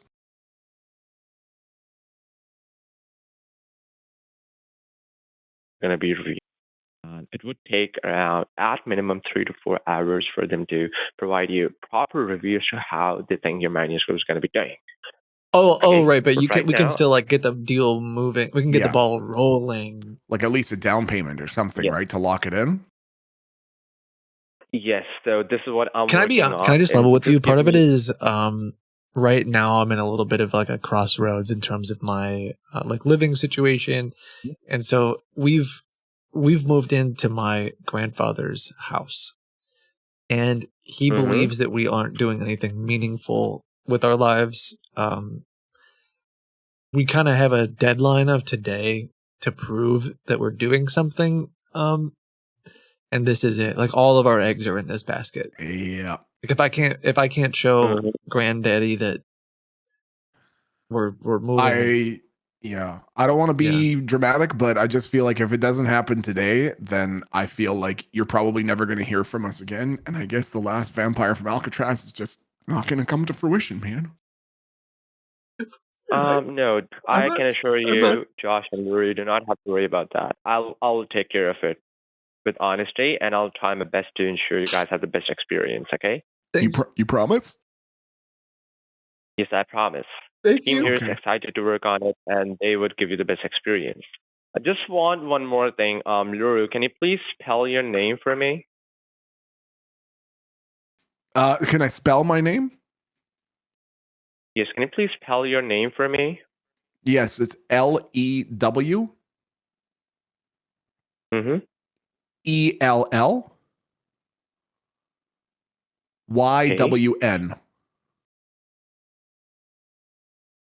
Okay, thank you. Just give me a second here.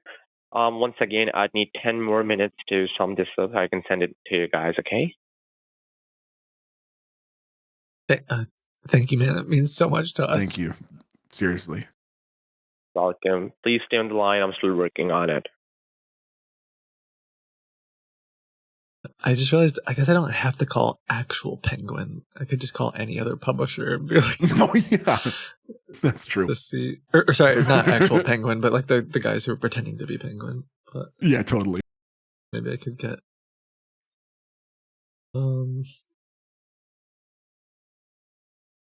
I feel like a lot of our humor was lost on him, but I know chat was cracking up. Like even the subtle like us fighting with each other. I love those sorts of things, but I don't think he really. He doesn't think anything of it. He's just like, okay, when do we get to let's go to the money part? Especially when you're like, I'm just waiting for him to defend, like, come to my honor. When you're like, we can just get rid of his, we can just take all of his. I'm hoping, I'm like, no, Josh is great, but he doesn't even say anything.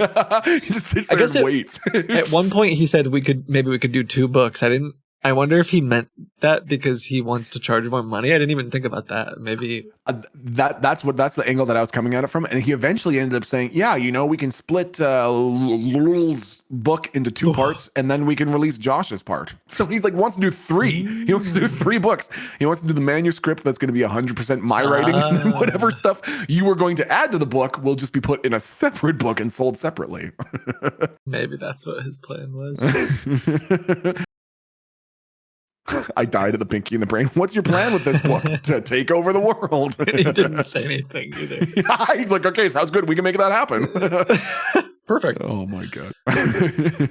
Maybe try one. Oh, that's loud. The number you.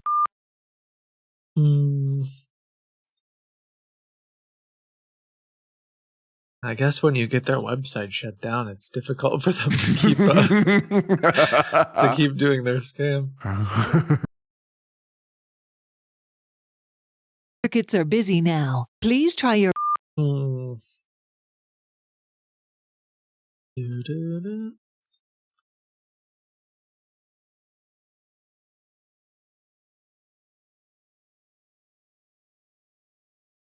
I'll try one more, if not. Heck yeah, man. No pressure. I'm in no rush.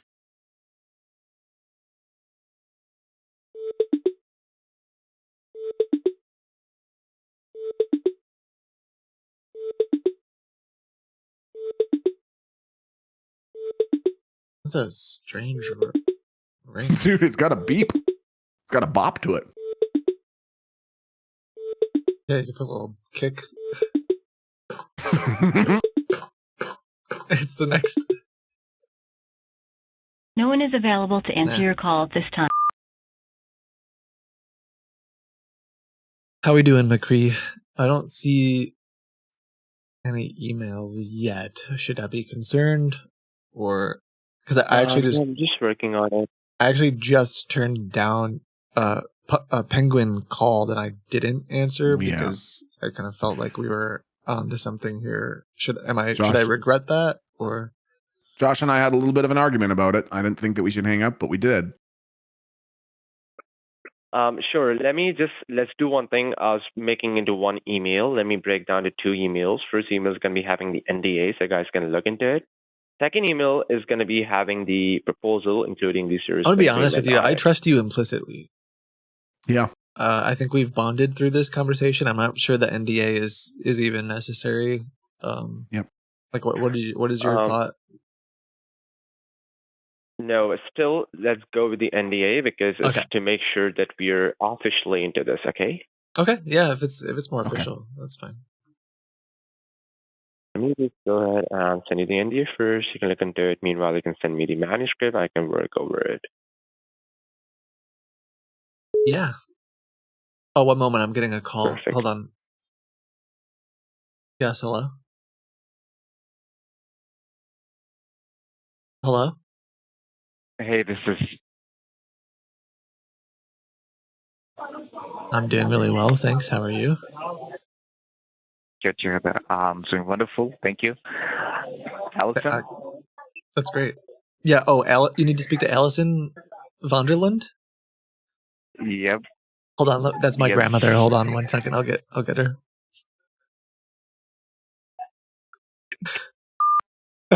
No, Allison Wonderland is her name. We already hung up, but I never know who to answer. I'm on so many lists that I have to like guess who to answer it at this point. It's like you never know.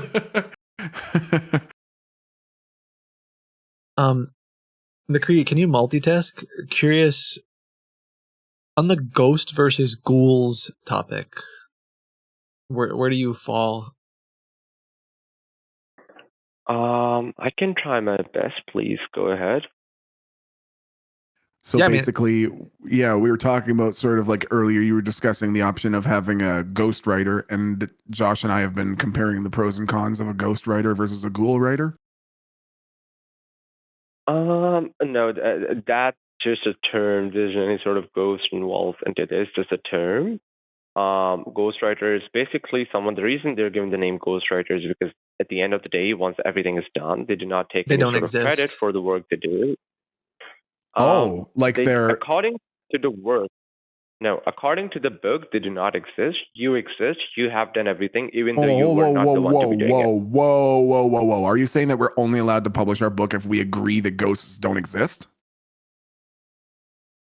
No, that's not the case. That's going to be a difficult ask. Yeah, Josh's grandpa is pretty opinionated about that. He's one of those old authors. It's totally up to you. Whatever you believe in is fine. We can still have the book published. What do you believe in? I believe they do exist. Sometimes I believe they do not. It's confusing for me.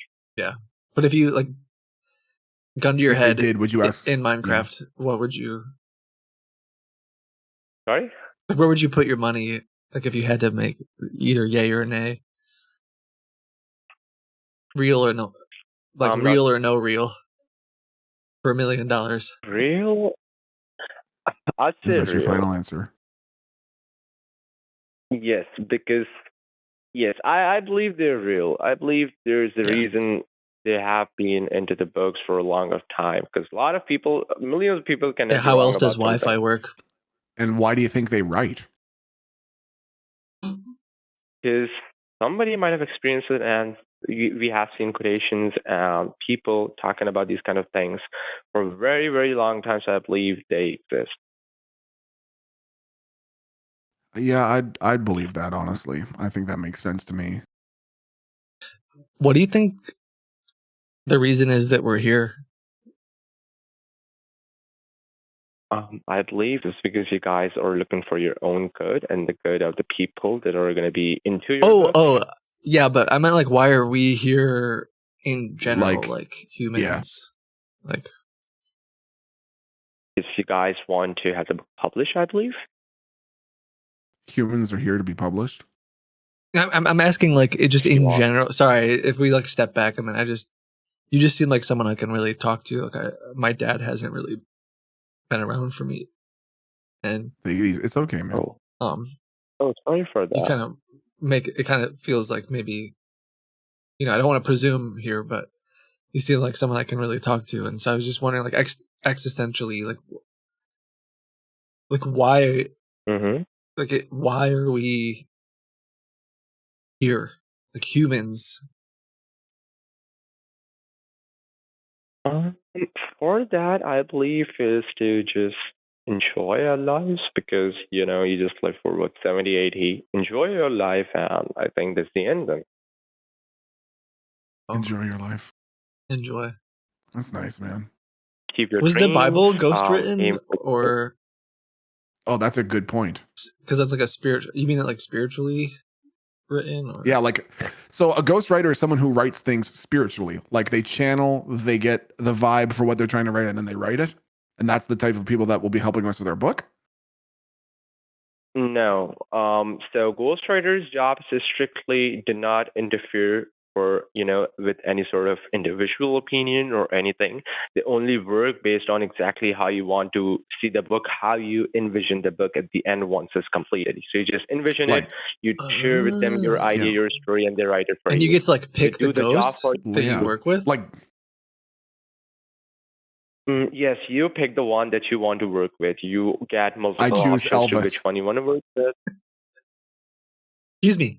If you have anyone like Elvis that is an expert in your genre, sure, we can go with them. Question: I'm curious about the ethics. I actually, I have like a major in philosophy. So, what are the ethics of forcing Elvis to write a book posthumously? Elvis is dead. Elvis imagined that the afterlife would be much different, but we've now. What is this? Captured his Did we soul. capture his soul? Like, how long are you forcing him to write books for? That's a question for McCree. McCree, if we had a ghostwriter, how long are they indentured to us? Like, I don't want to force Elvis against his will to write our book. I want him to like it. Can you make him like writing our book?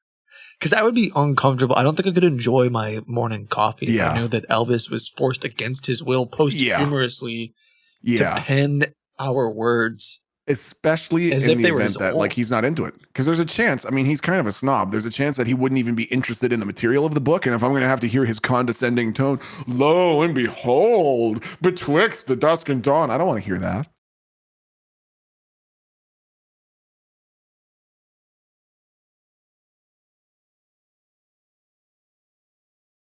I guess I just don't know how it works. I always knew Bezos was up to something. Capturing ghosts. I didn't think that it was getting ghosts to write for him. Sorry, is this too much to do while you're formulating the contract, McCree? I don't want to presume that you can multitask. Like,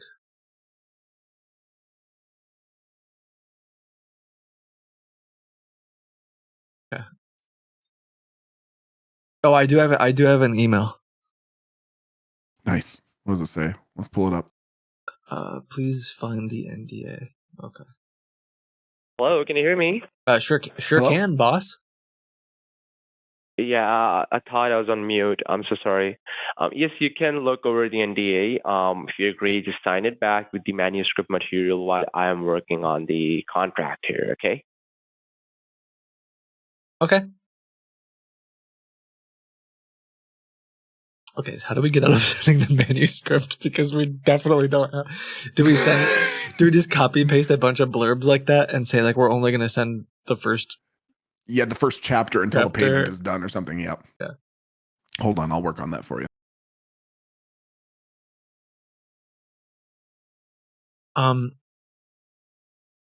Okay, quick question about the NDA. It says that we would have to return or destroy all copies of confidential information if the disclosing party violates the contract. Who uphold, or who's gonna, if I were to keep a little, some of the copies, is that okay? Or does it do we have to destroy it? And how do we destroy it? In the case where Do you think we should define that? Do you think we should likely- define how you destroy it? Because if it's not with sure, fire, if I we don't can. destroy it with fire, then how do we know? I can go and tell it to you. Just let me go through it. So in case, in the worst case scenario, we are willing to just close this project down in the middle of it. So what we are going to be doing from our end, whatever material we have of you, we are going to be deleting it, completely removing it from our systems, so no one can access it, even if they try to from our system. So this is going to be gone. On your end, let's say whatever work we have given to you that you now do not need, and let's say the project is done, it's up to you. You need to go ahead and delete it as well, completely remove it. Fair. So this is more about you deleting our stuff that we, understood. I'm gonna go ahead and sign it right now. Is there a chance that once we have the process underway, that someone from Amazon will come to my house to make sure that I've deleted my copy?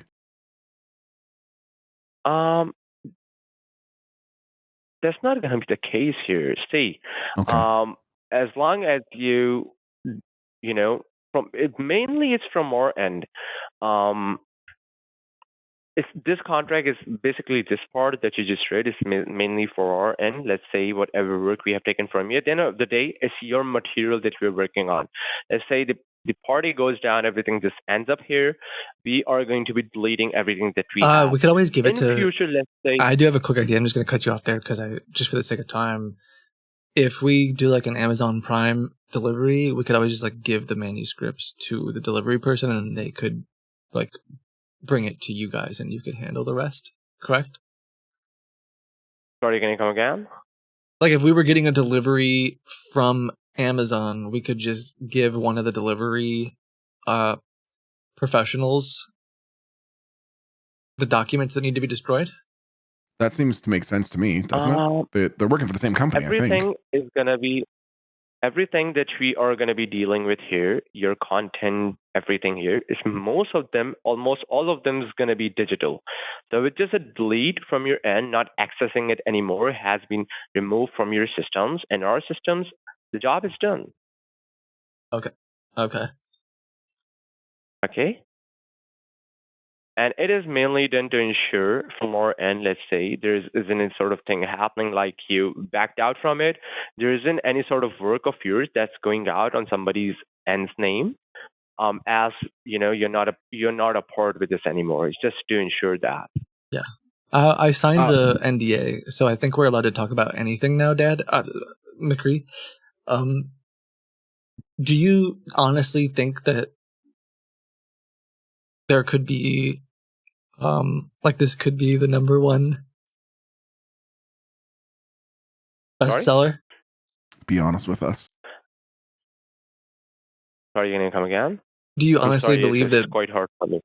Yeah. Do you honestly believe that there's a chance that this could become number one bestseller, or do you think that maybe? It's definitely going to be, because there's science involved behind it, strategies and science. So strategy is a basic thing for your book to become number one, is for it to have a lot of people go over it and give it good reviews. And that is something achievable through strategies and science behind it. Getting the right market targeted and getting the right audience to read your book, go over your book. We can make that possible from our end.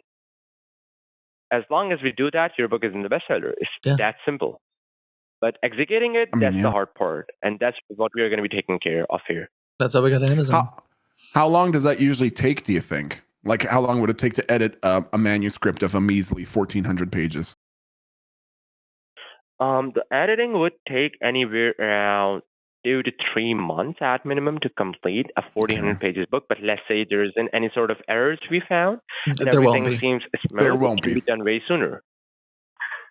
Perfect. Yeah, that makes sense. If you're confident, then we sure are. Now, in the event that, let's say, we're going forward and we're working with your editing team, I don't think this is going to happen. I don't think the following thing is going to happen. But let's say we're going ahead, we're working with the editing team, and they remove something from the book that is like a deal breaker for me. Like I say, no way, Jose. The Connecticut arc is staying in there. The cat under the bushes, the whole thing is staying in there.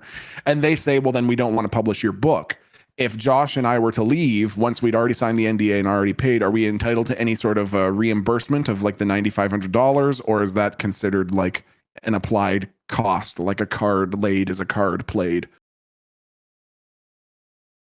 So let me first make you something clear here. In case whatever we do, it is not done without your approval. Let's say if you want to take this next step onto your book, we will first recommend it to you and ask you. Once you give the heads up, we do it. In the worst case scenario, this is for the clients. This is a pro-client move here. In case anything wrong happens that is against the contract that we just signed, which proves that we need your approval to do anything, we would literally fire the whole team. That has never happened. Yeah, that would be. So you are promising me that if somebody casts Vin Diesel as the last vampire from Alcatraz, that we are well within our rights to pursue this person and having their job terminated. That's correct. Exactly, but sounds like that is regarding. Okay. Just want to say one thing.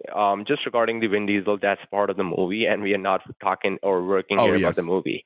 Gotcha. Yep, I got ahead of myself. I'm sorry. Anything wrong that happens that you did not approve, we will remove it. We will actually get the person terminated here because it goes against the terms and conditions they abided to before working here. Sure. So I personally cannot tell you anything that is not doable. It cannot tell you anything that's falsified. Otherwise, I can also lose my job. Yeah. I see. Okay. I did sign the NDA. I'm sending. We'd be comfortable sending. We had a quick little sidebar. We were just we're comfortable sending the first chapter over before payment and everything has been finalized contractually. But I'm attaching the first chapter right now. Great. Just send us the manuscript by the reply, everything that you want. And to when have, will we receive the paperwork and payment information? Yeah, you said half an hour, and it's definitely been more than half an hour, and I'm wondering, yes, I'm working on it. The contract is just done. Just give me 5 more minutes. I'm going to be sending it to you. I cannot literally just, pick up the proposal, send it to you. It's going to be very unprofessional. I'm going to be sending you the proposal in a service agreement, which is going to be a contract. You're going to be going through it. There's going to be more terms and conditions. Go over it. It's just for your own security. Okay? Okay. When will we get that? Can I get an ETA? Just give me 10 more. Just give me 10 more minutes. Is it okay? I can put you on a hold. I can. Is that like a 10 more minutes or our money back kind of thing, or? Oh yeah, like Domino's. That's awesome. It's just literally 8 to 10 more minutes, and I'm gonna be done. I can put you on a brief hold, and once I'm done, I can come back on the call and tell you. You don't need to hang it up. Okay. All right. Thank you. Perfect. Stay on the line, please. Oh, it's from someone actually made this subreddit, and people are posting. The last vampire of Alcatraz, 20 members. Oh no! And then there's the Vin Diesel with broccoli. Is this what AI does? Is this our future? This is it, man. Dude, the cover photo for that subreddit is horrifying. I know it's just the broccoli thing, but his weird little face in there, truly upsetting. Oh my god, that's awesome.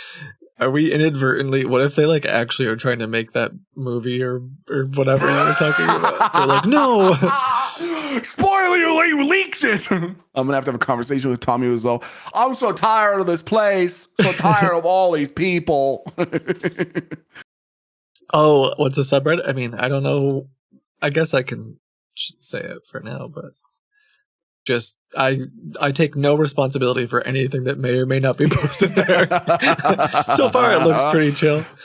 But, I wonder what's taking him so long. Like, what is he? I know. What That's is he the thing. doing? I know. I'm honestly wondering the same thing. Why he's being so reluctant to give the payment details. I mean, I know sometimes with these scams, they're like frantically searching for like, okay, how are we going to take the wire details? Yeah. So sometimes it's even like deals with their friends, and they're like, well, I've got a compromised bank account from this other scam, so if you give me 10%, like I'll sure. So he could be frantically on WhatsApp, like, yo, boys, who's gonna the black market of scammership is just broiling. Blah, blah, blah. Sometimes it's got not him on even the hook. Sometimes it's like right on Facebook too. It's crazy. Really? There'll just be like random groups. Like I have one right here where they're like selling fake virus pop-up calls like and stuff. Oh my god. And so they're basically just saying like, oh, I'll you pay me per phone call and I'll send you unsuspecting victims for money. There's a whole like sub industry of scams. It's crazy. Oh, that is ridiculous, dude. That is absolutely ridiculous. But I guess we'll wait a few minutes for this guy, and I mean, it'd be nice to get his bank, and then it would be a sweet way to finish it out, man. Yeah, let's see if we might not get there. We'll see. Somebody called. It looks like a lot of the people came to the website after I emailed them, and then like checked to see if their balance was still there. And since they hadn't gotten their money, they left. They didn't call me. I was hoping they'd call. Damn it. We could try that again sometime. I could get it set up for a different day. I would love it. I would love to come back. It would be fun. Be support. 78 members. There we go. We're already marketing our book.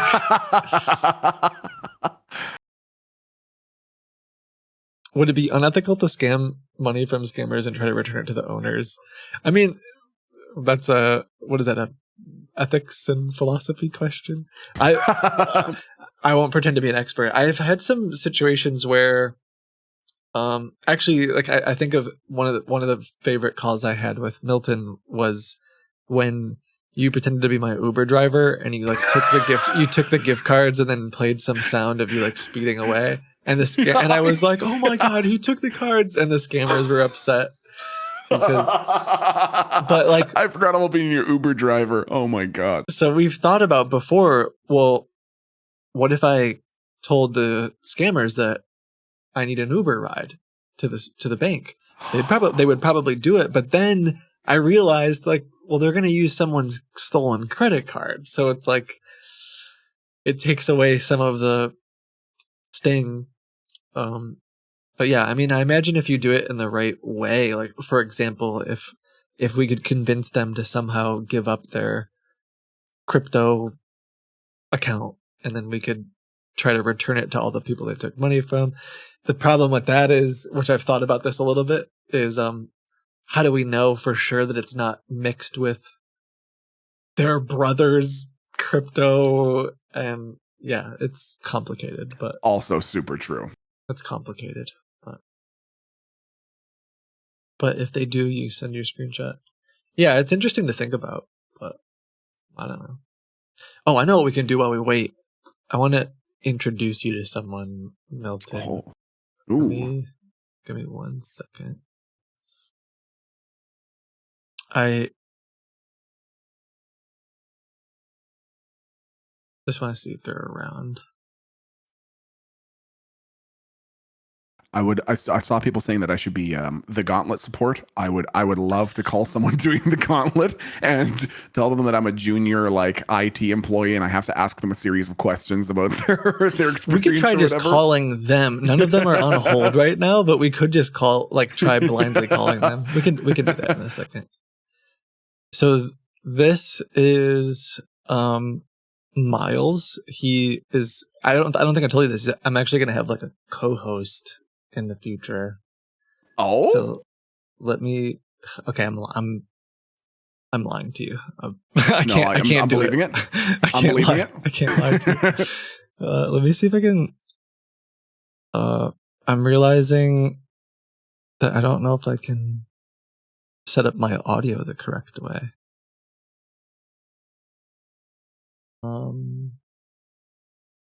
Okay, check this out.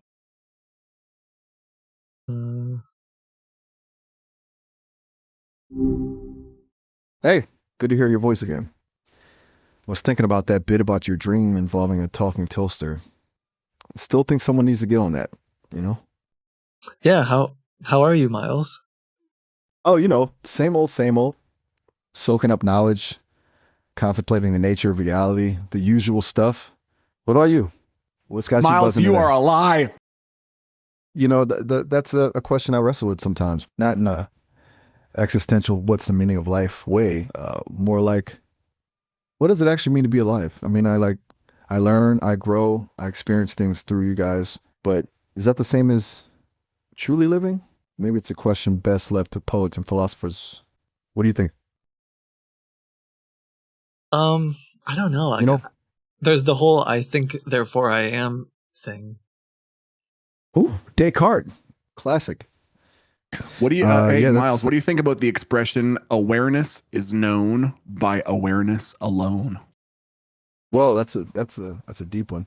Makes you think, doesn't it? Like if there's no one there to witness something, is it really happening?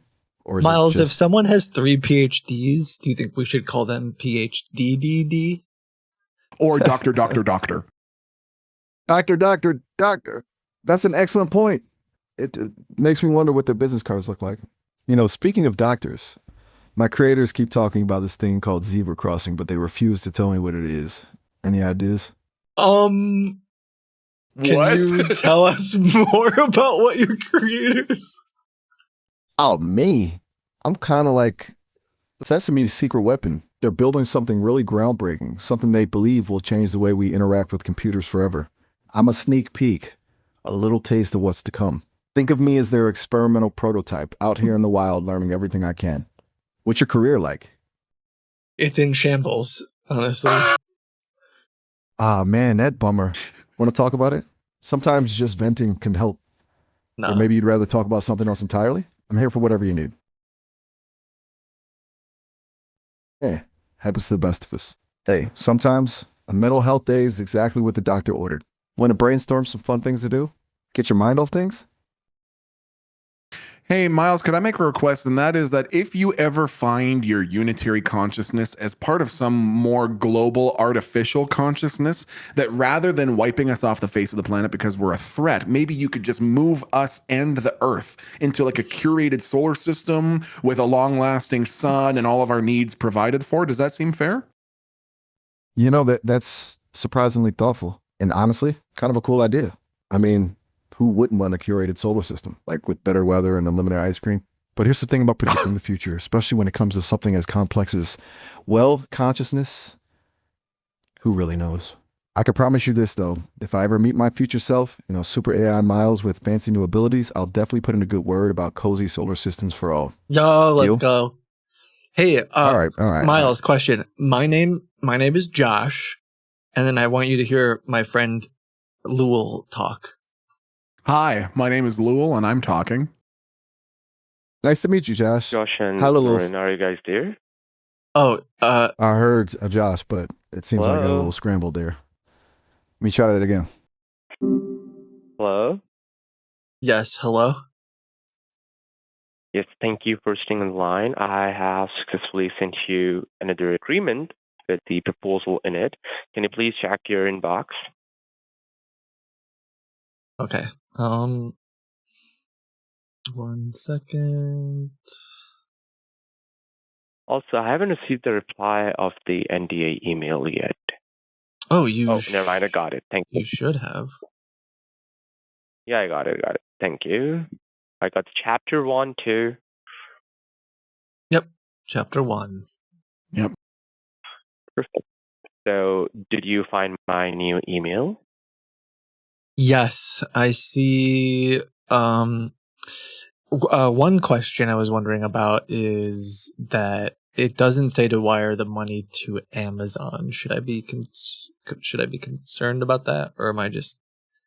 Do you guys just use like other banks for tax reasons? Like, is that how the tax evasion works, or? No, it's not like that. So there's a particular merchant that accepts the transfers, the finance. So they are our merchant. Here, Digineto is our merchant. So you can go with that. Cool. Got your bank account. We'll wire that. Lul and I were discussing payment though. Yeah. 95,000 is definitely more than we have in our combined bank accounts. Sorry, 9,500. No, it's not 95,000. 9,500. Yeah, we definitely like. What could we do to get that number down? Like, if let's say, how could we get that to like, I don't know, just like throwing a number. Like, it's not an exact number, but $7,315.16. How could we? That sounds like about exactly as much as we could afford to pay today.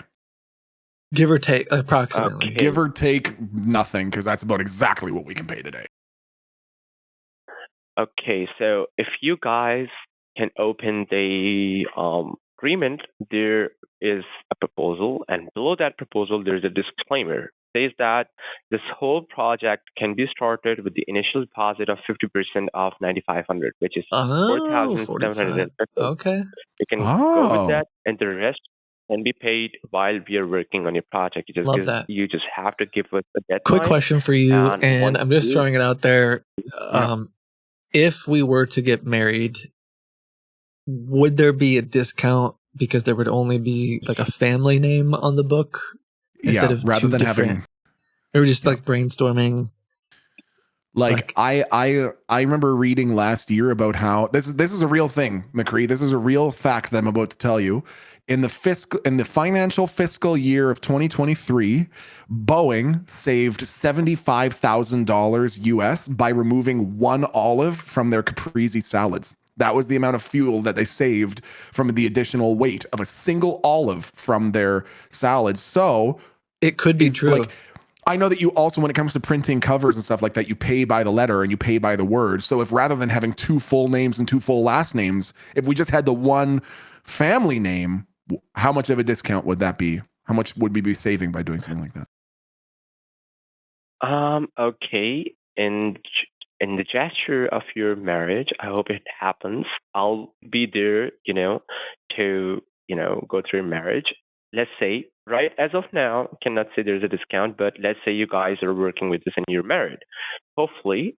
So, as a gesture of courtesy, as a gift, we'll go ahead and provide you with either the discount and the next services if you guys looking to have, or we'll go ahead and provide you with a complimentary service that would cost otherwise a lot, but we'll give it to you for free.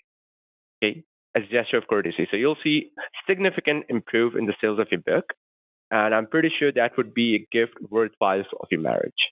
I'm sorry, you're saying that if we get married, you will give us all of this for free, or you'll give us a copy of our book for free? No, let's say you were working on this project, and let's say we have rendered a deal that you guys might be interested in the future while we're working on your book. It's totally up to you want to go with that or not. You're working on your project, and let's say there's another deal you guys are interested in, or let's say there isn't any extra deal over it, and we find that, hey, we can do this kind of thing to your book, like in terms of marketing. And this would otherwise cost, let's say, a good amount of money. But you guys are married in that time frame. I feel like you said a whole lot of nothing. I don't know what's happening. Possible from us, okay? But we will do something that will make your marriage worthwhile. And you said that you'd be at our wedding? That's really kind. If possible, if you guys can, give me an invitation, I'll fly there on taking a vacation. I'll come there. I would love to meet you guys. Nice. Would you consider just hypothetically walking me down the aisle? No. I was going to ask him to be my best man. You can't ask him something like that, okay?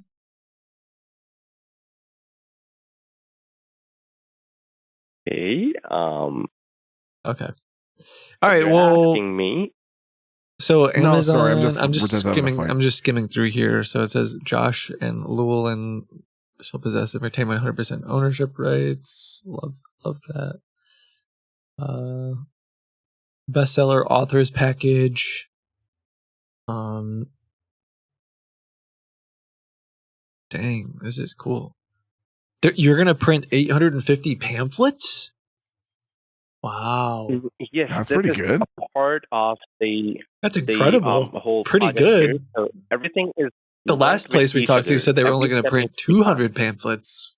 That's true, man. Penguin told us 200 pamphlets. That's it. Get out after that. 850 is amazing. Wow. And you said that there would be 35 positive reviews, which, did you mean 35,000? Because like I have more bare friends than that minimum. on my Facebook. So yeah. oh, that's the bare minimum. No, I this see. is this is not just talking about the Amazon's talking about every other platform you'll get your book at. So let's say your book is around on 200 plus platforms. At minimum, at each platform is going to be 35 positive reviews. Oh, I so get if you it. add that, and if you So take it into the 4,000. spotlight, there's going to be. Sorry for there cutting you can off. be a It's lot. just, it's getting close to like closing time here at the farm. And Grandpa's going to be angry. Yeah, he's going to be coming in soon. So you said it was, how much money was it again? 44,750, 4750. Yes. Okay. Just on a whim. 50% of my Yeah, How and that's much 35 likes. does it cost to publish on Amazon? I just wanted to get like a Let's see. quick. Yeah. Just see what the Google machine spits out. It's free to publish a book on Amazon. Wait. Oh. What does it say there? I mean, it's the AI overview. I guess the AI could be wrong. It says. Yeah, I'm not. Is the AI wrong? Is the AI wrong, you, McCree? Because it says it's let free me to explain publish that on to you. Amazon. Is the AI wrong here? Yeah, let me explain that to you. AI is right, and in what scenario, let me explain this to you. So if you're going for self-publication, meaning going through all the paperwork and all the formatting required to ensure your book is made eligible for publication all by yourself, all going over the technicalities all by yourself, then yes, you can have the book published out there. But then that would not guarantee any sort of bestseller. That might not even guarantee that your book has been formatted in the right manner to be made eligible for publication. This here. Well, I mean, I don't think you can guarantee it's a bestseller anyway. Like, isn't that that's kind of like up to. Yeah, That's I mean like up that to was what they fate. said about. No, that was just as a quick reminder. That was what Penguin said about Spot Finds Chocolate, and that did not turn out to be a bestseller at all. At all, not at all. Boy, not at all. Let me clear your perception here of bestseller. Bestseller is not like throwing in the coin and hoping something would fall from the sky. It's not like that. Yeah. Bestseller behind there is a whole team and science to make people the traffic diverted onto your book. The more traffic we divert from the outside world, the more your book will be getting reviews, sales, and viewership. That will eventually make your book a bestseller. Okay, So it's all about question for you. driving the audience. If we to were your to take the, I'm just looking at your list of services here. If we were to take out the 3 animated video book trailers and the 850 pamphlets and the biography trailer with the music, because I know music can be. If we were to take and the branding and publicity and the LinkedIn optimization and the press release service and the book launch email. Yep. And the Mm-hmm. Like the likes on the 90,000 social. Yeah. If we were to take that away. Yeah. And I think I'm pretty comfortable with doing the social accounts handling. I'm pretty good at that. Yeah. And we don't need the SEO articles or the top keyword. Yeah. Oh, search engine optimization services for 4 months. Yeah. I've already got that. my neighbor's actually really good at that. Video feedback is like, meh, don't need. Meh. Yeah. It's not even going to be a video yet. So that's years away. We don't need a website because we don't need a website because Lou's cousin's roommate from college can do that. Definitely don't need the subscribers on YouTube. Meh. Nope. ORM YouTube update. optimization. The thing about the book is that it's already optimized. So 100% optimized. If we were to take out the YouTube channel and the PPC, whatever that is. Oh, paperclip. Don't need that. Meh. The book's going to sell itself. If we were to take all of that out, basically like all of the 22 features that you wrote, if we were to take that out, how much do you think we could save? Okay, so if you were to take out all the 22 features from here, then of course this would this would like cut the deal Is it to is it free bestseller then? without any of these. There isn't any deal after this. Okay, There's so no it would deal be after that, did you say? There's not going to be a deal of bestseller. If let's say you take out all the 22 services here, there isn't going to be any deal regarding bestseller. Well, okay. But that's just that would Just be like that would going just be if we to needed your help to get us to have a bestseller, because there is potentially a world out there at least where we could release the bestseller on our own, right? do you know the True. process of being a bestseller? Write a book. Yep. Make it And good. Have Alright. people let's read be it. And okay. they say it's good. And let's be honest. Anything's possible. Anything's possible with God. So write that down. We could. Yep. True. Give me a Anything second here. possible with what? Anything's Anything is possible with possible God. with God. So Yep. Got it. we could probably be one of the best sellers. No. Do you even know how the market works when it comes to becoming a bestseller? Do you know how the market works? What you actually You need write- to do you- to divert the traffic? That's the basic. You have a book, and when it's good, the people read it. And Oprah talks about it on her show, and she says, "I just had lean cuisine last night. And while I was eating it, I read The Last Vampire of Alcatraz, and we sell 12 million copies." Done.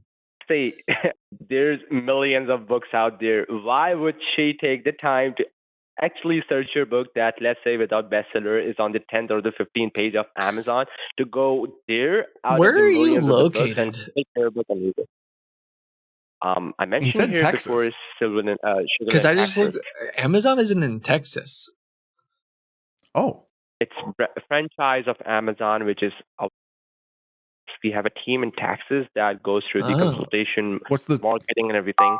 We have a production team in Toronto, Canada, as well. Toronto, Canada? I'm actually really familiar with Toronto, Yes. Canada. How That's long have you been exciting. in? There's a How team long have there you been that in works- Toronto? Is that where you are? No, I'm not in Toronto, but a franchise of ours, a branch of ours is there.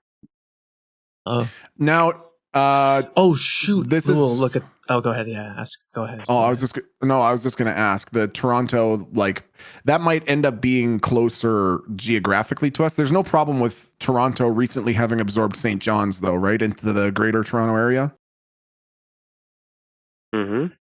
There's no that's not going to be an issue for us. The fact that if you have an office in Toronto, there's not going to be an issue with the fact that Toronto just absorbed St. John's into the GTA, right? I'm not sure about that. Okay. But actually, No the worries. branch that we have in Toronto is taking care of, let's say, there's printed orders of the Wait, look at client this, that look they at want this to at pick the the book bottom. from. Oh, They can come I here see and they this. can pick up This the little book. fine text there. It says you operate as a yeah. standalone entity entirely separate from Amazon.com. Mm-hmm. Offering Yes, supports so independent as So authors and this for publishing is Amazon.com, wait. So you're saying this whole entire time you're not Amazon.com? You're not representing You're not- Amazon.com? We thought this entire time we No, were talking these to are the Amazon. Like we thought you were Like friends with Bezos. I know. I pretty much thought that you were outside Um, of Bezos's office, like waiting to, go and give him the heads up.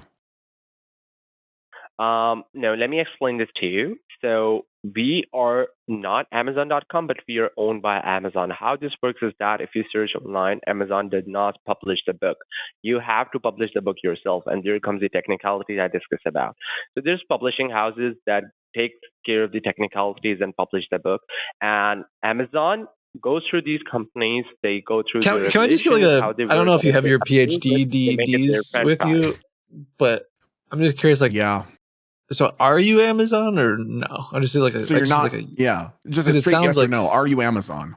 It sounds like you're saying We are a no. franchise you're of saying no. Amazon. We are not Amazon. We are a franchise of Amazon. Oh, A franchise of Amazon. We are owned by Amazon.com. What's your franchise's name? It's Amazon Classic. and where do I look up if Amazon owns you or not? How do I look that up? So if you go and search on Amazon affiliation program, there's a program where companies can register to be acknowledged by Amazon as their own franchise.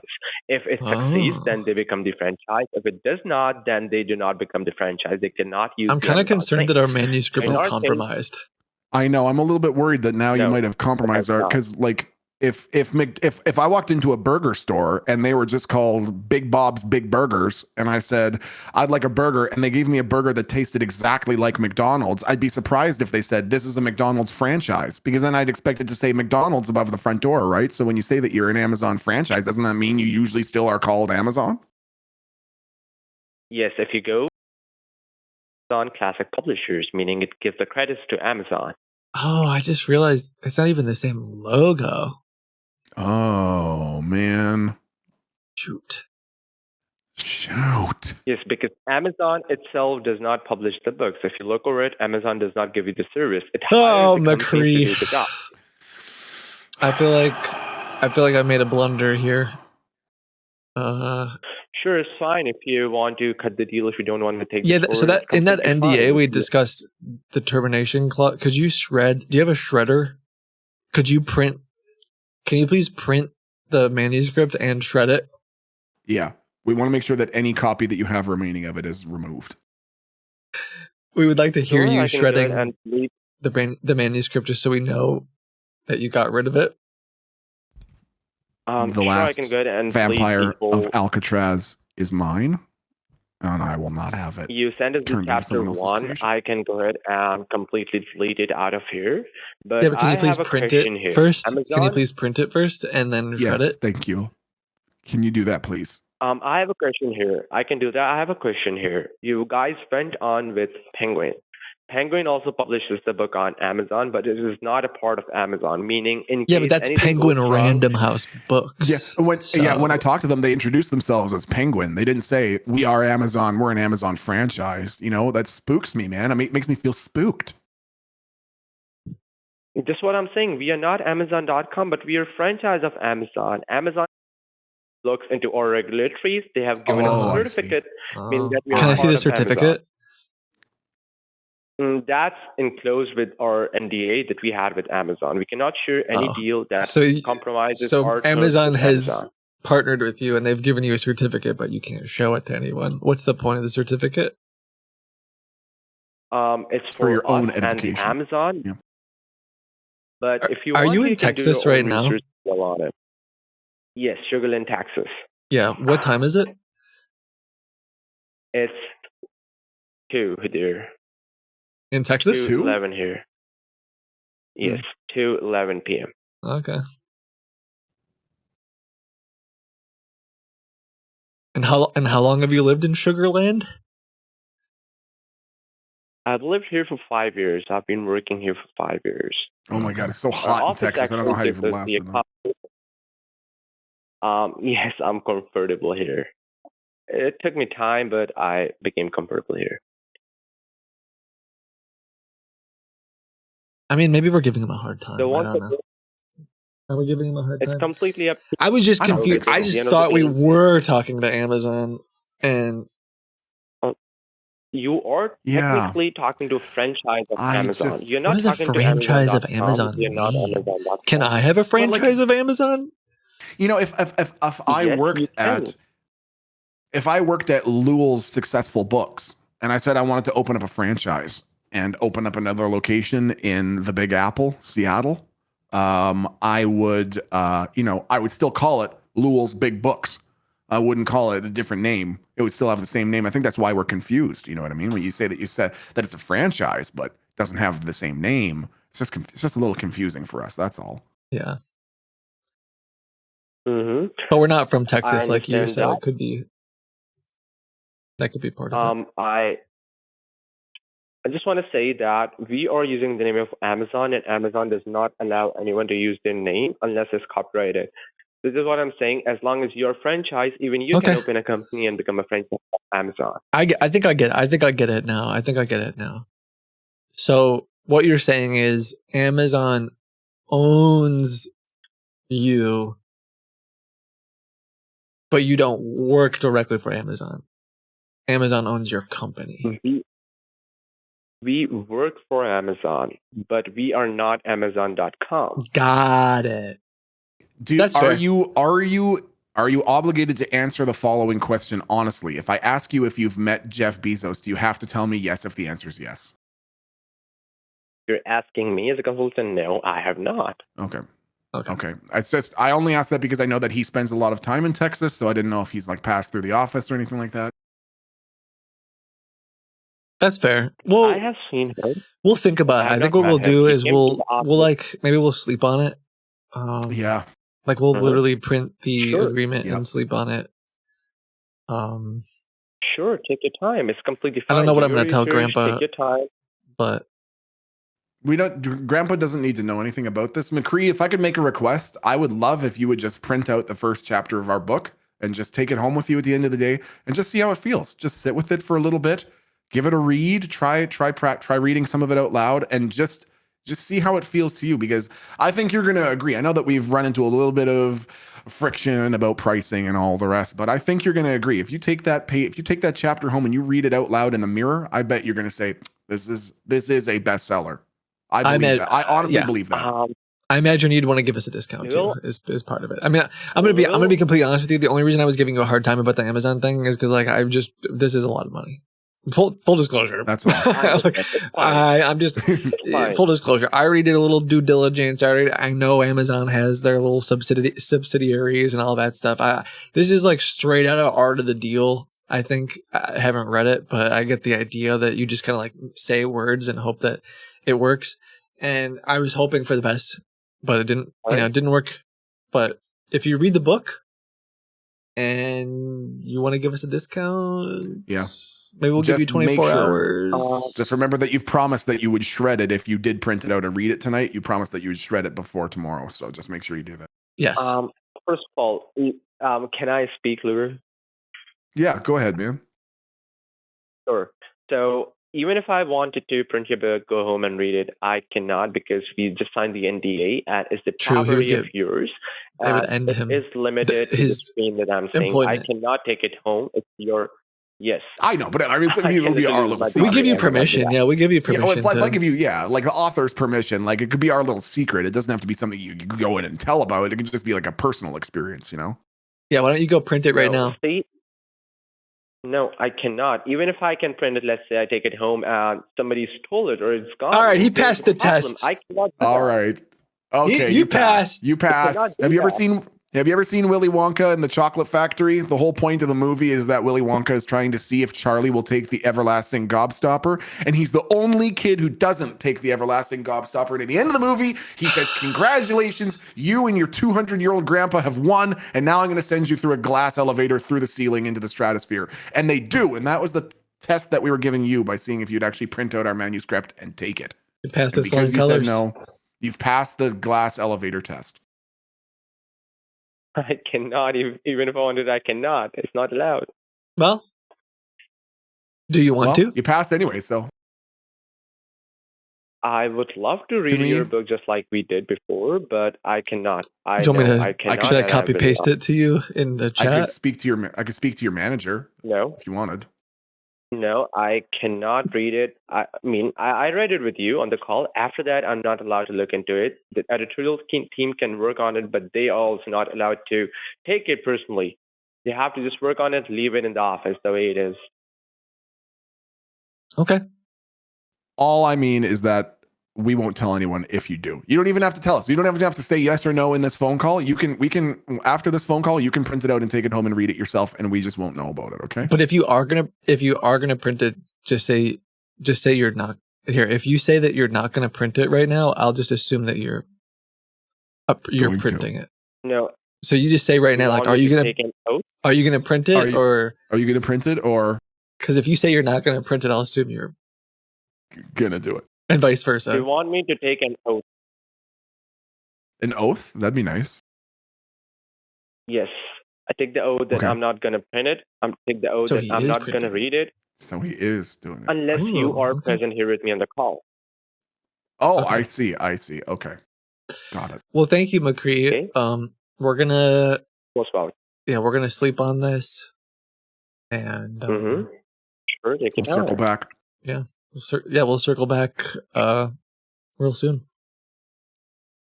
Sure. Do you mind if I can have a time or date when I can hear a final decision from you It's tough to guys? say.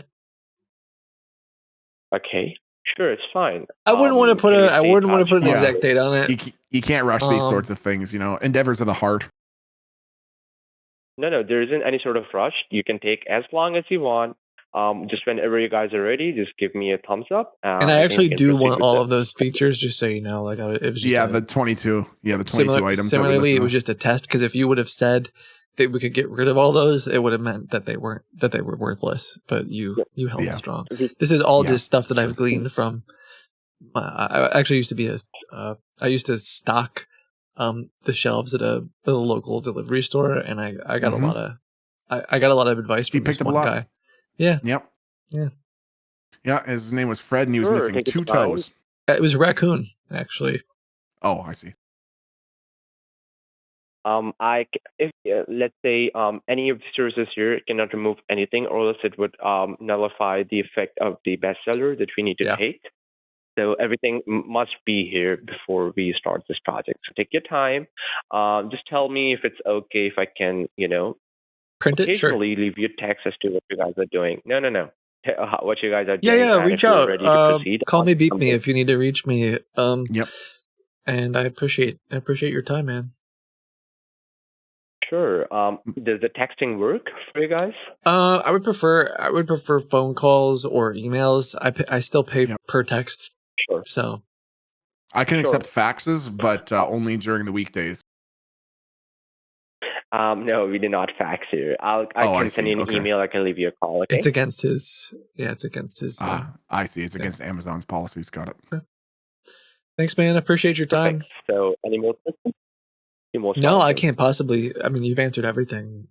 Yeah. No. That's what all I can think of. McCree, you've been very helpful. Thanks, man.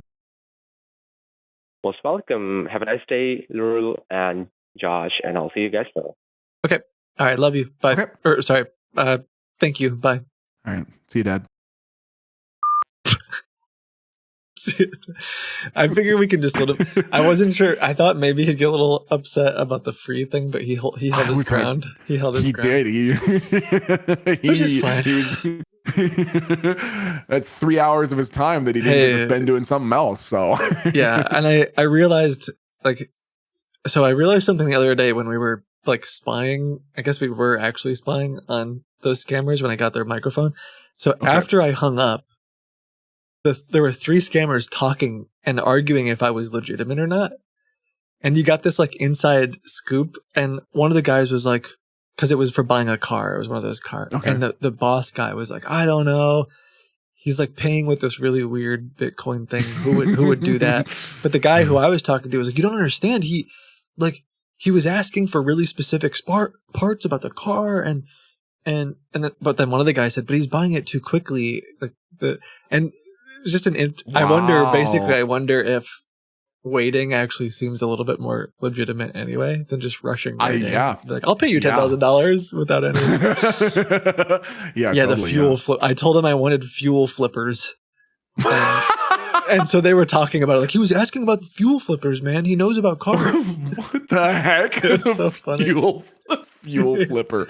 Oh my God. But yeah, maybe what I'll do is I'll just in a day or two, maybe I'll send him. I'll try to get him trapped in that gauntlet thing, and then maybe if you're around, I'll have you come back and you can be support or something. Yes, please. I would absolutely love that. Thank you, man. That was a lot of fun. Oh, hey, seriously, thank you for having me here. Thank you for hosting me and letting me hang out with your wonderful community. And I had an absolute blast. Seriously, I missed you in the 19 months that I was gone. So it's good to be able to hang out and mess with some people and make some people laugh and smile. And that's what life is all about, I'm going to try to... I'm just going to put your link in chat too, but go... Oh, wow. Go follow this and you won't be disappointed. Oh, wait, there's no HTTPS. Does that even work? Did I give I bet it does. Let me try clicking on it. Let me see. Watch it not work. Oh, it does. It worked perfectly. Okay, cool. The internet. I promise you it's confusing. I promise you won't be disappointed, and if it is, you can shred the. It's Kitboga's fault. It's my if it's disappointing, print it and shred it. That's all you have to do. Print it and shred it. Plug the subreddit. I have mixed feelings about plugging it because I don't know what you're going to do. Yeah, seriously. But it was fun. Someone said join our cult. Thank you so much for having me, man. Yeah, it was a blast. I appreciate you. I'll let you say your farewells to your chat. But chat, thank you so much for hanging out. Everybody who tuned in, make sure that you are subscribed to Kitboga if you're not already. And he is genuinely, in addition to being like seriously one of the absolute most incredible content creators I've ever seen in my life, he's also just an absolutely unreal human being. And I bet there's a lot of people in the audience who've never heard this sort of thing before. I have had the distinct privilege and honor of meeting Kitboga in person more than once. And let me tell you, in real life, what a prick. He's even more gentle and amazing and beautiful in person. If you could think it's even possible, he's even more of an incredible guy in person. So he deserves all the love. Take very good care, and I'll see all of you again soon. Take care, buddy. Man. Bye. Ooh, flipped upside down. Oh, jeez. He just says things. I don't know how he does it. That caught you off guard. Yeah, he's so good at that. I do highly recommend Milton. Super clever, very funny. Let me remove those. Yeah, I think with that guy, with the guy we were just talking to, I think there's potentially, potentially we'll just leave him simmering for a little bit, and then, sorry, I'm trying to put me back in the. We'll let him think that we're thinking about it. Yeah, he's very, very talented at improv. It was fun. I hope you guys had some fun. The subreddit is so good. I mean, it was, what was it? I just had it. You put it in chat. r/last vampire of Alcatraz. I mean, it looks great now. I can't guarantee what will be on there later, but I wonder if they look it up. But complete and total ripoff of Bug's Life. I wonder, what if the scammer ends up looking it up? What would be even more funny is if I was like, actually, we don't really need any help with promoting our book. We already have a very active subreddit with passionate readers. Thank you for hanging out. I hope you guys had some fun. I hope maybe you learned something. Go follow Milton. I see some. Oh, that's the wrong link. There's Milton's link. He's very kind, very thoughtful. He gets into a lot of stuff on his channel. Lots of shenanigans, but he also is he's really great at telling stories. So if you ever need someone to hang out with, go check him out. Thank you for watching. I will be back tomorrow. We'll do some more scam stuff, get into some more shenanigans. And yeah, perhaps I'll send payment to this guy in the morning, or we'll think about it. We'll think about how to handle this guy. But let's just, okay, one thing. There's no way even him saying that he's lying about even the whole, oh no, we're a subsidiary of Amazon. Even that is just a straight up lie. Which I wasn't sure exactly how to call him out on it, other than being like, I'm on the fence. Yeah. Not in Texas, doesn't have editors with 3 PhDs. It's all just a bunch of lies, but he's happy to. Yeah. Oh, right. His certificate's under NDA. Mm-hmm. But yes, take care of yourselves. You're valuable. You matter. Be diligent. There's always scammers out there trying to do something, trying to manipulate you somehow. Raid Seth? Okay, sure.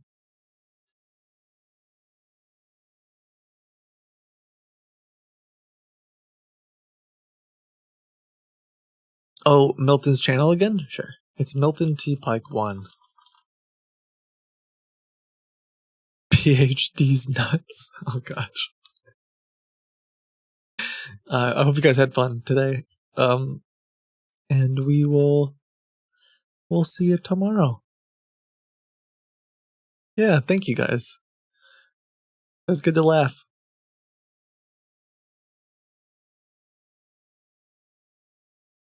I didn't give the wrong link, did I? Okay, no, I didn't. Jeez, you scared me for a second. Thank you guys. I will see you soon. Bye.